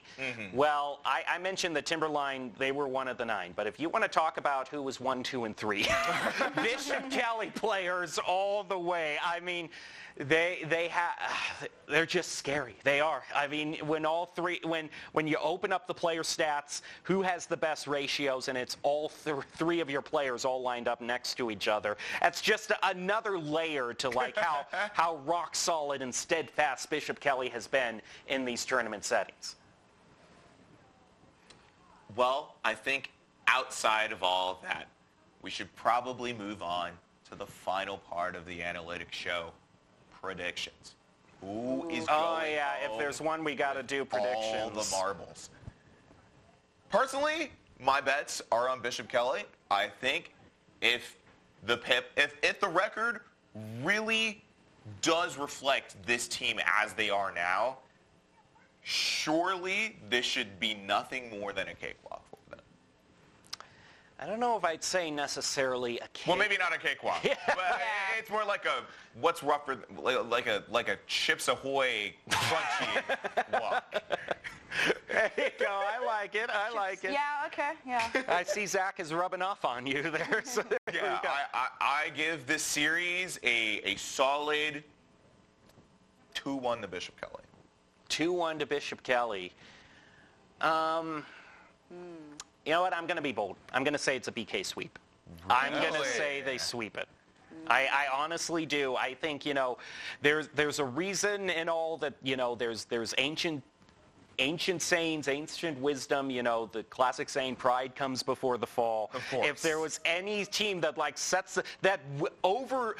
overdrew themselves from the karma bank, it was Renaissance last round. I mean, they came, they saw, they shot bodies. Really was the story of that game. And sometimes that can be your biggest enemy too, not just in terms of you go into the round overconfident, but if you start to build up a lead, you can be overconfident and lackadaisical. And we saw all the way back at the beginning of today, Highland was a team that, as the match went on, they made an incredible run in the second half on Lotus. And if a team like Highland can, if Highland can do that, they're obviously a very talented team. Bishop Kelly, I know, can do, even if things don't get off on their start. You're calling for a little bit of an ego death for Renaissance here. I like it. I like it. Interesting. You guys have both picked like the Bishop Kelly options, right? Like it's either like the 2-1 or the 2-0. So I don't know. I mean, I feel like Bishop Kelly has a really strong presence here to be able to take it. But I'm just debating if I want to be contrarian or not right now and just say Renaissance so there's someone on the couch gotta here. believe it. Yeah, sure. so I think that, that there also could be that issue for Bishop Kelly. You're talking like ego death, right? Bishop Kelly being the undefeated team could go into this thinking that it could be easy and get their feet swept up from under them. Oh my goodness, so we've got the map choices. And we do have the map. Wow. Look at that. Bring it up in all its glorious. Oh, we're back to Haven and Lotus. My Three-side good old stages. friend. I don't think we've streamed any other maps. No. And Bishop Kelly is attacking first every single time. They're going to be starting off. This is a fun one. When you mentioned Ascent, I was like, I'm really surprised we haven't seen it. And just looking at the picks and bans, I'm like, this is a fun set of choices. But yeah, wow. All right, Haven Lotus split with Bishop Kelly attacking all 3 times. We're gonna run it back. It looks like each and every time. Yeah. All right. Well, you are eating good today, Haven and Lotus fans. We are just lining up another smorgasbord, and our 2 waiters are ready to serve it to you. We've got Zach and Nathaniel ready to go in the arena. So take it away. Let's see more Haven. I love Haven. Let's go. Welcome to the arena once again for the big event, the grand finals between Renaissance and Bishop Kelly. And now, Nathaniel, you and me are uniquely qualified for this match in that we were in a very similar situation as Renaissance last year. We played Bishop Kelly on the same stage in the same finals, and the result nearly sent me to counseling. I got smacked so hard. Yeah. So, I mean, do you see this one going any different? Well, Bishop Kelly, a lot of the time we knew what they were going to do. You can read the play, and then they walk in and just shoot you. Yeah. And there's nothing you can do about that. But Renaissance, so good, man. Well, they've been hitting some nasty shots, so I wouldn't count them completely out. I mean, to be fair, Renaissance has pushed them, I think, the farthest of any team so far this season in the regular season. I mean, it was still 13-8. Yeah. But I mean, anything can really happen. Renaissance's form today has been great. Obviously, they're in the grand finals. They earned their way here, but it's hard for me to bet against BK ever after everything that they've done to my team. When was the last time they've lost a Valorant map? It's been over 2 years, hasn't it?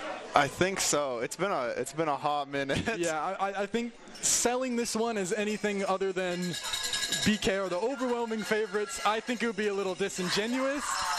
But if anyone's gonna take a swing at them this year, for sure it's Renaissance. So yeah, I can't wait. I think they're the best. They're the closest level, I guess, to these guys because they're quite good. The thing is, though, like, I think if I had one ticket, one thing you could bet your hopes on and maybe pull out a victory for Renaissance, you got to disrupt the vibes, man. Because, like, BK have some crazy good vibes, but like we said, they haven't lost a map, you know? So if you put them in that situation, they might be in ground that they've never necessarily treaded before. And a lot of the time, I mean, the mental battle is just as important as the actual physical one, the one that's on the screen. Yeah, I get what you're getting at. Like, if you haven't lost in 2 years and then all of a sudden it's the finals and, you know, you lose the first map or something, that can definitely throw you off balance. And I want to say, yeah, Renaissance does have a slight advantage in that they're comfortable in the setup because they've been there, and switching setups around can always throw you off. Another interesting thing to note is we saw these maps, and of course, Studio is not pleased that they're the same that we've been seeing all day. But yeah, it's obvious. It's for a reason in that Renaissance is very comfortable on those, and BK are also. They share like their map pool. If it was a Venn diagram, it's like a circle. Yeah, like they just share all thing. the exact same maps. So both teams should be pretty confident. Hopefully that they're pretty confident in themselves. I mean, they've worked their way all the way up here, so it's going to be an interest. I can't wait. I mean, the whole season's been building towards this. Renaissance in winter games, they were looking for scrim partners. They were walking around the arena asking people if they could set up times to come in and practice. They've been working so hard all year for a chance just like this. And they found themselves here, and as I like to say, someone may have said it before me, but I like to say it too. Okay.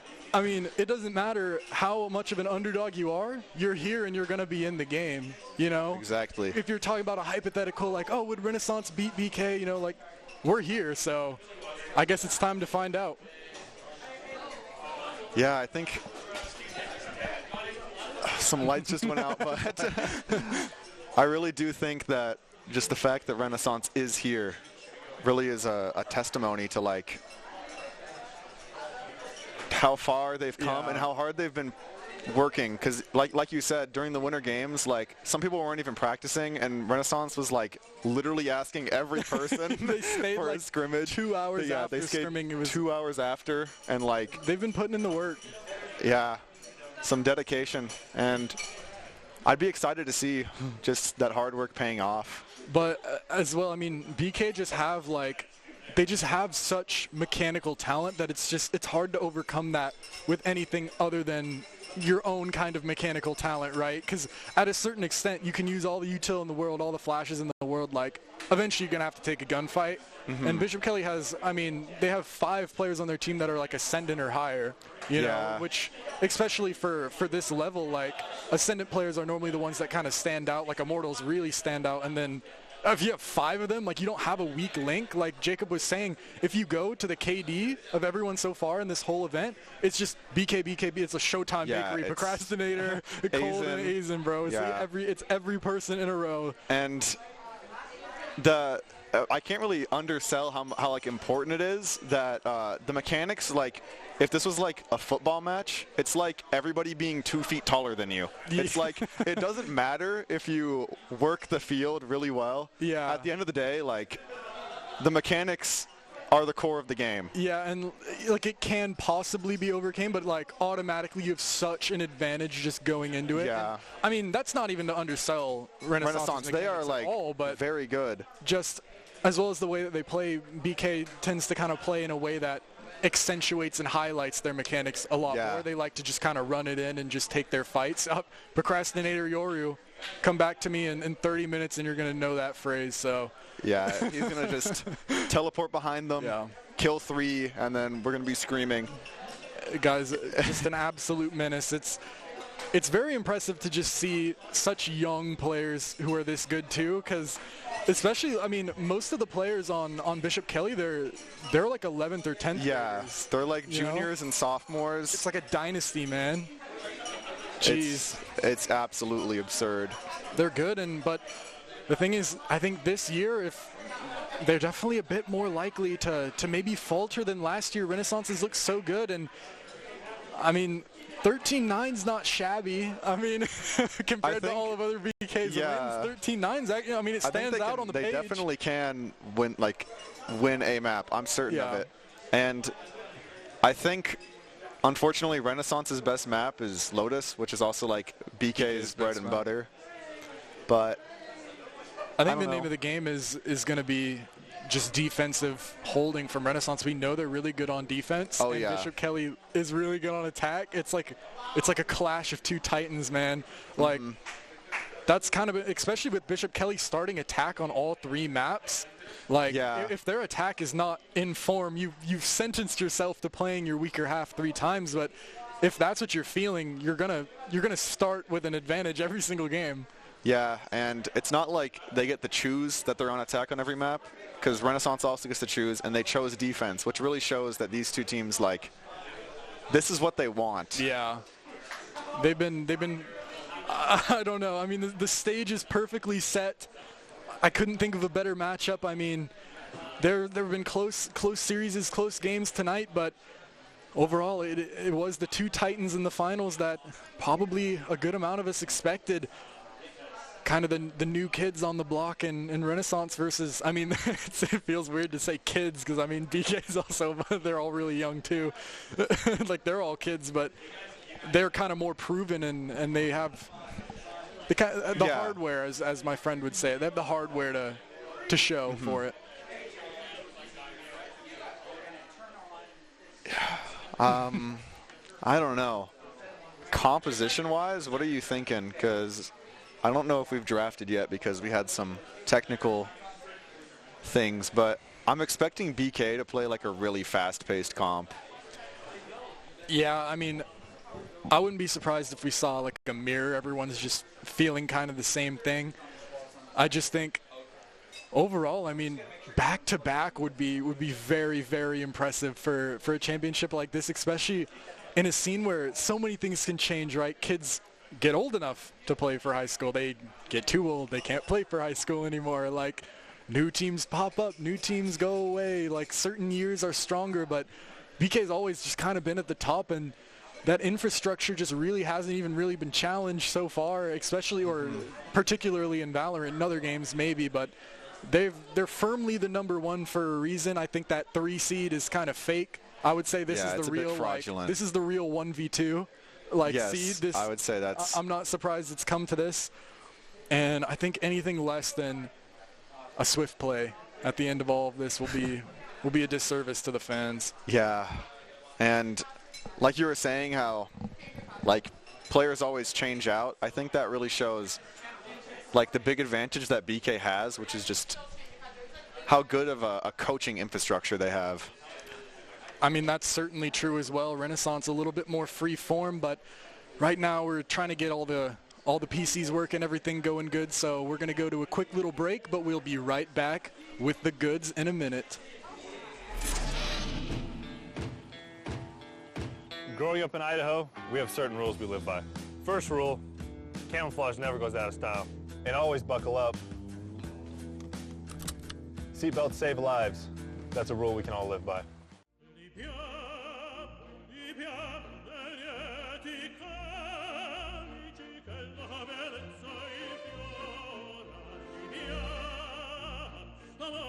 Life happens. Lucky for you, ICCU has a new kind of checking account that comes with benefits that help you life better. Because being human is a full-time job. At Blue Ribbon Painting, we're proud to be a locally family-owned and operated business dedicated to bringing your vision to life. Whether it's freshening up your home with interior or exterior painting, or tackling a commercial project, we've got you covered. When you choose Blue Ribbon Painting, you're not just hiring painters. You're getting a team that's committed to making your vision a reality. Call or text us at 208-369-2583 or visit us at blueribbonpainting.net. Your project deserves a blue ribbon finish. It's the end of a good day's work in Idaho. Time to punch out. Time to check in and catch up. Time to remind ourselves that what we work for isn't a paycheck. It's to make the good things we have even better. So here's to your good day's work. Idaho Central Credit Union. We believe money is a thing. It's not everything. Scott Matlock, underrated recruit, has built himself into one of the best defensive players in the Mountain West. What would you do if you couldn't fail? Would you see every setback as a catalyst to keep going? This is the innovator's mindset, because innovation demands daring.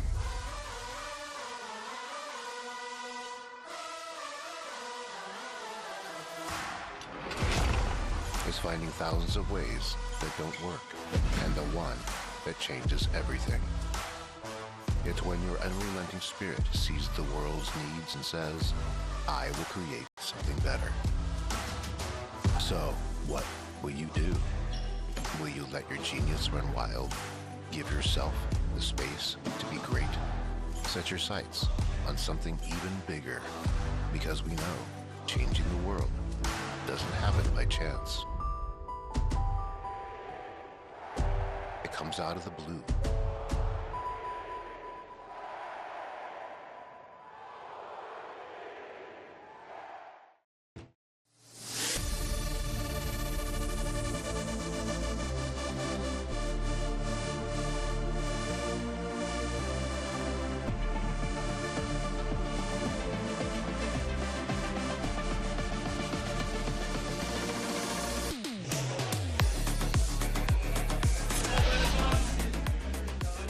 Well, welcome on back to the arena. Our tension-building pause has finally subsided, and now I think we're ready to get into the game as it stands here.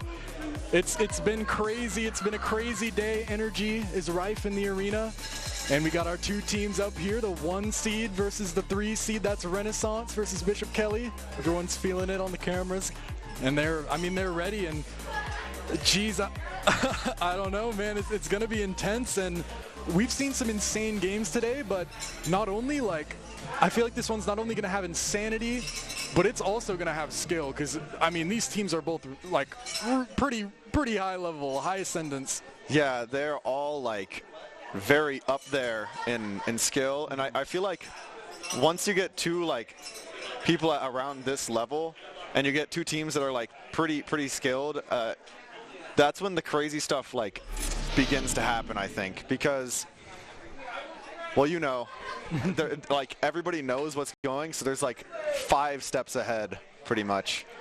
And here's Procrastinator on his pick. They're locking in. Hey, here's your last notification, Procrastinator Yori. Remember that phrase now, because you won't forget it in an hour. It'll be said quite a bit. Do not get it twisted. Instead, Renaissance opting for an interesting composition. You don't really see that one very often. I don't know if I've ever seen a Vise on Haven, but they're ready and they're getting into it now as we enter the grand finals of the 2025 state championship for high school Valorant here. Renaissance versus Bishop Kelly High School. And this one's going to be crazy. The clash of the two titans here. One proven titan and one titan that's been making some waves, but well, no, it's the strongest high school Val of all time versus the strongest high school Val of today. We're going to have to see who can prevail. Yeah, we've been watching the storyline here unfold. And we're on to Haven.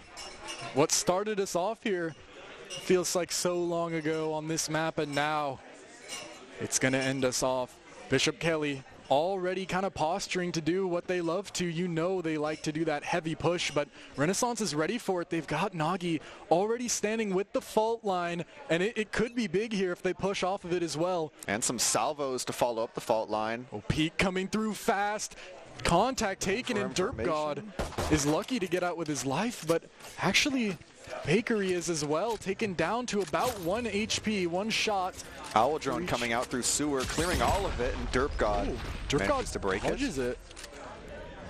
Still no flank really to be spoken of, though.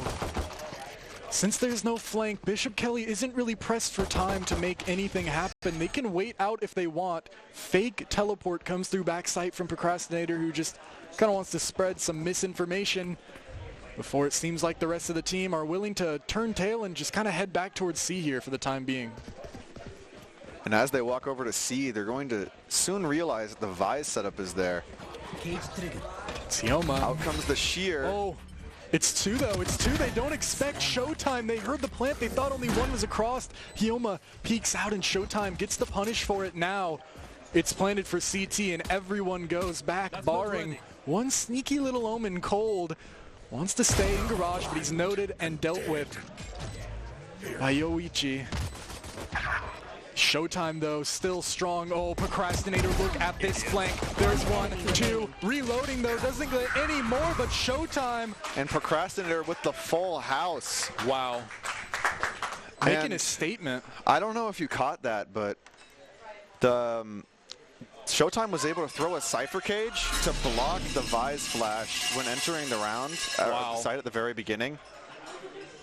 It's like they already know each other's setups, which is... I mean, I guess this is what you expect. It's a real battle, but one thing to note is a lot of those kills were people being, at least 3 were people not looking at the person shooting them. So it's going to be interesting to see if they can kind of rein in on those timings and make sure to note these corners a little bit more. This round, BK wants to get in B. They want to fill out half their name here, and they're on site. Procrastinator has teleported in with this Bulldog and got decent information. Ooh, nice shot from Hyoma onto Cold is nice. An Acer through the smoke as well. Hold on, 4v2 on second round. Bakery takes down Hyoma though, and everyone's kind of lined up now for the Spectres to spray. Bakery and Showtime, dynamic duo. Making sure this one doesn't get too far away from them now. And now we're going into the first round where Renaissance is going to have rifles favored to win against Bishop Kelly. But the thing that you got to be careful about, well, here's the replay. You're going to see it, these Spectres. And in the hands of a Yoru, a Spectre like that is able to take out pretty much anybody because you can just teleport behind them. Look at this aim, by the way. Yeah. Able to just completely lock on to the enemies. They're feeling it. I saw him, you could see him on the cameras playing deathmatch, warming up their aim, and man, did it work. Ooh, early peek from Yoichi. Interesting. I mean, Cold practically sees his whole body. Both Omens spotting a glimpse of each other's cloak and turning tail, but Cold actually gets that in Showtime. Catches Acer trying to trade Yoichi by himself in garage. Not much really to be done here for Renaissance other than wait and see which site they're going. Dart hitting. Oh, what a sneaky play. Not quite going to work, but I like the idea now. 1v5 for Hyoma. Can it be found? Falls for the clone, and that's 3-0. A flawless start for Bishop Kelly, and they came to play today, man. And winning a round like that is so important for BK, because that kind of puts Renaissance into economic ruin. And 7-0 start for Showtime. Yeah, already has the neural theft up on round 4. They don't even need it this round because of the weapon advantage, but I mean, it's just looking great for them. And also, not to mention, Cold has been farming these ult orbs. Interesting person to have farming, but I guess could potentially mixing it with Procrastinator could be a clever idea. The stun comes out sewer. Teleports off of the stun. Procrastinator is able to hit that one tap on the Derp God. Gun probably barely pulling out there. Cold. And Acer's stuck in a hard place He's here. so good at that, bro. Procrastinator just, I mean, I wouldn't be surprised if he does the exact same thing again. Flash in and just take them down. There he goes. Does it again. And he gets it as well. 3 for him. Hyoma, nice shot. Gonna land himself a nice little rifle. Get that rifle. Not without contest. Oh, nice shot from Hyoma. Signs of life for sure. Able to get 2 there. Expecting a flawless, honestly, but being able to get 2 there is just, it shows how good Renaissance really is. I think on those earlier rounds, they were kind of getting just out-finessed, maybe. And now that they're looking at each other, it really does look more like it's kind of an even matchup. Oh, man, and It's just, that's kind of crazy. I mean, that they've taken such kind of an early, like, dominant lead in that way. And it's difficult, but it looks like something is kind of going on with the PCs again. Little tech timeout. So our studio is going to talk about what we've seen so far here. Welcome back to the Boise State Esports Studio. We are currently in the midst of our championship match. Bishop Kelly going up against Renaissance, and already Bishop Kelly is making its statement known. I mean, even in a lot of the last games that we saw, especially the Renaissance versus Timberline, things still started off with the standard 2-for-1 trade. You know, the bonus round comes around, they drop, but when you just sweep all 3 bonus round, Bishop Kelly has put all their cards on the table, and also I got a lot to talk about with them. But first, they're just doing a really good job. Let's just start with the surface level stuff. Well, I mean, I think the scoreline already speaks a lot for itself. I don't think that we saw a point deficit that bad this early since Timberline and Highland at the beginning of the day.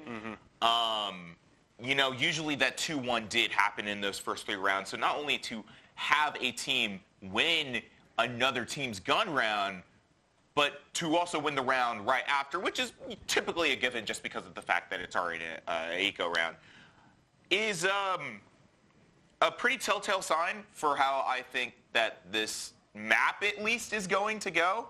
I also kind of mentioned in between the gameplay that I feel like Bishop Kelly is running a much stronger comp. And when you're getting in a competition like this, when you have 2 teams, again, the top teams from each region, these tinier things, such as the comp, ends up being a lot more important than it has been otherwise. And running that Yoru to pretty much walk in these really advantageous flanks that Bishop Kelly is setting themselves up for with Procrastinator, I feel like is going to be a very make or break thing. If Renaissance can play into that, they're going to be able to hold themselves in stronger contention in this matchup. And if not, well, it speaks for itself. I mean, we were already talking about how we kind of expected a lot of these rounds to go into those 1v1 final showdowns, but that hasn't actually been the case. Not really, Bishop Kelly has had, I mean, there have been some trays to start things out, but then Bishop Kelly usually swings with the 3K. Yeah, and you know, like, something that I mentioned earlier, like, in the couple matchups, even when I was on desk, was, like, shot placement, right? Like, when people were coming around corners, like, how well they're lining up their sights, how effectively, and, like, what I've been noticing, like, you know, when watching this matchup is just how effectively Bishop Kelly has been winning those moments of they've been very accurate with the headshots, very accurate, like, just avoiding that type of stuff. And those are the types of things that you know, that win matches, because if you've got the better shot placement, you're going to just get better headshots and knock people out. Well, we'll see if Bishop Kelly continues on their momentum. Let's head it back to the arena to carry on this match. Hello once again. Back to the arena. Looks like things have gotten situated with these PCs and we're ready to jump right back into it. And an interesting, I mean, we saw some interesting stuff so far. 4-0 lead for Bishop Kelly. Not super surprising, but it's all about those little adaptations and what you do to go on to the next round. And I think the biggest thing that Renaissance can look at is a way to shut down Procrastinator. Because most of the time in this game, you try to isolate the 1v1, but Procrastinator does something a little bit better than that. You'll notice every time he teleports, there's a teammate playing off of him, and it's a crossfire. So if Renaissance's Omen is able to maybe throw down smokes that prevent this, they could see just AOA to get past Bishop Kelly's main line of attack. And here comes the Sova recon dart, throwing Acer off of the angle. And now he's droning to just check. Finds only Procrastinator, might think it's a fake. And the Owl Drone comes up mid, not finding any information. No rotates really pulled quite yet still. Renaissance staying strong towards their posts, as well as Bishop Kelly is really walking up every part of the map. What a shot. But DerpGod gets one of his own in Sewer onto Cold. Now still a 4v4. Azen's been spotted. They already know that Procrastinator was there earlier. Things are starting to become a bit more clear for Renaissance, but Showtime wants to try and take a little fight or a little timing. Bakery up into garage window, actually takes down Yoichi. And now, through the smoke, Showtime is quicker. Now still a 2v4 after all of this. Neural Theft is really just spelling this one out. A crossfire being held, but it's all just Showtime. Bakery has a chance at a nice little 1v1, end this one up. Derp God's not looking, and he will gladly take that. 5-0 now. A great attacking start for Bishop Kelly, who picked this, they're on attack every single map. Yeah, this is exactly what they wanted. Here on the replay, we get to see the swing into mid, and a lot of just Showtime's lurking, causing chaos for Renaissance. And a timeout is going to come through from Renaissance. Probably good timing, to be honest. They got a few things that they're probably going to need to discuss here, try and get their mental set. And it makes sense. I mean, off to a start like this, clearly there must be something going procedurally wrong with what you're doing. So Renaissance taking this moment to talk things out and discuss it, always a good idea. Yeah, we've been seeing very good procedure in the prior games from Renaissance. So going into this one, things do seem to be falling apart once holes are poked into the defenses, such as those mid lurks and this kind of defaulty play from Bishop Kelly. And losing a map through 1v1s is always such an interesting thing to happen to you, because a lot of these rounds it's just the Bishop Kelly players are walking up and just taking the fights that they're wanting, and it's difficult to try and prevent that. So they're gonna have to really scheme and kind of get into the opponent's heads here. The thing that they need to keep in mind is that BK can't be everywhere on the map. So there are holes in BK's attack, but it's easy for us to see it since we have the whole map. Yeah. And Renaissance kind of has to play a guessing game with no information characters. The Dimensional Drift just coming into garage, clearing pretty much all of C-Site. He's going to see Hyoma and maybe just ego check him. Flash coming through though, big spray in the second. He gets the 1v2 Procrastinator on the Yoru. I mean, you knew he was good for it. I told you, I warned you. But he's really showing it now. Sight has been taken, and it's so strong. Bakery, good timing. Yep. 2 and 3. Full house from Baker and Procrastinator on the 6th round. Snappy. I mean, Bakery's aim is so good. I enjoy watching it, man. And so far, nothing. I mean, they're practically speed running this map as it stands currently. Very impressive. 2 kills from Procrastinator off. No, I mean, other than the stun. Pretty much no help. And Bakery, just a perfect timing, catches everyone unaware. Look at this. Won that last shot. Everyone was watching the same thing. Unfortunate situation to find yourself in. Here comes another dart from Aizen. Knows so many lineups, and this one into B site. Holy dart, that's actually so good. Procrastinator already back site. TP's in, runs in, gets the first, gets the second. And he's looking for a third. But will Procrastinator find it? There he goes. One enemy remaining. Man, it's all on to Acer. Spike planted. In the 1v5 situation, very rough bot, and he hits the shot, fishes for a second, and Procrastinator shuts him down, leading to a 4K. 4 for him, Procrastinator. Man. Already just taking over. Bishop Kelly in full stride. And they don't even look like they're slowing down whatsoever. 11-1 for Procrastinator. They just used Dimensional Drift, and it's already, you could already like farm the orbs and use it as a win condition this round. That's just they have it right back how used it last round. In Procrastinator is. Yeah, man. And I mean, jeez. And we just saw how good Renaissance are. Like, Bishop Kelly is just really on another level right now. Acer's holding on, shot not quite landing. And the space is gonna have to be gained. Aizen droning this out. Cold is gonna find Yoichi trying to walk out mid and get some information. Garden, but instead finds a bullet. Teleporter now set up backside for Procrastinator. As time passes, that gets more scary and scary to hit, but supporting utility here, and I think Procrastinator's about to hit it. Out he goes, clearing backside. It's pretty much just open for him to take over, and the plant is bound to come down soon. Oh, out comes the Teo ult.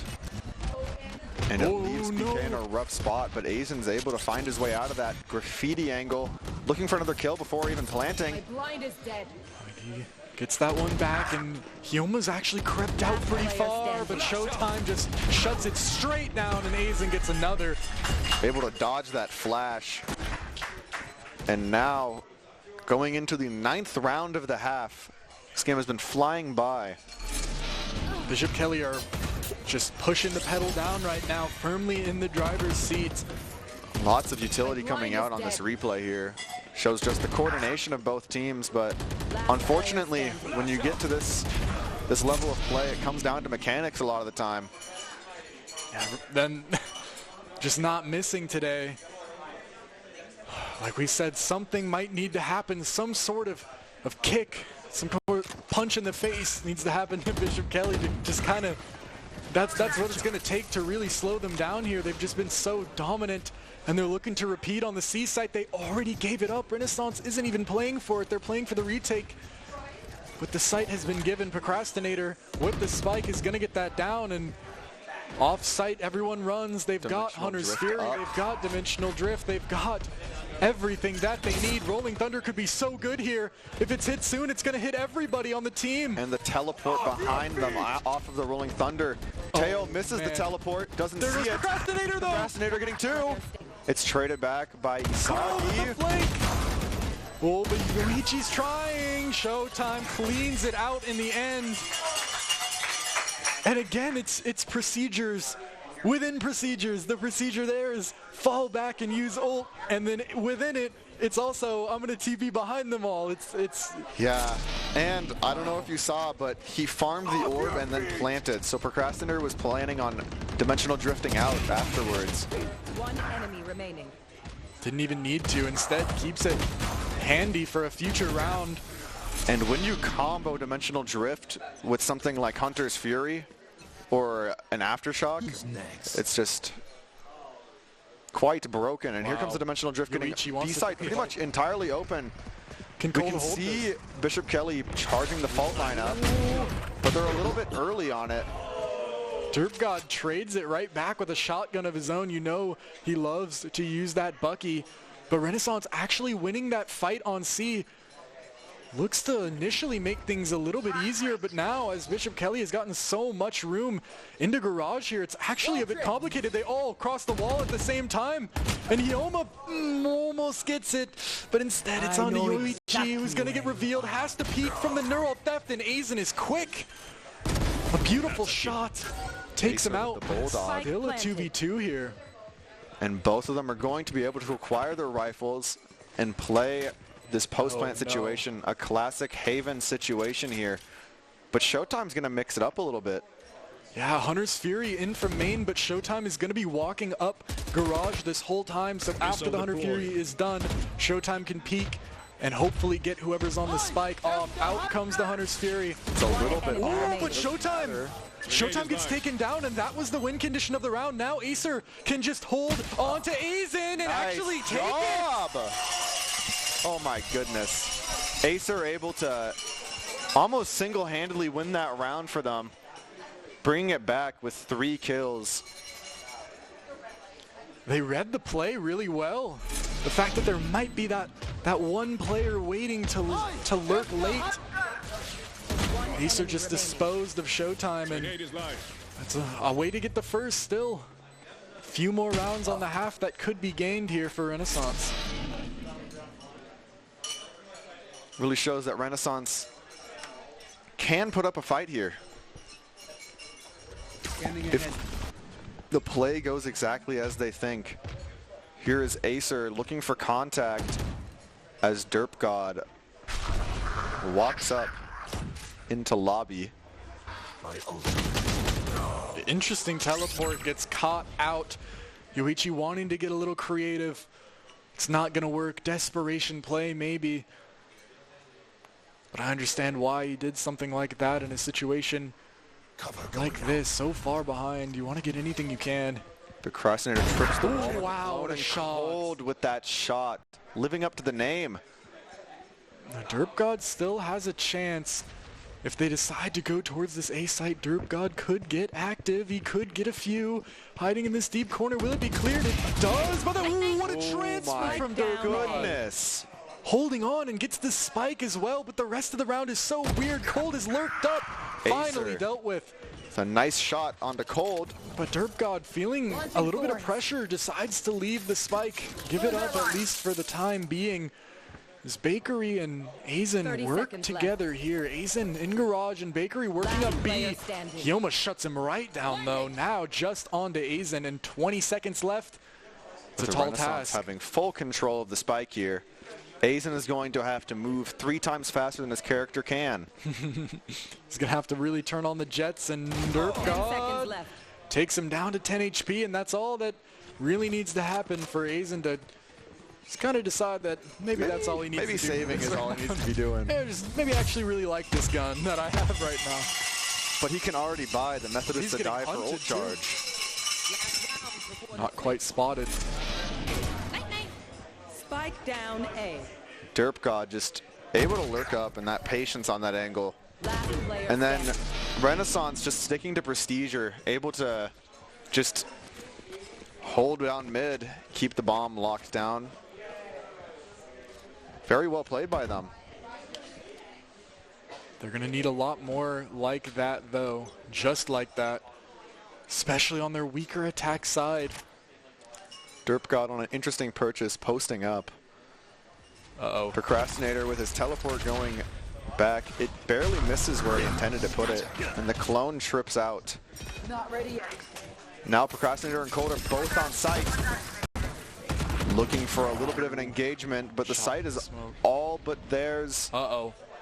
There's a Cypher just about to check this. Showtime wants to walk up right into Yoichi, who's quick with it. Ooh, and also catches Aizen running away. And now they don't have their post plant. Smokes on the spike. Ult can't be used anymore. Smokes on the bomb as well. Someone is just going to stick this. Nagi is the one. It's going through halfway. 80% and it's hit. Renaissance get the round, sneak it away through the smoke. And after a little bit of a change-up, Renaissance has been streaking their way back. They're not out of this yet. 3 quick rounds. And this is an interesting one. 16-4 for Procrastinator. Such a strong start, but we know Bishop Kelly really likes their attack. Now they're on defense. We're going to have to see what they can do. They may take a play out of Renaissance's book and do a bit of an aggressive defending style. But we will see. Same kind of setup. With the Breach standing next to B, lining up his fault line on anyone outside A looking to get in there. Almost as classic as that Lotus A setup. Procrastinator peeks right off of it. Doesn't quite find anyone and TP's right back out to garage. He can be everywhere at once. Has a Sheriff in hand and he's looking to get creative through the smoke. Pings come through and that's a shot right through the smoke off the tag from the Cypher camera, but Derpgod holding back sight, has a chance, doesn't quite get it. And now Renaissance able to just walk on to the uncontested site. Planted. It was a fake, but at what cost? I mean, 2v4. But they're looking to get active. This might be the right thing to do in a situation like this, but Aizen is ready. He's holding the smoke. And if this paranoia comes through, Aizen just cleans both, and he gets it. Beautiful procedure and patience from Bishop Kelly, and especially Aizen recognizing the play was about to happen and not walking up. Yeah. It's the most important part there. 3-10 though, Bishop Kelly still just firmly in control of this one. As kind of to be expected given their history. But this is unaccounted for. 17-4 for the Procrastinator Yoru. You're done. They've been good kills too. They've been impactful. He's going in first, getting the space that his team needs. The rest of the team able to hold on. Now Renaissance maybe even looking to force here, looking to spend all their money. They know that They don't want to lose this round and try and have enough for next, as they'll be down 3-11. But if they can get this one, it's more palatable. But Bakery is just spraying down, overwhelmed. They come in and start planting the spike. They've got it down. Now Procrastinator in the smoke is going to get checked by this drone. Off that, has to back up. And there's 2 flankers coming in soon. And now as the round kind of stabilizes, Renaissance is looking like they don't have very much control of the map. It's going to be very hard for them to hold the site. Oh, and there goes Derp God, taken out by Procrastinator, and Acer not able to land anything. It's all up to Yoichi. 1 bullet, and Aizen is going to clean that up with a 3K of his own, taking them to 3-11 and leaving Renaissance penniless. A desperation play at that. If it paid off, would have been great. But now Renaissance is in even a tougher spot than before, as they've delayed their rifle round by 1. If they get it now, it's going to be late, and it's going to be interesting. Difficult business for sure. Bishop Kelly really just, if they falter, it's but for a moment. This Procrastinator now has the operator online on the bonus round. Round 3. Purchase. Some of his teammates still have sheriffs, and we're buying this. Looking for someone to try and test this A site, but it's off limits right now. It's the guard dog. It's actually left, repositioned. A site might be a little freer than they thought. With Derp God getting this info, he might start calling for his teammates to come on over. And here it is. As he walks up, it looks like his team's going to come with him. And Procrastinator is on an angle that no man should be able to hold. Yeah, that's a tough angle to hit, but if anyone can hit it, it's him. It's him, especially with that operator online. Finally, Bishop Kelly realized that it's kind of just towards the A sides, and Procrastinator actually missing the shot is going to be weird. Derp God, though, cleaned up by Bakery, and he was just the sacrificial lamb so that C site could be opened and the spike be planted over there. Renaissance keen to sacrifice their team just to get that bomb down. But will it even matter? They've got the flank coming through and everyone else is in tow. Showtime getting active towards Garage. He is being held, but has a chance, decides to bide his time and wait for his team to come through. Bakery just cleared all the flank. They know they're all on site. Bad timing from Acer is going to be difficult. Aizen gets one with the operator, and now it's down to only 1. Acer trying his best in the smoke with the sheriff, but it's not enough. Aizen gets another 3K back-to-back for him to bring this one to match point here in our first game. And Renaissance, I think they half bought, so I don't even know if they're able to afford rifles this round. Lots of cheering coming in. Energy in the crowd. Renaissance need it, man. They are able to get rifles. They could maybe win this round then. A slower start we're used to seeing from them. Normally they take a commanding lead, but this time it's been Bishop Kelly all throughout, minus 1 little 3-round chunk. Let's see if they can repeat that magic now that they're on their rifle round here and bring this to overtime. Taken out right away.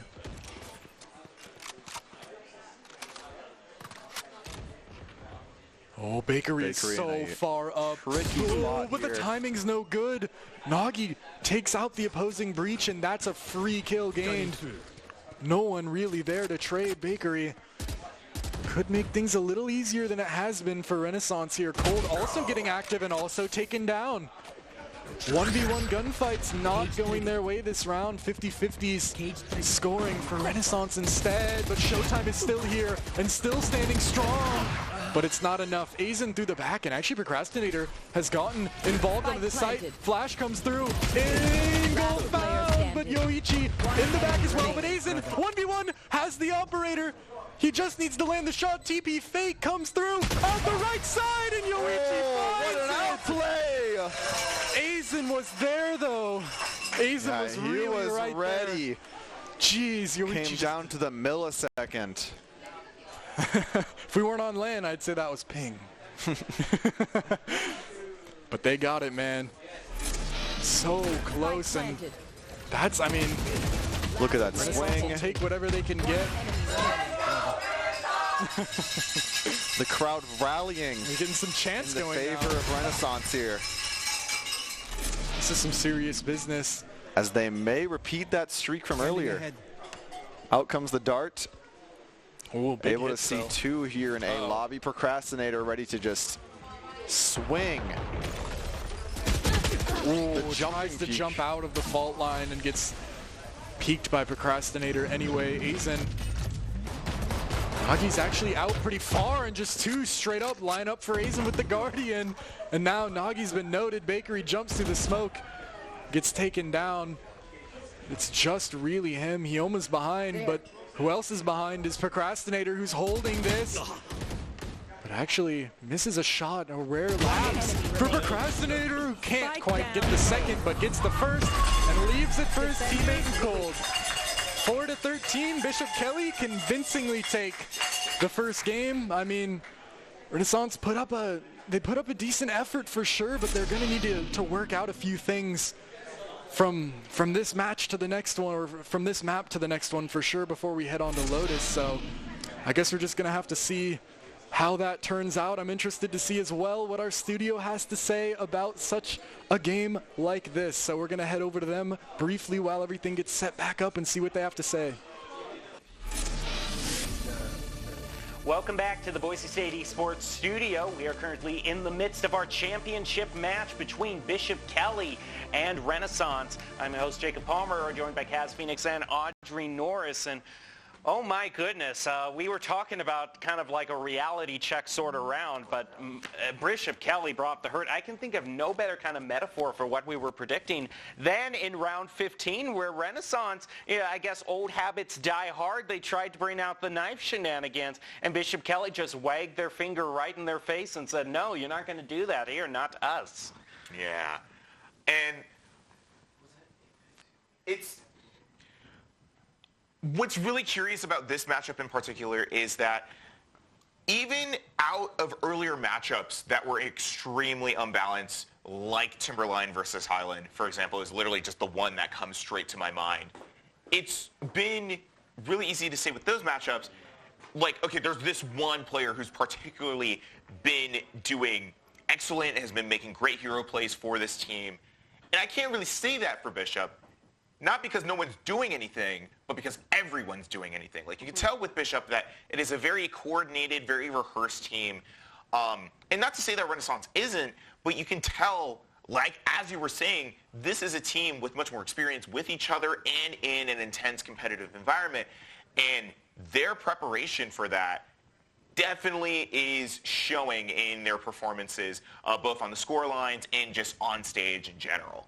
Yeah, you know, we were actually talking about this, and this thought came to me while we were watching the match in general, of like how we haven't really talked a lot about the environment and how it affects, you know, we've talked about LAN play, but like being in a room with a bunch of people shouting up on a stage, there's all these things going on, and like we talked about the home field, like, you know, Bishop Kelly's been here a lot versus Renaissance not so much, and I think it's really interesting while we're watching to like consider that too, because like Bishop Kelly is completely comfortable in a situation like this, and we can see it while we're watching in a lot of these matchups. This doesn't really like phase them whatsoever, and Renaissance took quite a while before they were able to find any chinks in the armor to work with through Bishop Kelly. They did find them. They ultimately ended up taking a couple rounds, but it took quite a while, and if they want to be able to have like a chance at slowing Bishop Kelly down in the next round, they need to really push on that further, and that is taking down not like certain specific players, but like groups of players that have been working together, because like you mentioned, it's not hero play, it's groups of people working together really well. And, sorry, but I think that team play is what has allowed Bishop to be so successful throughout their years as a program, with this roster in particular and throughout the bracket today. Well, even besides the team play, just the general accuracy of the crosshair placement, the amount of times they've one-tapped. So Everett right there, like Procrastinator. Yeah. He's been doing great with that, yeah. And Bakery, I think, and Aizen as well were three that I noticed just consistently found the head clicked and the person was gone. I mean, what I brought up before this match started about so many of the top-ranked players in the KDA being from Bishop Kelly, I mean, they played just like you would expect them to for that particular round. Also, you know, there were moments where it also seemed like they caught Renaissance off guard, you know, with their coordinated swings or push pass, you know, choke, especially on C. You know, they kind of thought if one person went through, well, that's the one person, and there was always a backup there from Bishop Kelly to make sure there were no, you know, one-on-ones. That every fight, as Doc says, it's one of his keys to the game, make every fight an unfair fight. And that especially, I think, matters in Valorant as a game. Like, you have a limited health pool. It goes so fast. If you're not using the advantages you have, using your angles, using your util properly, like, you will get knocked out. And Bishop Kelly has that down. I do think that Renaissance has the potential to take some more rounds in this next matchup. Like I mentioned, they started to find the chinks in the armor. I think it's going to be rough, but Renaissance has gotten a taste of what Bishop Kelly can do. And like we mentioned, this is probably like, they haven't really seen much of each other being in different divisions and not facing each other at all until now. So, you know, I'm curious to see how much changes going into this next matchup, especially because Bishop Kelly isn't moving to defense like we've seen in previous matchups where they kind of flip the script each game, but staying on attack for the start off. Yeah, it definitely seems, I mean, they opened up with that 9-0. It definitely seems like that's a position that they are most comfortable with. As we're heading into Lotus, though, I mean, I don't really feel like there's any more. If anything, Lotus, I think, just has more narrow corners and crannies that Bishop Kelly can just peek out from and effortlessly get the one hit. And out of anything, more on this later, obviously, because I'm sure that we need to get back to the map. But again, as I was talking about before, things like the comp begin to matter.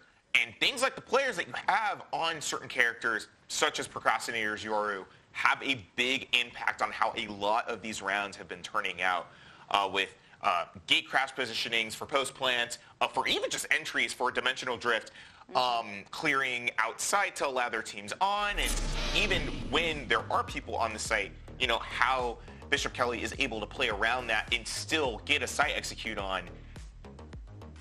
There is clear signs that this team is rehearsed, but there is definitely, despite all of the performances from people on Bishop Kelly, one person who is really holding things together. I think that is Procrastinator. Very curious to see how that develops into the next map, though. Yeah, Lotus is a very interesting map. We've seen plenty of it today, and I am curious, especially with, like, we saw a lot of Yoru, and I'm curious to see how those are going to look, like, agents-wise on this matchup for, like, the next map. Yeah. And a real possibility for Bishop Kelly that they could win this one in a sweep and go all the way completely undefeated from the first match of the regular season to the championship match, which would definitely continue to cement their legacy as one of the top high school teams, you know, during this 2-year run into a 3-year run. Yeah, which would be, I think, a very incredible capping off point for them, though, of course, we still have a match to go, and we have to see where Renaissance ends up in this lineup here. There is a non-zero chance that Renaissance, you know, can get through that, but we do also get a chance to check in with the rest of the lineups here as well. We can see that the match between Timberline Valorant Gold and Capital Valorant is underway, which is, in a way, I would say, not on paper, because obviously first place and second place is better than third place, but almost emotionally that kind of match is almost worth more, because it's the difference between taking home a trophy and no trophy. And Timberline, I mean, they certainly brought the most entertainment to the arena, I gotta say, too. So, but Capital fighting up from the 7th seed, too. I mean, they've had a nice run of it as well. They had to go up against Bishop Kelly, which, as we've seen, is no easy task. So for them to already win their opening round, kind of pull off an upset against the number 2 seeded team, Minico, is just a really good story for Capital as well. So either team, I could see you make a compelling case for them winning a trophy. But if they want to win that trophy, they need to follow some very important keys to the game in Valorant, and that's going to be to check your angles, please. Call your abilities and no flash as well. Stay off the copium and click heads. It's all brought to you by Blue Ribbon Painting, the premier group of painters with over 90 years of combined experience. They're proud to be Boise's go-to team of local multi-generational painters who know exactly how to level up your home. If you're ready for a free estimate, you go to blueribbonpainting.com. We are just on deck, ready to start out the second of and possibly final round of Valorant. It has been a three-side stage bonanza, only to continue on with Lotus. So I hope Zach likes Lotus just as much as he likes Haven. We are going to find out in just a few minutes. Before we do, though, I mean, do you like Lotus as much as it is? I love Lotus. I think Lotus is my #1 favorite map in the entire pool ever of the history of Valorant maps that have ever come out. Haven used to be there, but Lotus came out, and I was like, this is peak. This is, and I don't know what it is that I like so much about it. Maybe it's just because it's the only other map with 3 sites. Maybe it's because B site is so awkward, just like it is on Haven, and it's impossible to hold in a post plant comfortably. Maybe it's for lore reasons. I don't know. But I think every time that I see Lotus show up in a map, whether in any stage of this, whether we're talking about state esports championships or we're talking all the way to professional level, I think we always see the best of teams come out on Lotus. And I'm very excited from both of these teams, really, that really anybody could have expected to be here. Again, the #1 teams from each of their regions, respectively, to be playing on a frankly not easy map. Yeah, Lotus is a very interesting map. And I mean, hey, it's where we got the Bucky map earlier, so That's you know, true. hey, you know, good map, right? Interesting. As a way to put it. Yeah, it's a way to put it. I mean, I've always found Lotus to be a weird map, not in like a bad way, but just like it has, like we mentioned earlier, a lot of tight corners, small sight lines that, you know, we were hinting at can be really dangerous because Bishop Kelly's been capitalizing on it. And so just the way that it's structured is very unique. Whenever I've played Valorant and I've had to go to the A side of the map, the genuine fear I have going around those corners, like it is so scary when you're on attack, specifically for that one. And so like, it's a very memorable map for me because it's one that when I was learning how to play it, I'm like, this one is just weird and interesting and feels terrifying when you're on your own. Well, before we start with this second round, we want to give a shout out to another important supporter of everything going on here today at the Esports Arena, Dairy West. Dairy West, local dairy farm families are proud to partner with Boise State Esports as the official refueling partners for the Boise State Broncos. Dairy foods have the protein to rebuild, the hydration to recover, and natural electrolytes to replenish post-activity. Thank you again to Dairy West.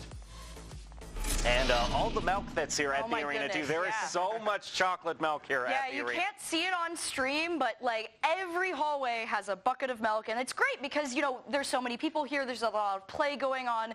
Great way, like you said, to refresh, recharge, and revitalize, especially while we're getting ready for these grand finals to continue. We're not joking. Thousands and thousands. Yeah, I think it was pallets of milk. About pallets like of over milk. 3,000 bottles is what you told me? Yeah. That is a lot of milk. It's enough that we're all, you know, there's like there's a minimum you need to drink. It's a duty. It's a duty, not just a fun thing. And I mean, hey, chocolate milk, why not, right? Like perfect pairing when you're having a fun time. And you know, even at the Boise State Esports Arena, for our teams, we talk about the importance of a good recharge and a good snack to have. I mean, when we've been doing Super Smash Bros. Matches, we've had our very own Coach K bring bananas for the team to rest up and recharge. So I feel like chocolate milk is a good equivalent for that type of thing in between a match. Yeah, it definitely, I mean, it cannot be overstated just kind of the importance of that general maintenance for an esports player, because we always talk about drilling, we talk about, you know, metas, strategies, all that stuff, but at the end of the day, also just that basic care and maintenance of getting enough sleep, making sure you're coming into to a match hydrated. I know there was one person, we had one at an event here not too long ago, we had one esports, collegiate esports player said, no, I think it's actually better if you go into a match hungry, because it's like, and I'm like, well, I'm glad that works for you. for the majority of us mere mortals, you know, you need your brain food. Yeah, I mean, if you're not keeping your brain rested, how are you going to be able to cram all of the information in? And I mean, hey, statistically speaking, you know, I don't know what that player is doing that he's able to think better while he's hungry, but for most people, that I would be distracted. Like anytime I'm trying to play, especially Valorant of a game, as you have to pay attention to so many things, sound cues, the map, your team callouts, what you're seeing on your very screen. If I was also hungry, that's an extra thing in the back of my mind. If I'm tired, that's going to slow down my reaction time. And if I'm like stressed or dehydrated, more factors. I don't want to deal with it. I'd rather just have snacks. And so glad to have Derry West and get ready for these matchups, because, you know, well-rested players make good matches, and we've been seeing a lot of those today. All right, we are continuing, Wayne, to get into our second round, so we've got some highlights for you to... 5-minute break. Oh, we got a 5-minute break, excuse me, not the top 5 plays, 5-minute break. Anyway, 5 minutes, maybe you could, you know, go back in the stream and watch one play a minute and then make your own top 5 plays. We won't, you know, if anything, just get some water, get some food. We'll be right back to find out who is the Idaho State Esports champ after this. Sorry. At Blue Ribbon Painting, we're proud to be a locally family-owned and operated business dedicated to bringing your vision to life. Whether it's freshening up your home with interior or exterior painting or tackling a commercial project, we've got you covered. When you choose Blue Ribbon Painting, you're not just hiring painters. You're getting a team that's committed to making your vision a reality. Call or text us at 208-369-2583 or visit us at blueribbonpainting.net. Your project deserves a blue ribbon finish. Growing up in Idaho, we have certain rules we live by. First rule, camouflage never goes out of style. And always buckle up. Seatbelts save lives. That's a rule we can all live by.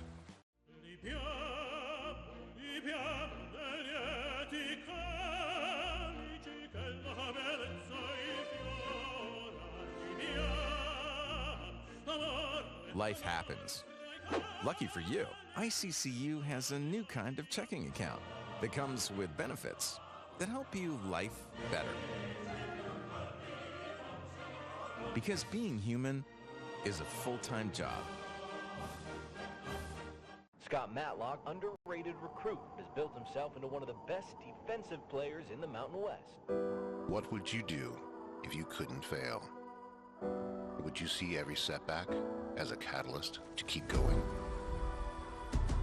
This is the innovator's mindset, because innovation demands daring.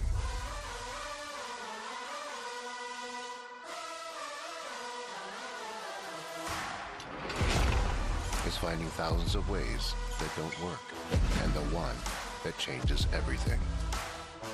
It's when your unrelenting spirit sees the world's needs and says, I will create something better. So, what will you do? Will you let your genius run wild? Give yourself the space to be great? Set your sights on something even bigger, because we know changing the world doesn't happen by chance. It comes out of the blue.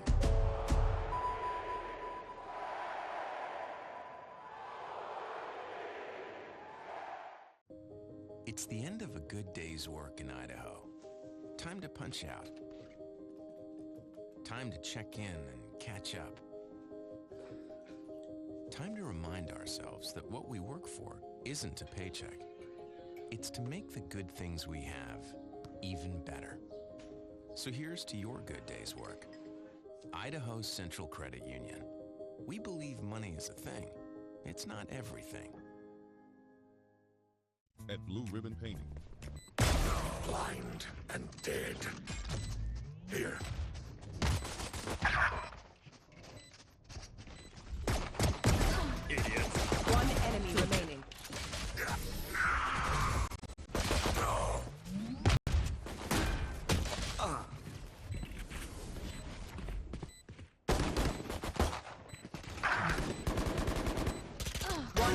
remaining.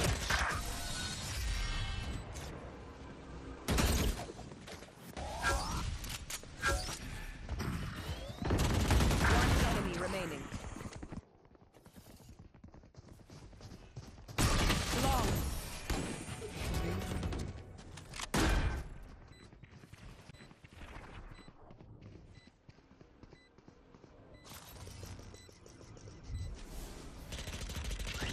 One enemy remaining.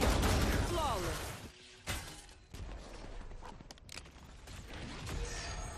Rip and tear. Thorns are alive.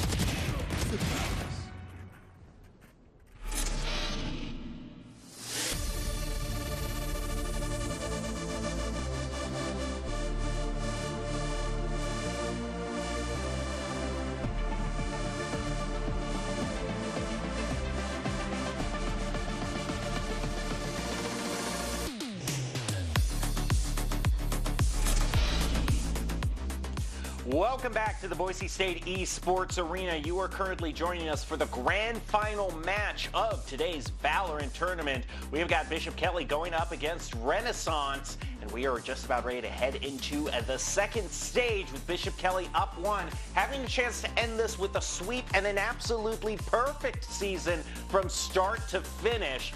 We'll see if this break has helped Renaissance regain their footing, as they did win a couple of rounds in the first game on Haven. But now we're ready to go on to Lotus. So your host Jacob Palmer, joined by Kaz Phoenix and Audrey Norris. We're just about getting ready to head back on down to Lotus. So if you had any final words of what we need to see from these teams on Lotus, your number one tip for Lotus, what's it going to be? Lotus lover, give us use the Bucky. We saw the infamous round 17. I think is going to go deep down in IEA history for a while. Let's also note Bishop Kelly is going into this with technically a lot of pressure. They're trying to maintain a perfect lossless streak throughout regular season, throughout playoffs for 2 years now, looking for that 3-peat, and teams have not had a good year finding 3-peats. Let's just say that. So, Audrey, if you have any notes. I don't know if you can top just use the Bucky. No, just use the Bucky. I mean, don't get hit by the Bucky. There we go. That's if one team uses the Bucky, don't be the guy who gets hit by the Bucky. Don't just... I think, regardless of how the rounds go, if you're the one who gets caught by the Bucky, that's the one you think about for a little bit. So, yeah, I mean, actually, though, just the being cautious around the corners and not getting ahead of yourself. This is the grand finals. Both teams are feeling good, especially Bishop Kelly off of that win. But as we've mentioned a couple times, pride comes before the fall. So for both teams, don't let that be what catches you off guard. That'll be my tip. Don't try to knife, okay? This is just, this isn't the time right now. Bishop Kelly is a team that will take you out in a millisecond moving around the corner, let alone if you're trying to charge at them with a knife. So we'll have to see. Renaissance has their work cut out for them. Bishop Kelly is all set to maybe take home the championship. We are going to head back out to the arena to Zach and Nathaniel. Take it away. We'll see who's the winner. Welcome back to the Esports Arena here at Boise State, where now we've heard from the studio about the past. We've heard about the future, but now it's time for the present, the last, potentially, last game of this championship for the first place. And, I mean, I was thinking, so we've got Renaissance and Bishop Kelly, who are both certified Lotus lovers, right? Yes. But whose love do you think is stronger? Because they both love in different ways, right? Whereas Bishop Kelly loves that attack. They love those 3 sites. We can go onto one real quick, and no one can get there in time. And Renaissance feels the opposite. They're like, oh, we love the defense because we can control all this space and box the enemy in. So whose love is stronger to you? I think it's BK's, and here's the reason. Okay. So when you think of Lotus, you think of run it down A and win, right? Yeah. But the thing is, Bishop Kelly does this thing where they run it down C instead. Oh. And if you look at the comp that Renaissance is running, you'll notice a lack of a Viper. And what does Viper do? Stops you from running it down C. You're really spelling this out. I'm spelling this out. I like that, okay. I think Clove doesn't work here, is my point. Well, we're going to have to see whose love comes out on top here as we go. 1-0 lead for Bishop Kelly heading into this map. A match point for them, potentially series point, championship point, maybe. But it's all going to get decided here through bullets and blood on the on the beautiful battlefield of Lotus. A bunch of flowers and, and greenery. And let's see whose chicanery is better, Procrastinator on Wave on this map. Who can hit the weirder flanks is what it's going to come down to. I don't know, man. I've seen Bishop Kelly on this map so many times, and they're still so good. They're so strong. Oh my goodness. There's really no speculation left to be done. Look at the location that Bishop Kelly is, just as predicted. And look at the one lowly man. And we're going to start off with a bang, I would assume. 5 players all looking to rush this C. It's only Hyoma backside, the only person to contend with this push. Stun comes through, TP comes through, Procrastinator gets a kill on a plate delivered. Aizen has crept up as well, looking to get active in CT. There is a flank, but it's very late. 2 in Waterfall are able to get up a little farther. Aizen goes exploring and finds one more. Out goes Wave, who can't get anything. Yoichi, good timing, but the shots just barely fall.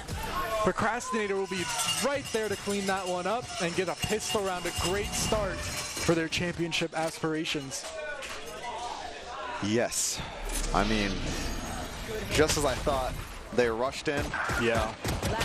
There wasn't enough people to stop for the team to rotate over, and Bishop Kelly was able to take the C site. But Renaissance, I mean, they'll adjust. If any team will adjust, they will. Them. But already, I mean, maybe even calling Bishop Kelly's bluff that they won't do it again, they still just have Hyoma by themselves back sites. And is that enough? There is an interaction where the Razorvine stops your teleport. So. Oh. That could be interesting. Procrastinator loves popping out back sight, but if there's something that can prevent such a thing from happening, it's invaluable, but Procrastinator just goes anyway.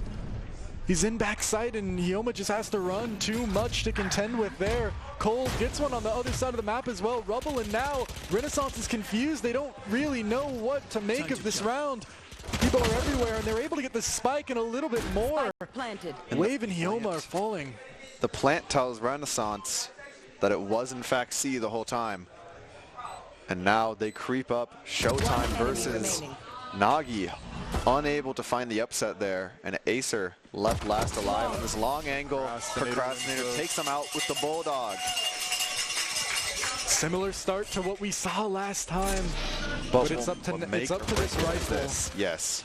It's up to this rifle round. This next one is very important. If Bishop Kelly are able to secure this, they're off to a staggering lead. And Renaissance need this one to stay in contention here. That losing that third round can really be devastating. Renaissance understands this. They're sending more people to stall at that C push, but now it's a game of whack-a-mole. You go to stop one site and the other one's getting taken. And with a rubble control taken completely by Bishop Kelly with no utility, it leads them to have a lot here. Out comes the C's into tree. It's a lineup, bro. It's crazy. Quite the lineup indeed.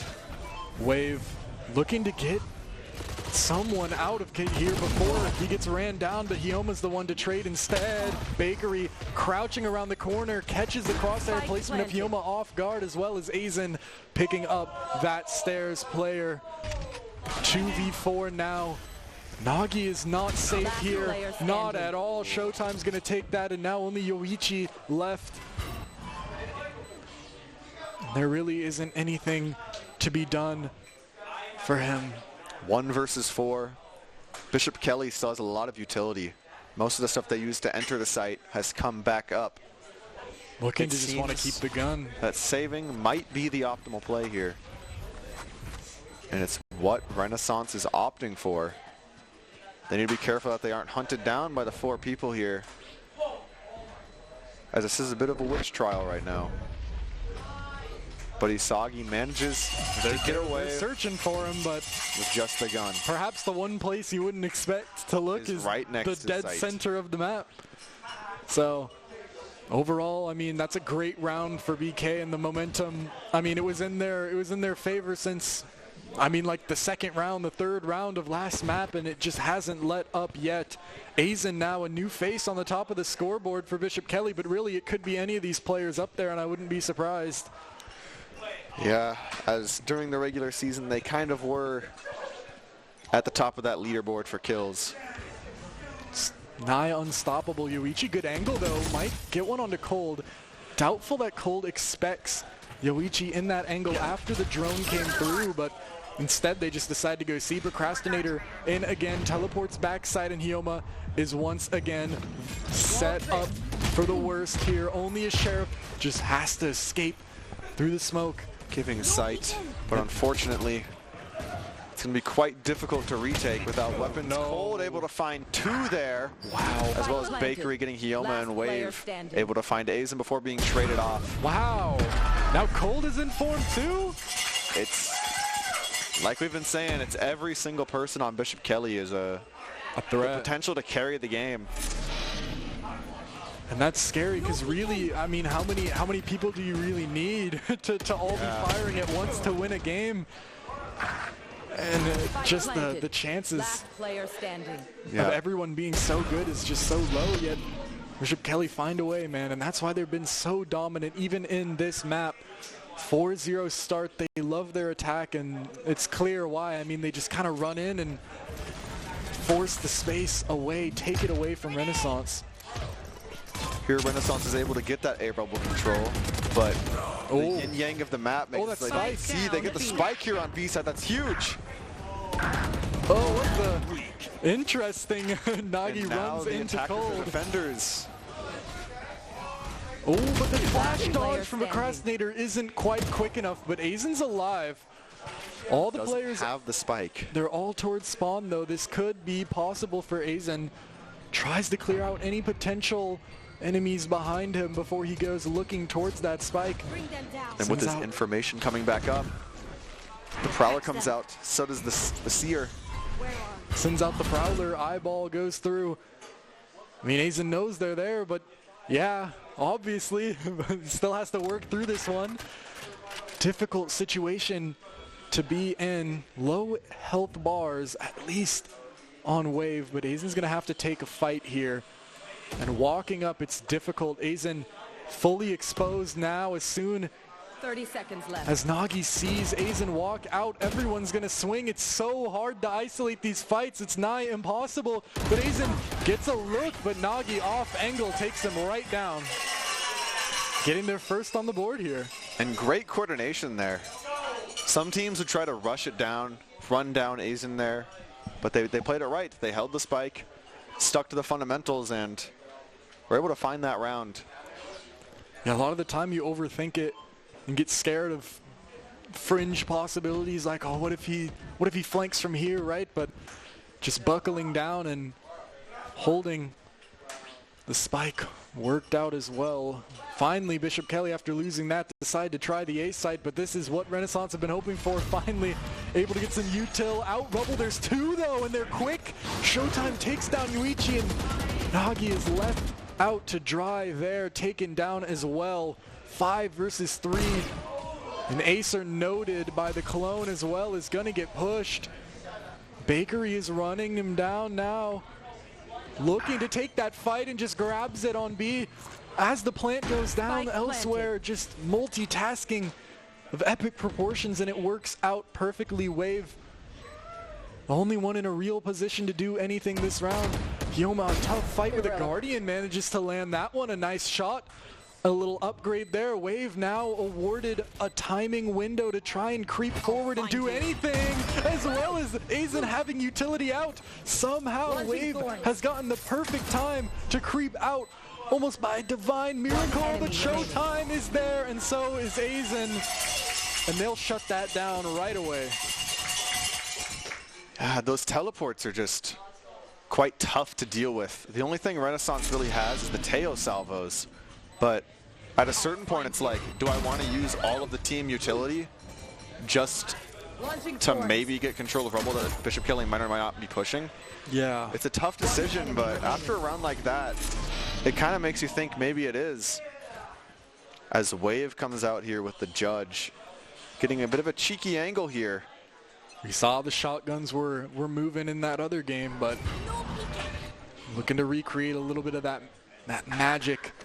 Cold, a magical shot of his own, takes down Yoichi immediately, and now this is tough. With the sight almost just given over like that, Bakery finds another somehow onto Wave with only utility just through the wall. A beautiful use.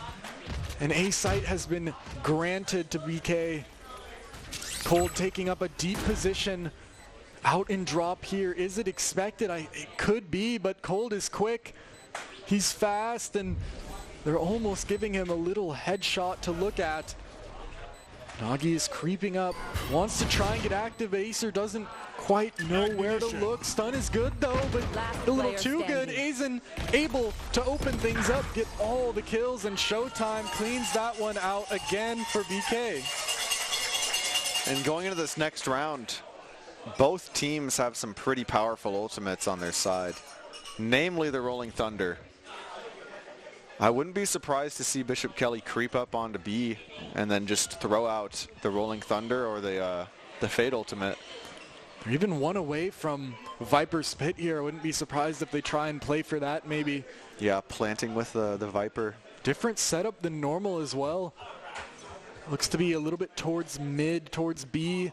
Less than usual. Renaissance uncharacteristically giving up a rubble, but Yoichi with that judge gets Procrastinator lacking a little bit, thinking he can get up, take all that space for free. He gets sent back to the gray screen. But so much of the map has been taken over on A side with no utility to speak of. Just contact walking up A, and what a shot from Cold. Hyoma eliminated instantly. Wave is tucked behind this door, but to break it just isn't really feasible. And this smoke is going to fall pretty soon. Noted, but so much util from Nagi if he hits the fault line. Both flashes dodged. Cold in such a tough spot. Nowhere to go. Stuck right about in the corner, but lives as the rest of the team gets the spike down. Bakery tries to get a little bit more active, and the Ares from Acer takes him out. Oh, but Aizen's quick on Wave. Almost through, but stunned. And Wave is coming in now. Yoichi from heaven takes that. Showtime around the back, has a chance, but can't quite land the headshot, and the last player is nowhere to be found. It was Cold, who was on the C site earlier.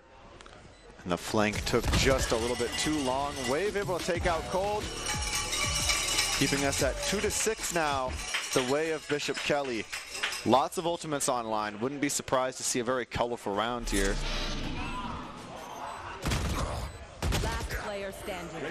Here are just a couple of the nice shots Wave was hitting, searching. That one seemed almost to be sort of the doing of Bishop Kelly, maybe getting a little bit too confident, taking that early lead. There they try and get active and take that space and maybe overextend a little more than they should. Bakery getting caught by Acer early was tough. But it's going to be on Hyoma this round. I mean, all the ultimates are coming in. You better find a teammate now before Procrastinator marks you and tells the Breach to hit a fault line on your head. Here it comes, fault line coming through, but it misses. And now Procrastinator has to back out and gets caught. Hyoma through the smoke, instantly traded, but that's not a bad kill at all. Showtime gets the spike down though, and everyone is falling out, but Wave, perfect flank timing. Go, get it. Takes one down, keeps going, gets flashed though! And Bakery takes that out. There's a smoke on both sides. Colors on the screen, so much utility, and Nagi is sticking, but he dies. It's just a 1v1. Acer and Bakery. Oh, the Rolling Thunder comes out. Committed. Fault line coming up with the flash point in hand. Can Acer get this? It's so difficult, but it is halved. Only need to stick for a second, and he has the angle. It's through the wall. Wait no, Kid Bakery saved it. He got it, and he's able to get the defuse off! Acer got the Acer with the defuse! And Renaissance is able to continue rallying back up. They're never quite down and out, really. Always have that potential to get a few in a row. Just bring it closer, bring it into arm's reach. And it doesn't matter if it's messy. It just matters that it works. I think it comes down to Bishop Kelly just using all of the utility on the entrance to the site. And then when Renaissance finally comes and retakes, they have the advantage now. Look at this setup. BK. Loads of people coming into A. Maybe dissuaded from C for the second. Now pushing heavy towards A. That's 5 players clearing every angle. And there's 2 on site. Nagi going through, shoots the clone and gets taken through the smoke. Showtime. Beautiful shot, and Cold has a lot of space up here towards stairs. Showtime with one more as well.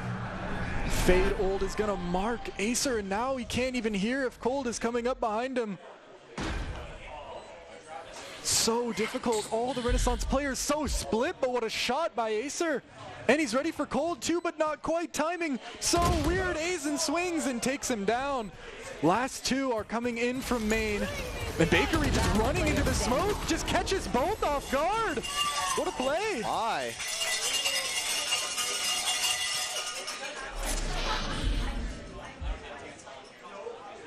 Teams now going blow for blow. And Bishop Kelly still holding on to the Viper's Pit. It gets more and more valuable as these rounds progress. The Viper's Pit just, if you're able to get the plant down and pop down it, it's almost a guaranteed round. If the enemy team decides to run 5 shotguns, not so much. But maybe that's what Renaissance is thinking here. They certainly might be. Look at this. They're all pushing out B, but everyone on BK is ready for it. Instead of pushing anything, they just decide to wait for some sort of aggression, maybe. And they know it's a judge stun, though, through.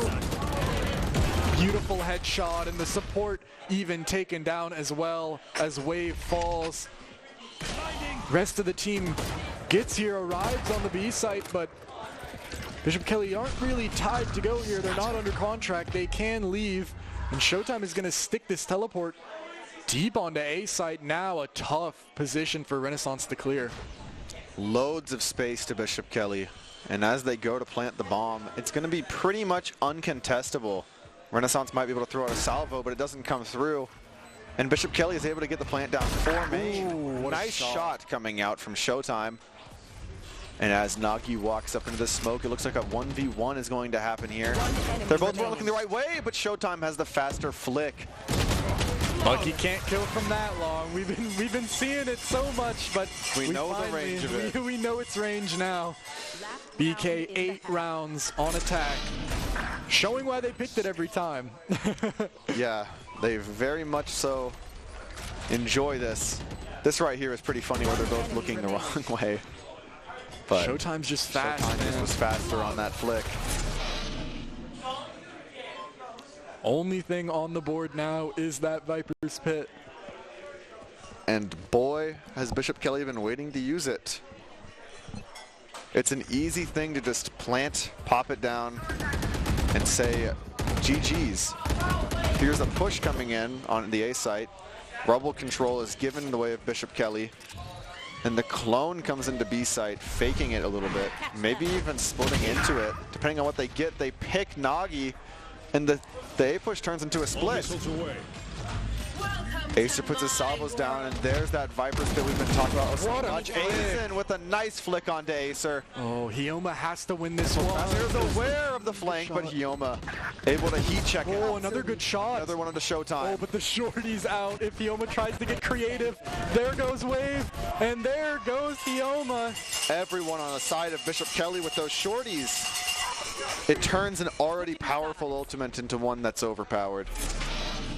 Great play out of Bishop Kelly to recognize their win condition and use that. I mean, that's pretty much just what you expect from them. I would be more surprised if they didn't use it perfectly than if they did. Yeah. And that's the half. 3 for Renaissance on their favored defense, and now have to get it done on attack if they want to get that sweet first place trophy. And at this point, It's looking difficult. It's quite going to the be climb. a long trek back. All ghosts out from BK is interesting. I don't normally see that. No, usually they favor the utility. And maybe that lack of utility is what's going to help Renaissance dig their way out of this hole. Flash onto Bakery. Ooh, early contact. Nagi unable to land the shot. Procrastinator takes them out as the trade comes back from Isagi. Procrastinator decides to teleport after that grenade comes in, and Wave.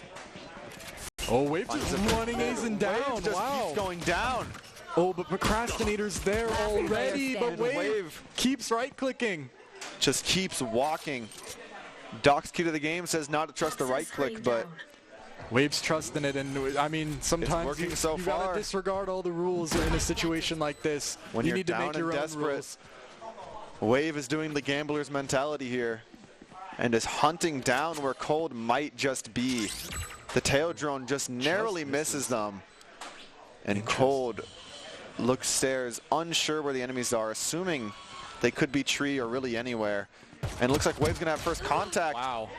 A bit of nice mover from Cold stops Wave from taking them out. High-low is dangerous. I've seen these go bad. I've seen these go bad so many times. They have the raised paint shells in the Teo salvo for post plant. Peeking, and they just take him down. Cold, too many things to think about. Decides to go for the stick and gets taken out on the spike. And that's a round again that Renaissance needed. They are getting these pistols when it's necessary. And that pistol round should give them a second round. And it looks like Bakery has the same score line that Procrastinator had last game. It does. Again, it just speaks to how good all the players on the team are. All of them can be anywhere on the scoreboard, and I wouldn't be surprised at all. And Bishop Kelly is opting to do the tried and true save this round. Out comes the Fade Eye, unable to find any information on A main. As Renaissance creeps up to C, making a lot of noise. Double satchel in, but Isagi is able to find the shot. And Wave cleaning up that right side with just a ghost. Continues to just run it in. Oh, goodness. The shorty is just too much, though, and Bakery is able to hit them with the 1-2 combo. Still not able to get an upgrade. Just really has to deal with some trash guns. Good flash, dodge, not quite there, but Yuichi recovered in time. Cold, only one remaining. Classic has his net worth, can't really do much. Just looking for a kill on an impatient player and then to die to the spike. It's the goal here. Deny money, deny credits, still get that ult orb and get that money going, but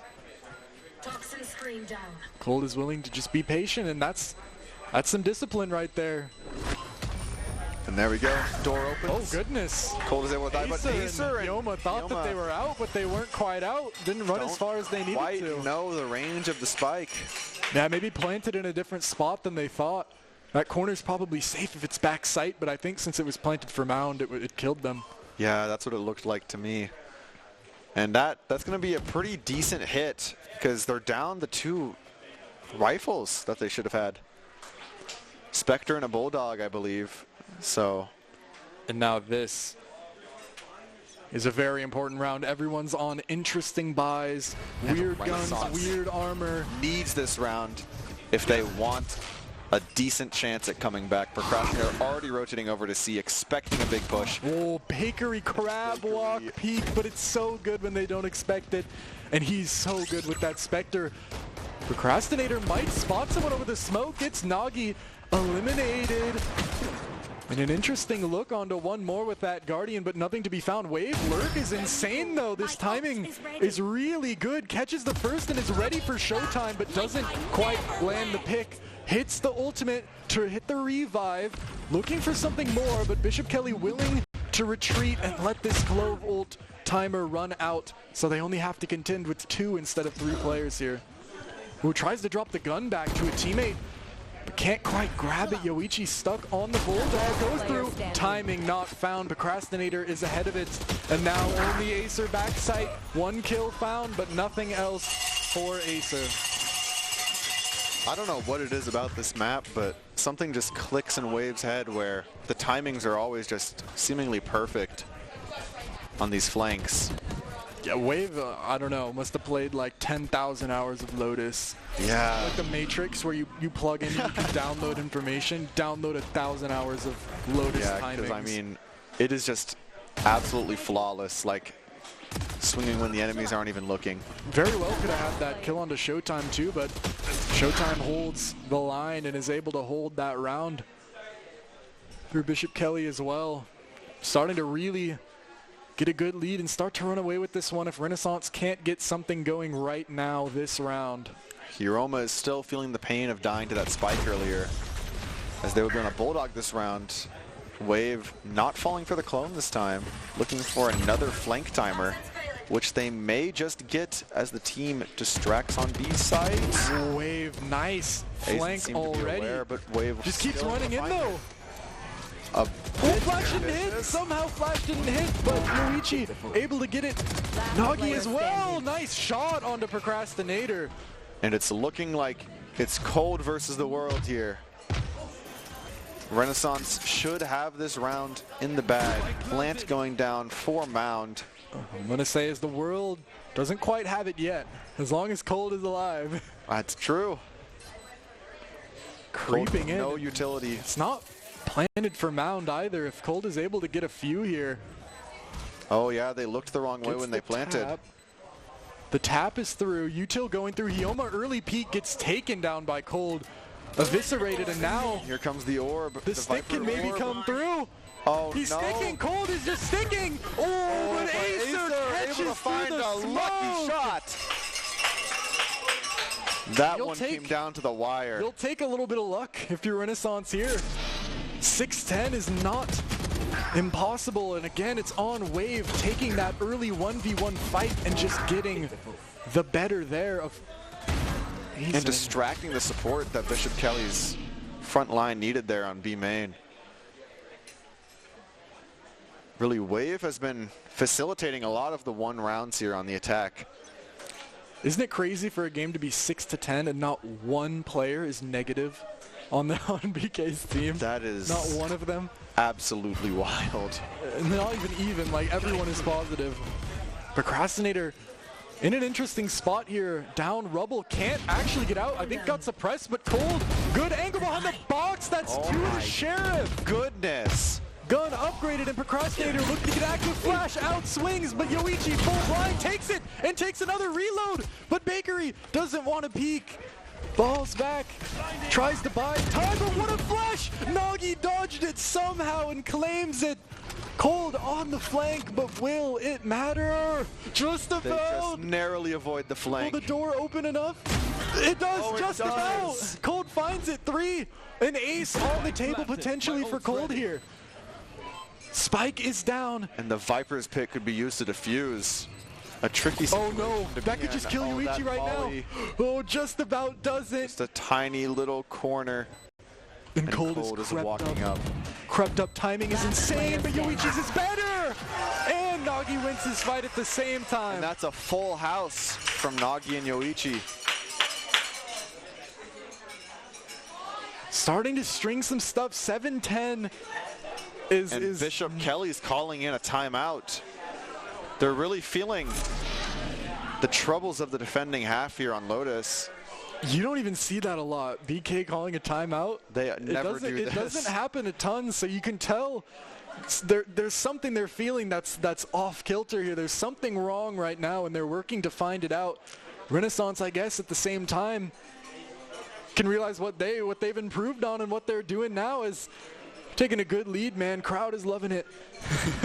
And so far, I mean, I had my little fears, you know, especially coming into a tough matchup. If you were Renaissance, right, and you lose that first game, like 4-13, you're like, oh, like that can break a team, man. Like next game you can come out and just not really have the energy, not be playing. But look at them. They showed back stronger. They're chilling. They're playing patty the cake. tech pauses gave them enough time to recuperate the mental. Because I mean, look at the difference, like, and the vibes there. Yeah. BK, normally jovial, is straight-faced, looking like Easter Island statues. They need to lock in.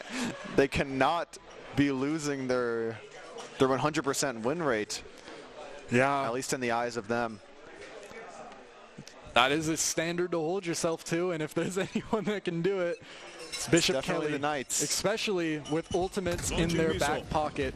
Dimensional Drift and that breach ult, of course. Bakery taken a little bit low, just one bullet on that early angle, and in comes the Showstopper. Procrastinator's angle is so good. It could potentially get 3 or 4 here if he plays it perfectly.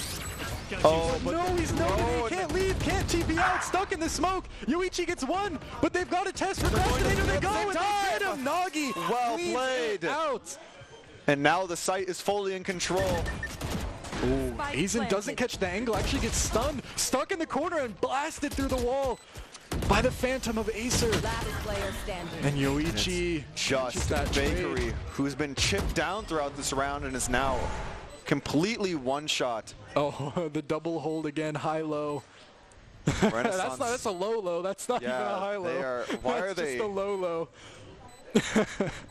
They're just ready for it. Again, Bakery looks like he's just wanting to catch these exits, not really doing that much to just sitting there to force it. And look at the money. I mean, I understand what he's thinking, because if you die here, if you die here, you don't have enough. But I think maybe putting the hand back on the mouse after picking it up accidentally clicked.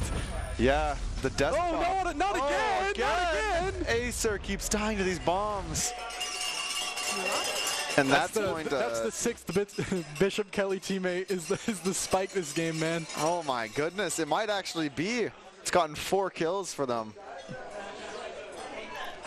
Look at the money for BK now. It's so weird. I mean, Baker, your 21-7 initiator, happens to have a Vandal, but everyone else not looking so great. Sheriffs, and of course your classic Lotus Bucky. I didn't know it was classic until today. It's a modern classic, I guess. And it's going to be. Oh, he's flying in! Flying in! Yoichi gets Aizen, and another one super low cold, taken down to one-shot. Wave just ran onto site, took all that space and wants Bishop a little bit more. Wave wants more, just running in, but a classic shuts him down. Acer getting that trade, though, keeps things looking good. Looking for that rifle. Renaissance. Procrastinator now has a rifle. And ult, I mean, they could get creative here if they want to. There's Everyone is off-site. But they have the Teo salvos. They have the Aftershock. Rolling Thunder. There's so much utility they have to fake out. Cold actually managed to find their way into the smoke of the Bucky. If someone checks this, it could be bad. Smoke dropping. Bucky finds one, but Nagi is there and fast. Procrastinator, the only one left. We've seen shenanigans from this spot. He's trying to recreate it, trying to stand on the box, but it's not Acer. He is not Acer. And Acer takes him down for it. Shows them his own strategy. Tilt might be setting in now. I mean, this is a lot of rounds going Renaissance's way. I mean, Lotus, of course, is an attack-sided map, but losing these does not feel great. Only 1 round for Bishop Kelly, this whole defense side. And money is still weird. Feeling. Bakery is now not on the same economy as the rest of the team. And it's because of that save. Bakery opted for a hero rifle. And it may cost this round.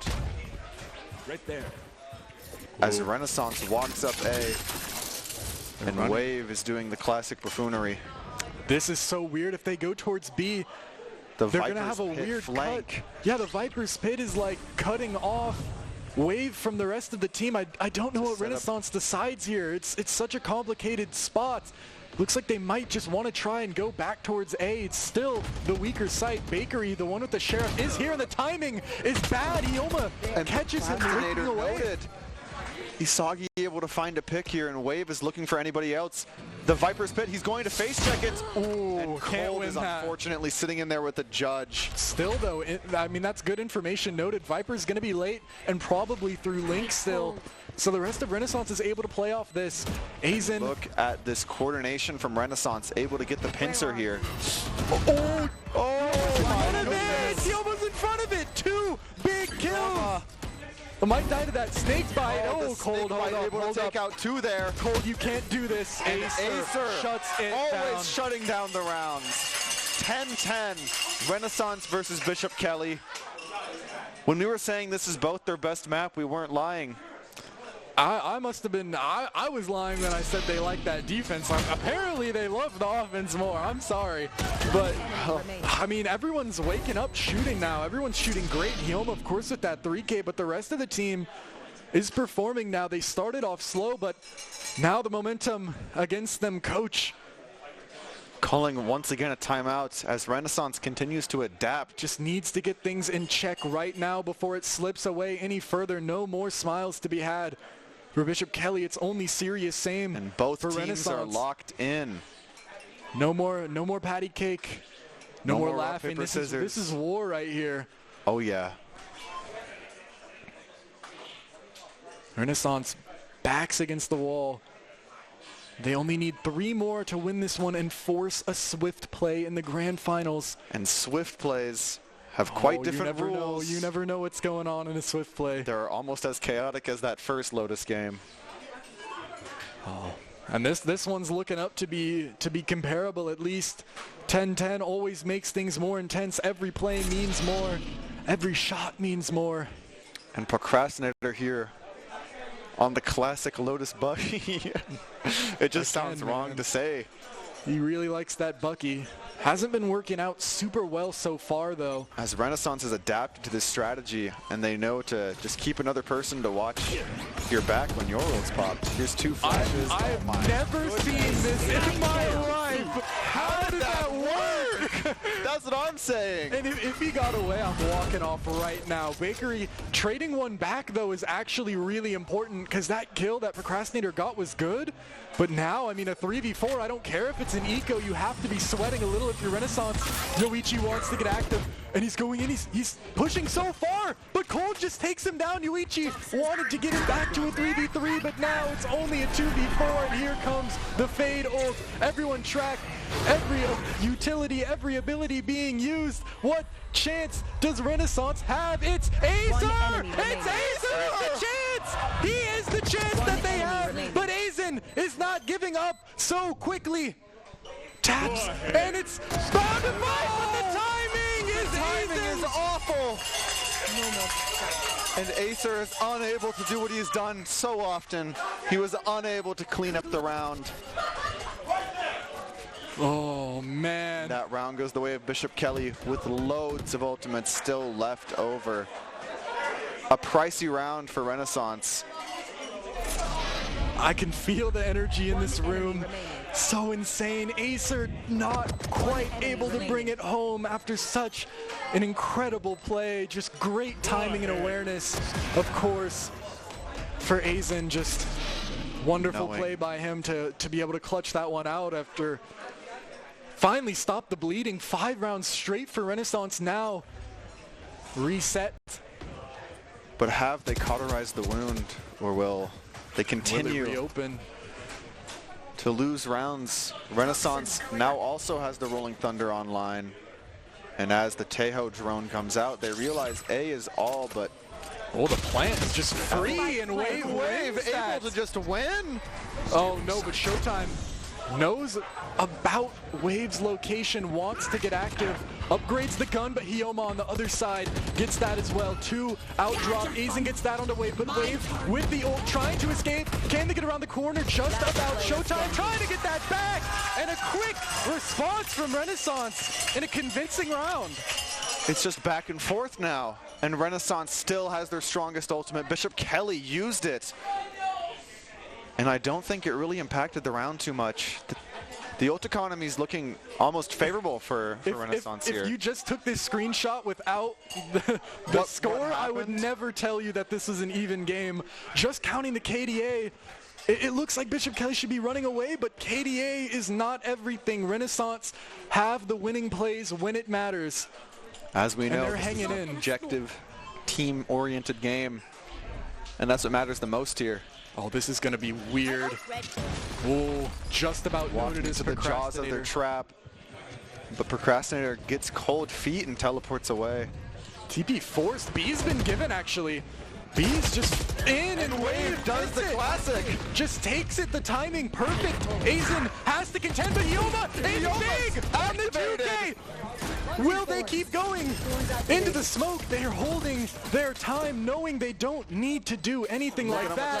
Dive to the reasons! And Wave. A full house from Renaissance. And the vibes here are absolutely insane.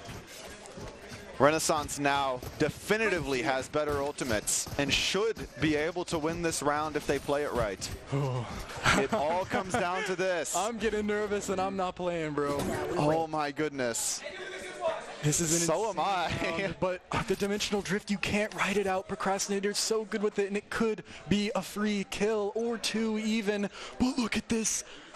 They've given C, they don't have C at all, and Renaissance is pushing it. They gambled the wrong site. They faked the smoke to try and make Renaissance think about it, but they're just in, they just go. They clear the site with the showstopper, but this is gonna be a 5v5 retake to go to OT or to go to map 3. Some space and Wave. Hyoma knows that the flank might be in, wants to hold, but it's scary. Wave spraying, trying to get anything. 1 HP, gets it! Hyoma too! Hyoma gets it! Rolling Thunder online, over the mound, they know Aizen is close, but Aizen handles it for one. Drift. Aizen handles two! Wave, stun, comes through! Wave, taken down, it's all on Acer, who has to play offside, and Procrastinator gets it! Overtime! I want OT! It's time for OT. The closest possible game.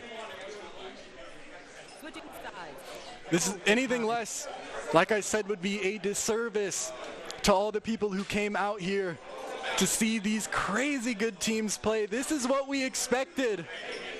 Idaho esports rules say that overtime can only go so long before it becomes a forced draw, but I doubt we're going to hit that because it's like, I think it's like 16-16 or something. Good rule book pull, I like that. Oh man. Bishop Kelly want to keep the pace going though. 5 strong towards A, and it's going to be met with force from Renaissance. What can they do though? Into 5. Can they really be expected to hold this all by themselves? It's going to be difficult. They're going through. Yoichi, early angle held.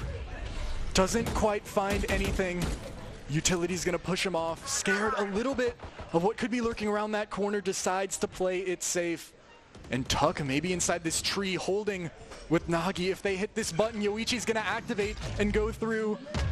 But BK is playing it slow. Wave, how has Wave gotten here again? I don't believe it.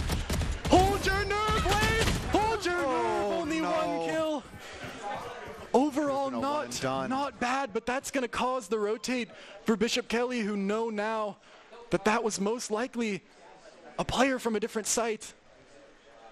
But actually not. They're really thinking about this one. I like this. They're faking kind of the rotate with only the fade making noise, and it kind of worked. I mean, but somewhat. As the clock ticks down, Bakery's more so in the favor of Renaissance, who finds a pick. down.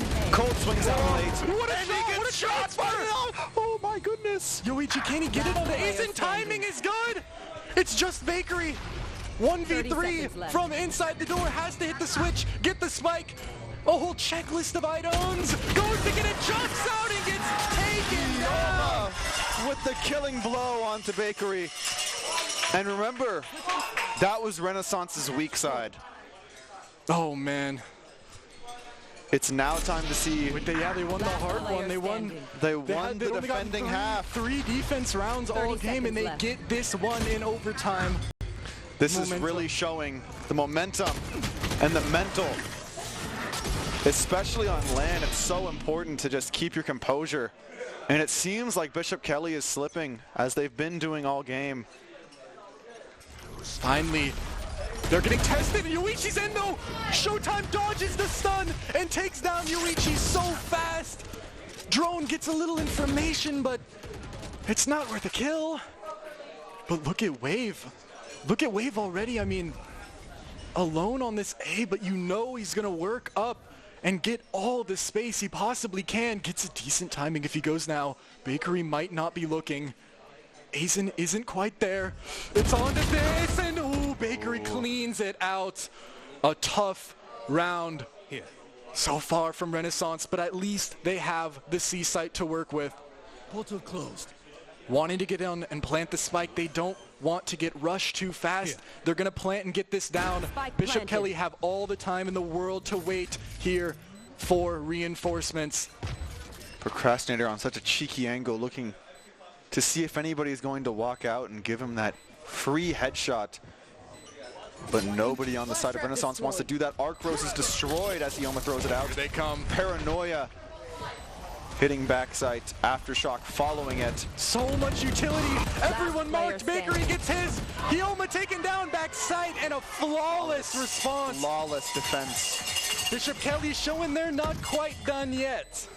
And it seems like they finally have figured out Wave's timings on the flanks.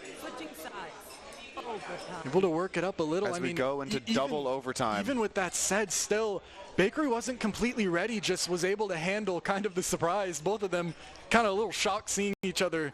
Bakery handled it a little bit better, but Wave still so clean with these timings. Now, no break, it's just right back into it. Bishop Kelly on attack again, and here is their favorite site. If they were to win it on a site, they'd get it on this C site. They love it. And here they come.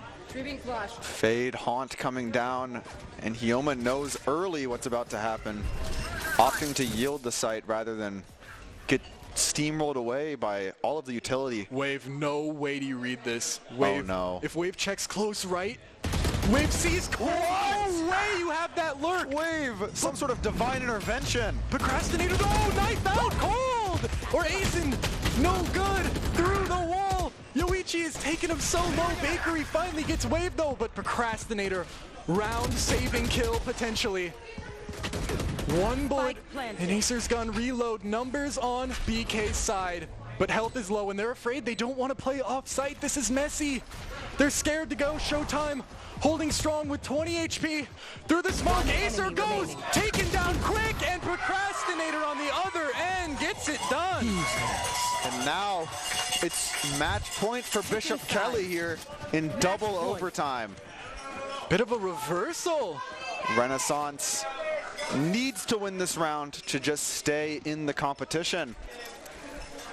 And as we've seen before, their attack seems to be the better half. So we're going to see just if they're able to clutch this one out and bring us into triple overtime. BK is going to test them on this A push. It's all 5. This is going to be a firefight of epic proportions. In come the stuns, in come the players. Procrastinator flash, still trying to walk out but can't get anything. Ioma, early contact, big flash! He gets both! Aizen is still trying to get it done, but he can. Look at all that util Showtime on the back end though. 2 in Link trying to get anything, but they can't quite. Showtime. Oh, but they're just through the smoke. And Wave! Our studio was saying that Procrastinator was the glue of the team. But if anything, I think Wave is the acetone of Bishop Kelly's team. Yeah. Okay. It is falling apart. I like that. I mean, I can't disagree with you there. I mean, it's rare, especially before like really high level play. You see someone lurking be so incredibly impactful. And as we go to a little bit of a pause, it's just, it has been a crazy one. I was afraid, like I'll just reiterate, like I said, you see a 13-4 and you think almost, oh man, that was all they had. Like they gave it all, they have nothing left. But in reality, they have plenty. They have plenty left. I think they're giving it. I think Lotus might have been Renaissance's map pick, is my guess here. I wouldn't be surprised, of course, and they found themselves in a difficult spot these overtime, especially when you see something like this where it's 10 straight on defense, then 10 straight, or 10 straight on attack, then 10 straight on attack. It's like, it's so weird who can manage to get that. So it looks like we actually have a little group there in the studio that we might go over to for now. So we get to check them out. So be right back.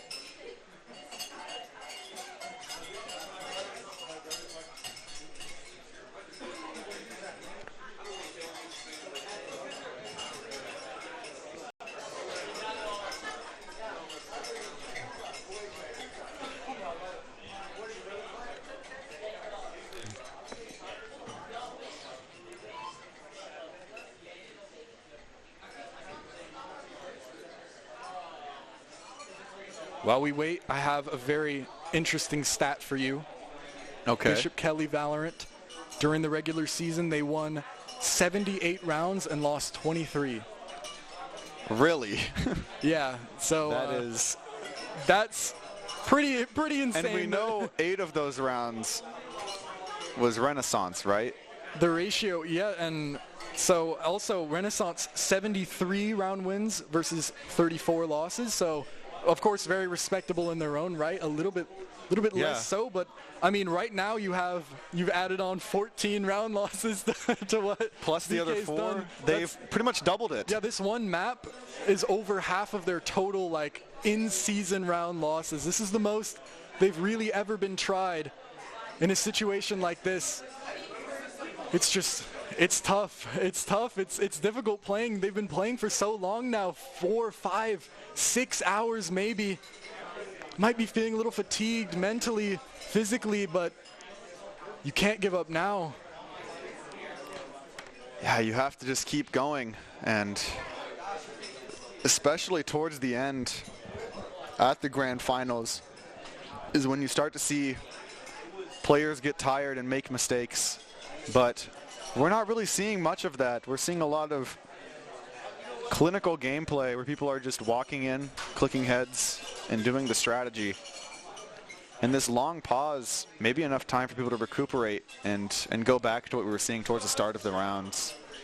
That's definitely interesting because momentum is super important, but if you ask me right now, like I really can't tell you which way the momentum is necessarily going. It's oscillating, man. It's everybody's game.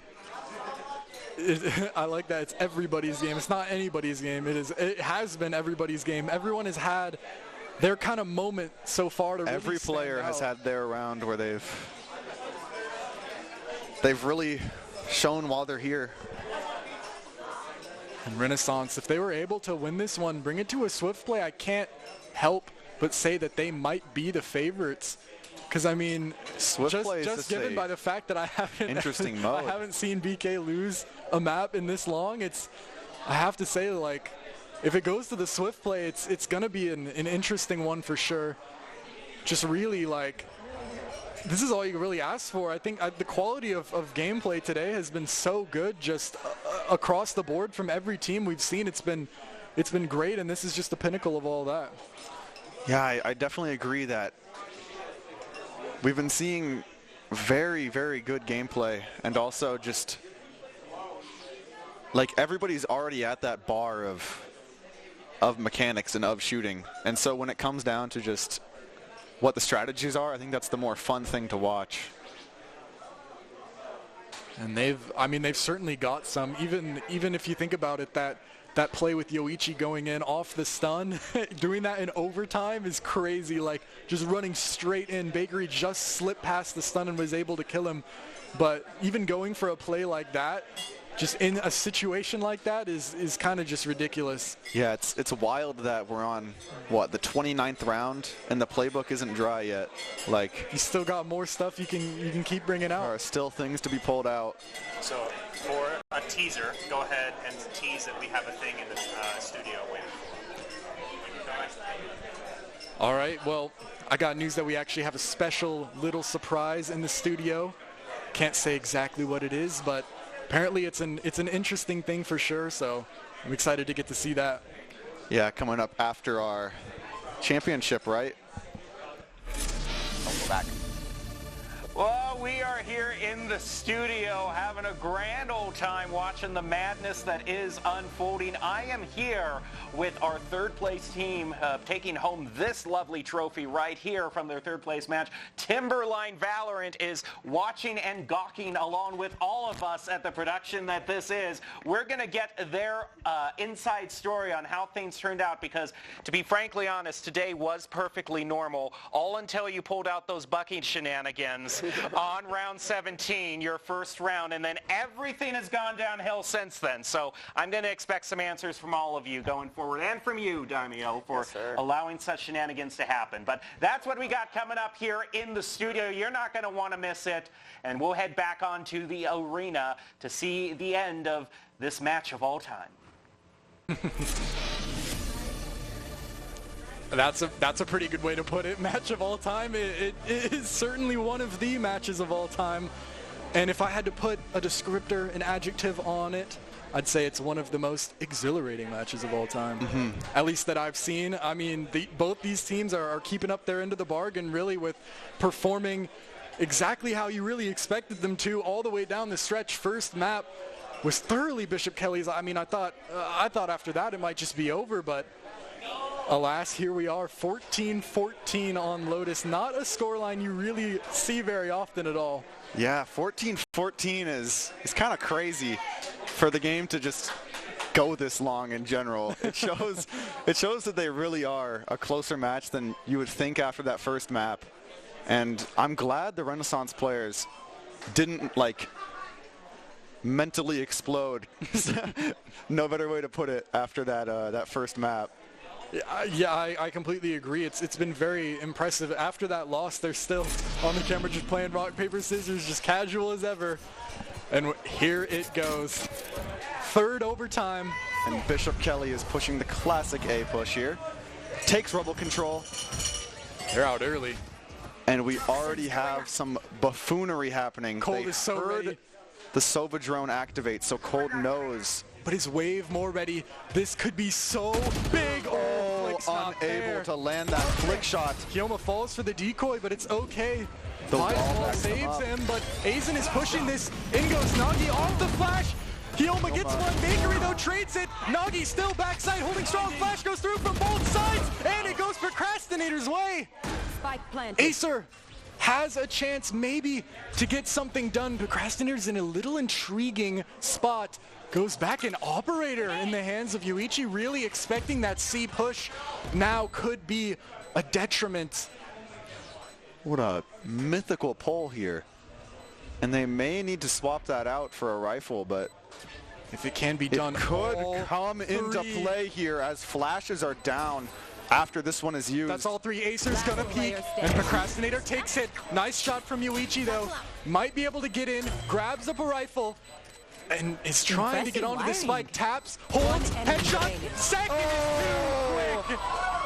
Yoichi bringing it down to the wire. Even in, what is it, triple overtime? The trade was so fast from Showtime. Really good coordination, and Yoichi had a chance at the 1v3 in triple overtime.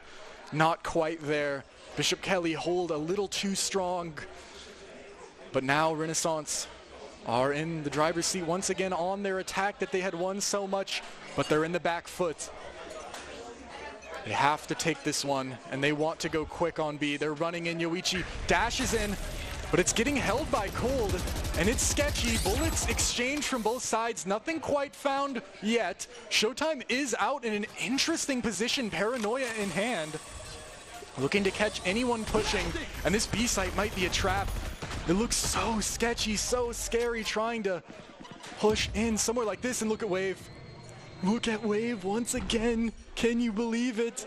So crept up, and really might just work to sell this A-side fake. If they see Wave, they might think the rest of the team is short behind. But Procrastinator's holding. Crosshair placement's not there, though. Quick adjustment. What a flick. Quick adjustment from Procrastinator, and the rest of Renaissance still can't get involved, but they actually just do. Yoichi just walks on, calls the bluff, gets onto site, and looks for more. Headshot, the Phantom diff. The Phantom betrays him. Bakery gets that one, and another. Just Jesus. Showtime, that's it. Able to take in triple overtime. The toughest map we've seen them play. I thought for a minute they were about to lose it, but no. Never doubt the Knights. They will never let you down. And so they keep the flawless streak throughout the season.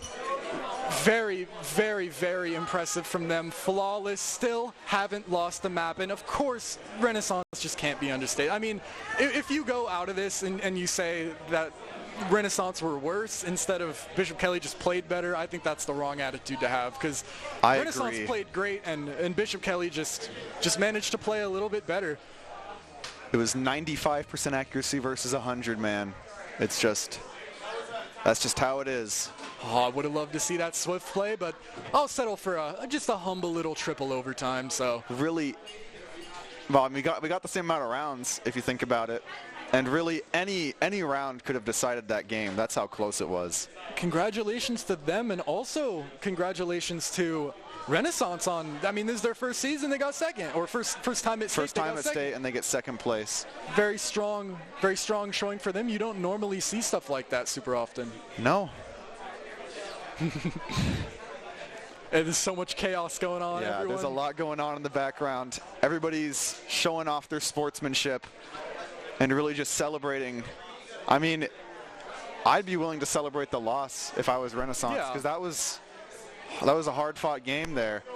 I think, well, I mean, not only did they play well, even getting here regardless of the result is a win in and of itself. I mean, that's the most Bishop Kelly, that's the most I've ever actually thought Bishop Kelly was going to lose a map. Yeah, that's the first time I've genuinely thought they might lose. Yeah, and so very, very well played from all of them, and of course, I'm excited for next year. I mean, next year, it's just crazy that they're allowed to keep being this good, man. That's Renaissance with the 4-month training arc, right? So yeah, give them a year, and it could be a different story. That's true. They've been working hard. So just props to everybody. Props to Timberline, of course, who looks like they got third place. Very impressive. Played very well. I mean, all these teams we've seen today, I think just in general, you can't disrespect college esports, man. You just can't disrespect it. So with all of that said, we're actually about to have a nice little interview on stage with the Bishop Kelly players in just a little bit. So once that gets all set up, we'll be able to see that and just kind of catch them right after the win. Normally your interview is a little bit later, so now that it's right away, fresh I in guess, their mind. Yeah, it's fresh. So I guess we'll send it over there right now and see what's going on. I want to make sure they're ready. Yeah, of course. It looks like a lot's going so on much still. Chaos going on. So. But yeah, when they're good to go. Yep.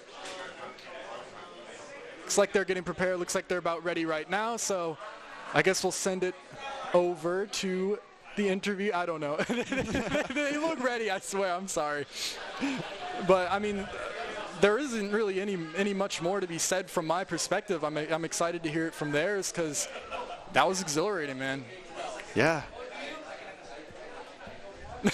I mean, you took the words right out of my mouth, man. It was a pure game of energy. So it's been a great game, yeah. Everyone's locking in. Just one thing to note is I love how everyone really showed up just to support everyone, and the crowd makes this so much more fun. Playing in dead silent, it means so much more every time you hit that play and you hit that clutch. So we're gonna send it over to the interview.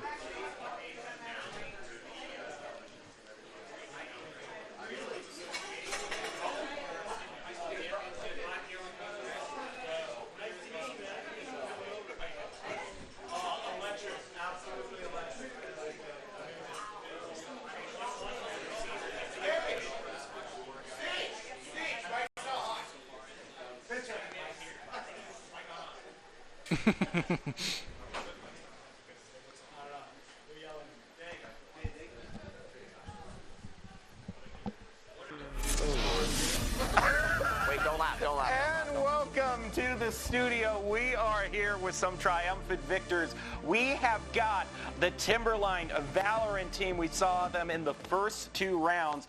They came back and rallied in their third place matchup. We're going to get all the details from them because, quite frankly, now I almost hesitate to ask you about your game because the madness that we just saw unfurled here, I don't know how you're able to top that, but I have to imagine, it's a more all or nothing proposition. You're either going home with the trophy or not. It's not like first or second place, you're going home with hardware regardless. So how did that third place match work out for you? What do you think meshed the most with your team to get the win?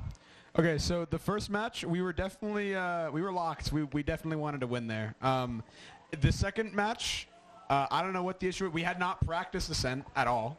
And I think a lot of us were really tired, and we kind of just slacked off because we played really well the first game, and we were just slacking off, and we didn't have strats set up. We didn't have anything set up. We've played Ascent once as a team before, maybe in comp. but we haven't really played it at all, like in terms of learning strats or doing anything like that. So it was more of like nerves because we won the first game, tiredness, and just I don't know. We thought we would win because we just destroyed the first half or the first game. And yeah, anyone else? Yeah. In the last game, in the first one, we straight just bombed them. We destroyed them. Obviously, it was like 13-1, pretty sure. And the second game, I think we just got into our heads like, oh, we're gonna destroy these guys. We're actually beat them, but we didn't, and we just kind of didn't lock in, like you said, and we just kind of slacked off, and paid the price for it almost a little bit Which there. it's kind of been But the then, story. Yeah.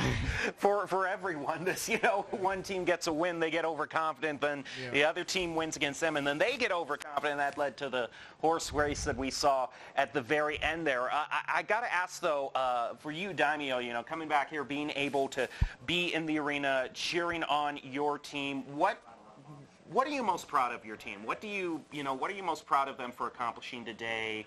Whether it's a certain strat or just an overall goal that you wanted to achieve? Coaching was definitely a lot different than playing, for sure. It's a lot more stressful. I'm like pacing back and forth behind the kids, like sitting there like, guys, we can do this. Like, you did this. Like, it's different not being in the chair playing. But I'm definitely a lot more proud of just the mentality they had going into today. They definitely thought we could win it. We had a chance. We played great. We rallied regardless of how our mental was. Everyone played amazing. Everyone had their step-up moment. I couldn't be more proud of them. They genuinely handled the moment great. I think it's awesome just like to be on stage and play. And then obviously winning in the Battlegrounds for like the third place match was great because we kind of were fighting some adversity and we fired up and got through it. So. All right, I think I would be remiss if I didn't ask the question that's on everyone's mind with this particular team. Talk us through the four Bucky loadout and how you managed to make that work. The blind shot through the smoke to hit on top of that. The strat you're referring to is the one with versus Renaissance on Lotus. Okay, yeah. So we kind of were hitting the wall with our eco, so we were down money versus them. I called a timeout because I wanted to calm everybody down. We were just kind of like we were getting too lost in the moment, I would say. And I basically told them, like, guys, let's just vibe out and play like it's ranked. Like, let's just go 5 Buckies and just see what happens. And then we got 5 Buckies. They ran straight into our Buckies. We get 4 kills, and they're probably like, what is even happening? And then I don't even know how Silver Bagel seemed how to pull that through. He got a big clutch at the end, so that was insane. Yeah, it was pretty funny. And Silver Bagel, I'm on here. Okay, so you're the one. You're the one. I mean, how did that feel, getting the clutch at the very end? I mean, it's already, you're throwing something at the wall to see what sticks. But then, what was your mind as that round unfolded? Because it's like, okay, we got 1. Oh my, we got 2, and then you close it all out at the end. Honestly, I wasn't expecting to win that round. I thought it was just a dumb shot that might work. And then we got 4, and then, I don't know, my mind just went blank and I shot. That's all. Like that. Sometimes that's all you need. Well, I gotta say, I mean, I think I speak for all of us here in the studio, Audrey and Kaz. As soon as we saw that play, I was immediately thinking, okay, if there's any justice in the world whatsoever, Timberline's going to be walking away with a trophy. Okay, they got to get like some sort of hardware here for the performance that they just pulled off. One of the things we asked in a previous team, we had Highland up here, their Apex team. Just wondering, is anyone here a senior is going to be moving on soon? Oh, so you went out on a bang. You went out on the highest note possible. But anyway, you got anything planned, for collegiate or moving on? Well, what are you looking at? I mean, I want to try, but I'm peak gold, so it's going to be hard. You're just cashing with the Bucky play. You're cashing in all your chips now, and oh yeah, yeah. And Daimyo, what do we got planned? For this team. I mean, do you still have any major goals you want them to accomplish? Let's just run it back next year. We'll see what happens. Well, we certainly await that next. I'm already waiting for next year. We'll upgrade. We'll get the judge next time. Okay, yeah. We'll see if you can do that with the Bucky. No telling what you can do with the judge. Well, exactly. We have got the top 5 plays from the match that we just saw, the championship match. So let's take a look at those, and then we will be back with more interviews. Don't go away.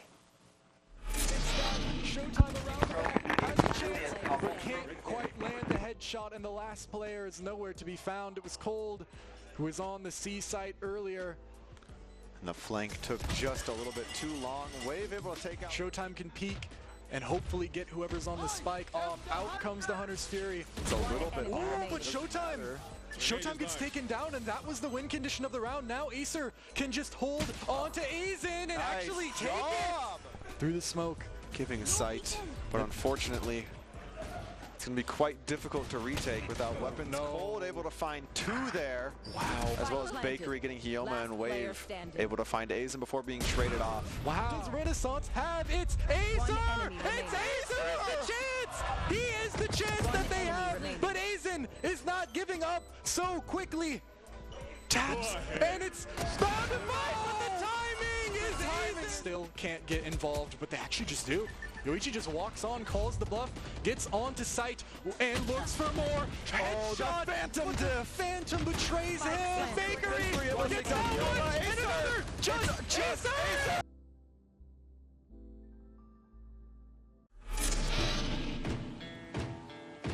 Growing up in Idaho, we have certain rules we live by. First rule, camouflage never goes out of style. And always buckle up. Seatbelts save lives.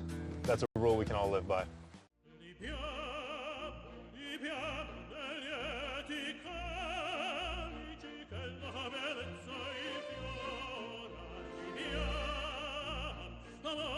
Life happens. Lucky for you, ICCU has a new kind of checking account that comes with benefits that help you life better. Because being human is a full-time job. Scott Matlock, underrated recruit, has built himself into one of the best defensive players in the Mountain West. What would you do if you couldn't fail? Would you see every setback as a catalyst to keep going? This is the innovator's mindset, because innovation demands daring.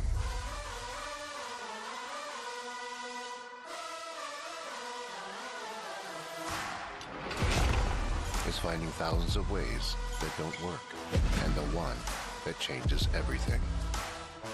It's when your unrelenting spirit sees the world's needs and says, I will create something better. So, what will you do? Will you let your genius run wild? Give yourself the space to be great. Set your sights on something even bigger, because we know changing the world doesn't happen by chance. It comes out of the blue.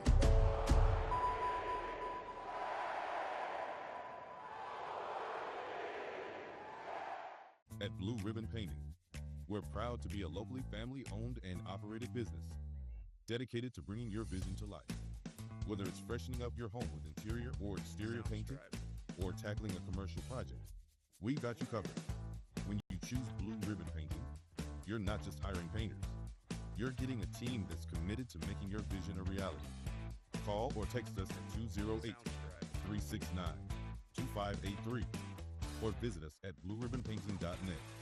Your project deserves a blue ribbon finish. It's the end of a good day's work in Idaho. Time to punch out. Time to check in and catch up. Time to remind ourselves that what we work for isn't a paycheck. It's to make the good things we have even better. So here's to your good day's work. Idaho Central Credit Union. We believe money is a thing. It's not everything.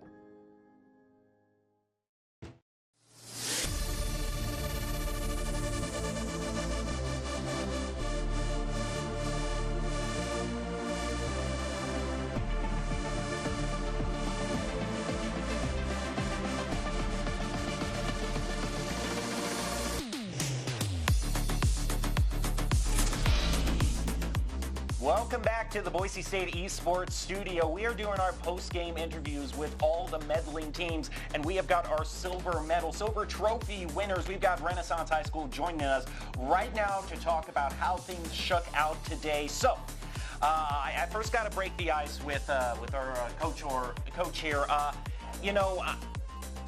I'm not going to let you do the most obvious answer to this question, which is, well, duh, we wanted to win. Yeah. But like, what were some of the main goals that you set out that you wanted your team to accomplish going into today? I mean, all the sporting things, you know, the competitive, the sportsmanship, and these guys didn't quit when they were down. They just dug in deeper, and I couldn't be more proud of them. So, and they had a lot of fun doing it. But yeah, they were pretty sweaty when they were done. So, they put in a good shift. What do you think, now asking the players, what do you think the biggest difference was that you had to adapt or try to change going into the grand final round? Because BK kind of gave you a rude introduction, you know, with that first round. You really had to change things around. What were the adjustments you had to make? Yeah, I'll take this one. I think one of the biggest things, in my head at least, was with some of the other teams, there's a lot of stuff that we can get away with that we just can't. Bishop Kelly, they're just really good at punishing you for your mistakes. So I think that was probably one of the biggest things, was just we have to be more aware and more careful, and we can't like do dumb things and get away with it. I think was probably one of the biggest things. Take us through that rally that you had to bring it back, because BK had a pretty big lead on you in Lotus, and then you took it to a very long and drawn-out overtime. What were the steps your team took along the way to regain some footing? So I wasn't there for the first round. I was spectating everyone, and I realized, wow, none of them are looking hype at all. They're not excited to win. They don't want to win, because throughout like the entirety of like this semester and last semester, and ever since like this club was founded at Renaissance, we've always been like second best to BK. And I think knowing that, our team went in thinking that like, oh, well, we're second best, might as well lose this, right? But I kind of feel like I made sure to let them know, like, you guys are skilled yourselves, you know? You guys have like qualities to yourselves that are different from other people, that are different from BK. And it's really like, I don't know, it was mostly just mental. Like, just work on yourself, communicate with your teammates. Don't let the best stop you from being your best, you know? Is there anyone that you want to shout out as a teammate that you thought, you know, really stepped up to the task? Any of you can answer this. That stepped up to the task to help you get as far in the tournament as you did and make it a really close grand final. Well, for sure, it was Wave, who was our Clove over here. She definitely stepped up, getting a lot of our kills, got on those lurks, you know, allowing us to have more space, more freedom to move around on the map. Yeah, those were oftentimes it came down to Wave at the very end and provided us with some very exciting ends to the rounds. I got to ask, you know, what is it with Haven and Lotus? Because everyone is choosing Haven and Lotus now. I mean, is there, I don't know, was there some sort of deal beforehand? We're just going to pick Haven and Lotus. What is it about these two stages that everyone is choosing them? Because literally that's the only thing we've been seeing today. I think when the game gets to a point in level where it turns from a shooter to a tactical shooter, those two maps are kind of those two maps are ones that you're kind of looking for, just because there's a lot of opportunities to do a lot of different things. They're pretty flexible, especially tactics wise. So I think it fits a lot of different play styles, both of those maps, and it's just like a lot of options for both sides. All right, well, congratulations on your finish. We got this beautiful trophy here for you to take on back. Congratulations for making it to the grand finals. And we just want to give one final question here to you, goals going forward. I mean, obviously, I'm not going to let you get with the most obvious answer, which is we want to win gold. Yeah. But I mean, goals that you want to achieve going forward. Well, we're going to lose 4 of these guys this year, so we're going to have a little bit of rebuilding to do for sure. So that's going to be our primary thing, is we're going to have to do some recruiting. We're kind of a smaller school, so it's not exactly like having a huge pool of people to play off of. So we're going to talk about this and see if we can do some recruiting. And as for the 4 seniors, could you just raise your hand so we know who is moving on? I mean, what are your plans going forward? Are you planning on carrying this on into collegiate, or do you have other plans? What are you looking for? Honestly, I plan on going into esports, moving on to college. Valorant isn't my main game. It's actually Overwatch, and I'm hoping that I can actually bring an Overwatch scene to my college once I move up to collegiate. And you two? Well, I'd also like to, coming here to Boise State next year, actually.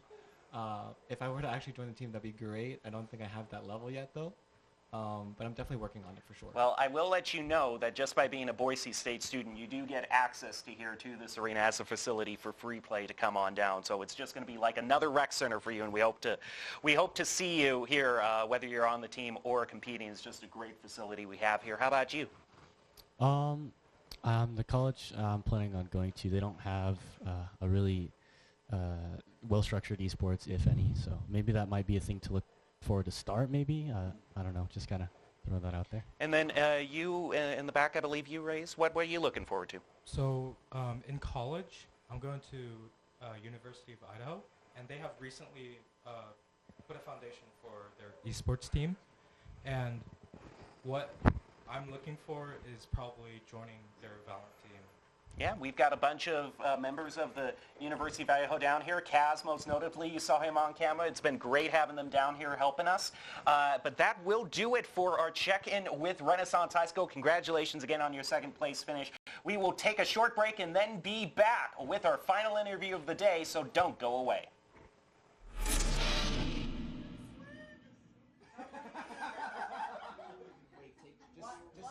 Wait, no, what are you doing? That's what he's doing, bro. Trust the process. Wade is the worst player. I can't watch this guy. Zero game sense or running it down, bro. Oh, Phantom, no Pele. It's over. It's over. It's over! Get the clear camera. It's over! I must say, don't confuse somehow. Don't confuse. Gritty on the spike. Come on. I like how we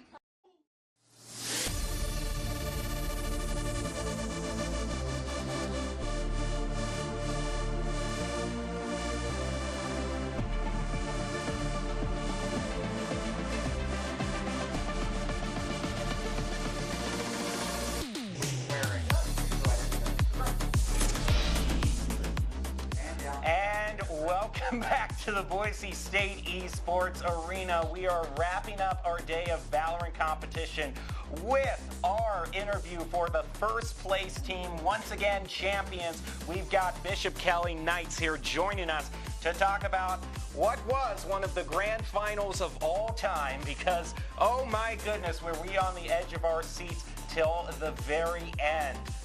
Oh, I just need to catch breath after, it was stressful enough for us watching. I can't believe what it was like, being up there on the arena. Coach, I mean, obviously I'm not going to let you use the most obvious answer, which was we wanted to win, which you all really accomplished that goal. But what were some of the main goals as the day started, you coming in here, that you wanted to see your team achieve?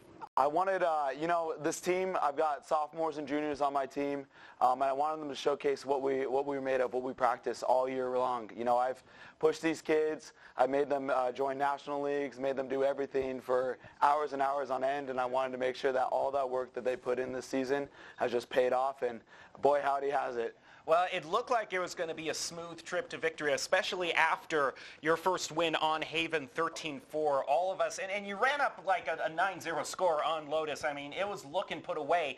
And then history happened. So take us through that. Take us what happened, how your team adjusted, because all of us were just so on the edge of our seats for it. I think it was kind of just us getting really comfortable. I think, especially just in the Idaho League, we felt like that we've just kind of can steamroll through any teams. So it was just kind of us just kind of relaxing, not getting used to we've got this far of a lead, it's kind of over now. We kind of just let our guard down and just let them kind of slowly come back, and it kind of just got into our mental. And eventually when we kind of tied it up, we kind of had to have a hard reset, okay guys, this is not over, we're kind of down on the mental, we got to reset, and take control back of this game. Ultimately, your team, very interestingly, kind of ended up on attack first on every single round, and that really caught our eyes. Was that something that you were kind of aiming for? Do you feel more comfortable on attack, or did you just kind of rise up to the occasion? We're definitely more of an attack team, I think. I think we enjoy being on the attack. It allows us to set the pace, set the tempo, and we kind of have control of the game, and the defense has to react. I think it was kind of just a little random, I guess, that we always just ended up on attack, but we love that. We enjoy attacking, and I think it's definitely our strongest side. Now, I believe you said juniors and sophomores, so there's no seniors on this team? Not a single senior. Oh, man. Nope. So we're going to be seeing you coming back here maybe for next year, too. So overall, yeah, how's just the journey been for you? You know, for you two in the front row, you know, how's your journey with Bishop Kelly Esports been? What's it been like being able to compete in this unique opportunity to represent your school? Yeah, well, like since the team came together, we always had like really good chemistry, and so it felt like we always started out like with a foot ahead of all the other teams. We felt like we could we're coming in as like the favorites and everything, but to games like today, it really helps us to see we shouldn't we can't underestimate anybody, and we have to make sure our communications are good and our chemistry is on point, because otherwise it just our strength of the team isn't up to par as it normally would be. Well, I've got the two casters who are with me in the studio watching the whole exciting production play on out. I got Audrey and Kaz here, each to ask their own question, so I'll throw it to Audrey first. Yeah, so, I mean, we really only got to see your last matchup, you know, with the Grand Finals, which was an amazing back and forth. But I was curious, besides the Grand Finals, was there a moment that was your favorite throughout this entire day? I don't know. Maybe just being able to pull off dumb plays. It was kind of the first games were a little easy, and it was kind of just fun just watching everybody kind of have their own round, and just, you know, it was exciting to be in. It was just fun to be just around them and just enjoying playing the game. Yeah. And my question in particular, more so related to just your guys' ability to be here as a collective, as a team. In high school, I got my start with esports in high school as well. So I think it's super awesome that Idaho has done, you know, so much work to get you guys together and giving you the opportunity to be here. I hope you guys are really proud of what you've done today as well for the past 2 years. Now is my first time getting to personally witness your guys' greatness, and I was definitely not disappointed. The question that I particularly have, though, is why specifically being able to be here to compete regardless of winning or losing is important to you, and, you know, how you plan to take that through the rest of your career, maybe into becoming professionals? Well, I think that for me, I had a medical thing before high school that prevented me from playing any sports. So being able to go into esports is a second chance for me to be able to compete, because I was always very competitive. I love to play sports. I love to go against other people and see how I turn out. So I think being able to be competitive in esports is kind of just a second chance for me. Do you have anything to add? You've been sitting here at the microphone all this time. You must have something. Oh, got it. Well, okay. Okay, I'm going to throw a simple question to you, okay?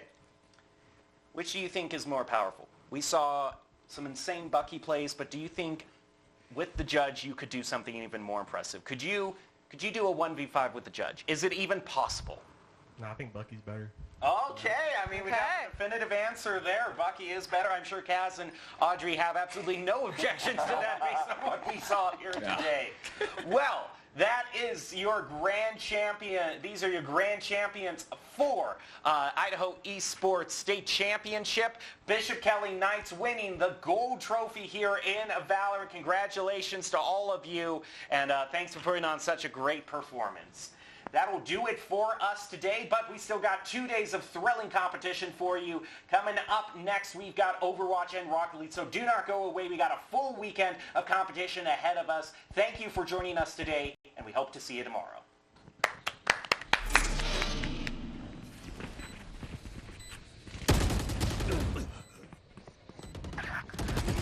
Obsolete.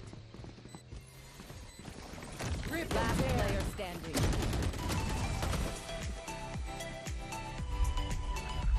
One enemy remaining. One enemy remaining.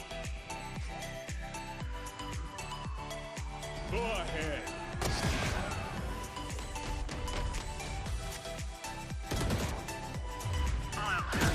Bam. Here. One enemy remaining. Flash trap destroyed. Trevor!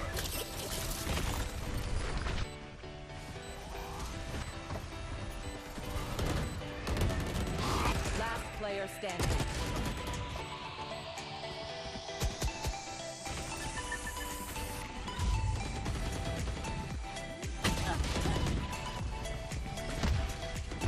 Spike planted. One enemy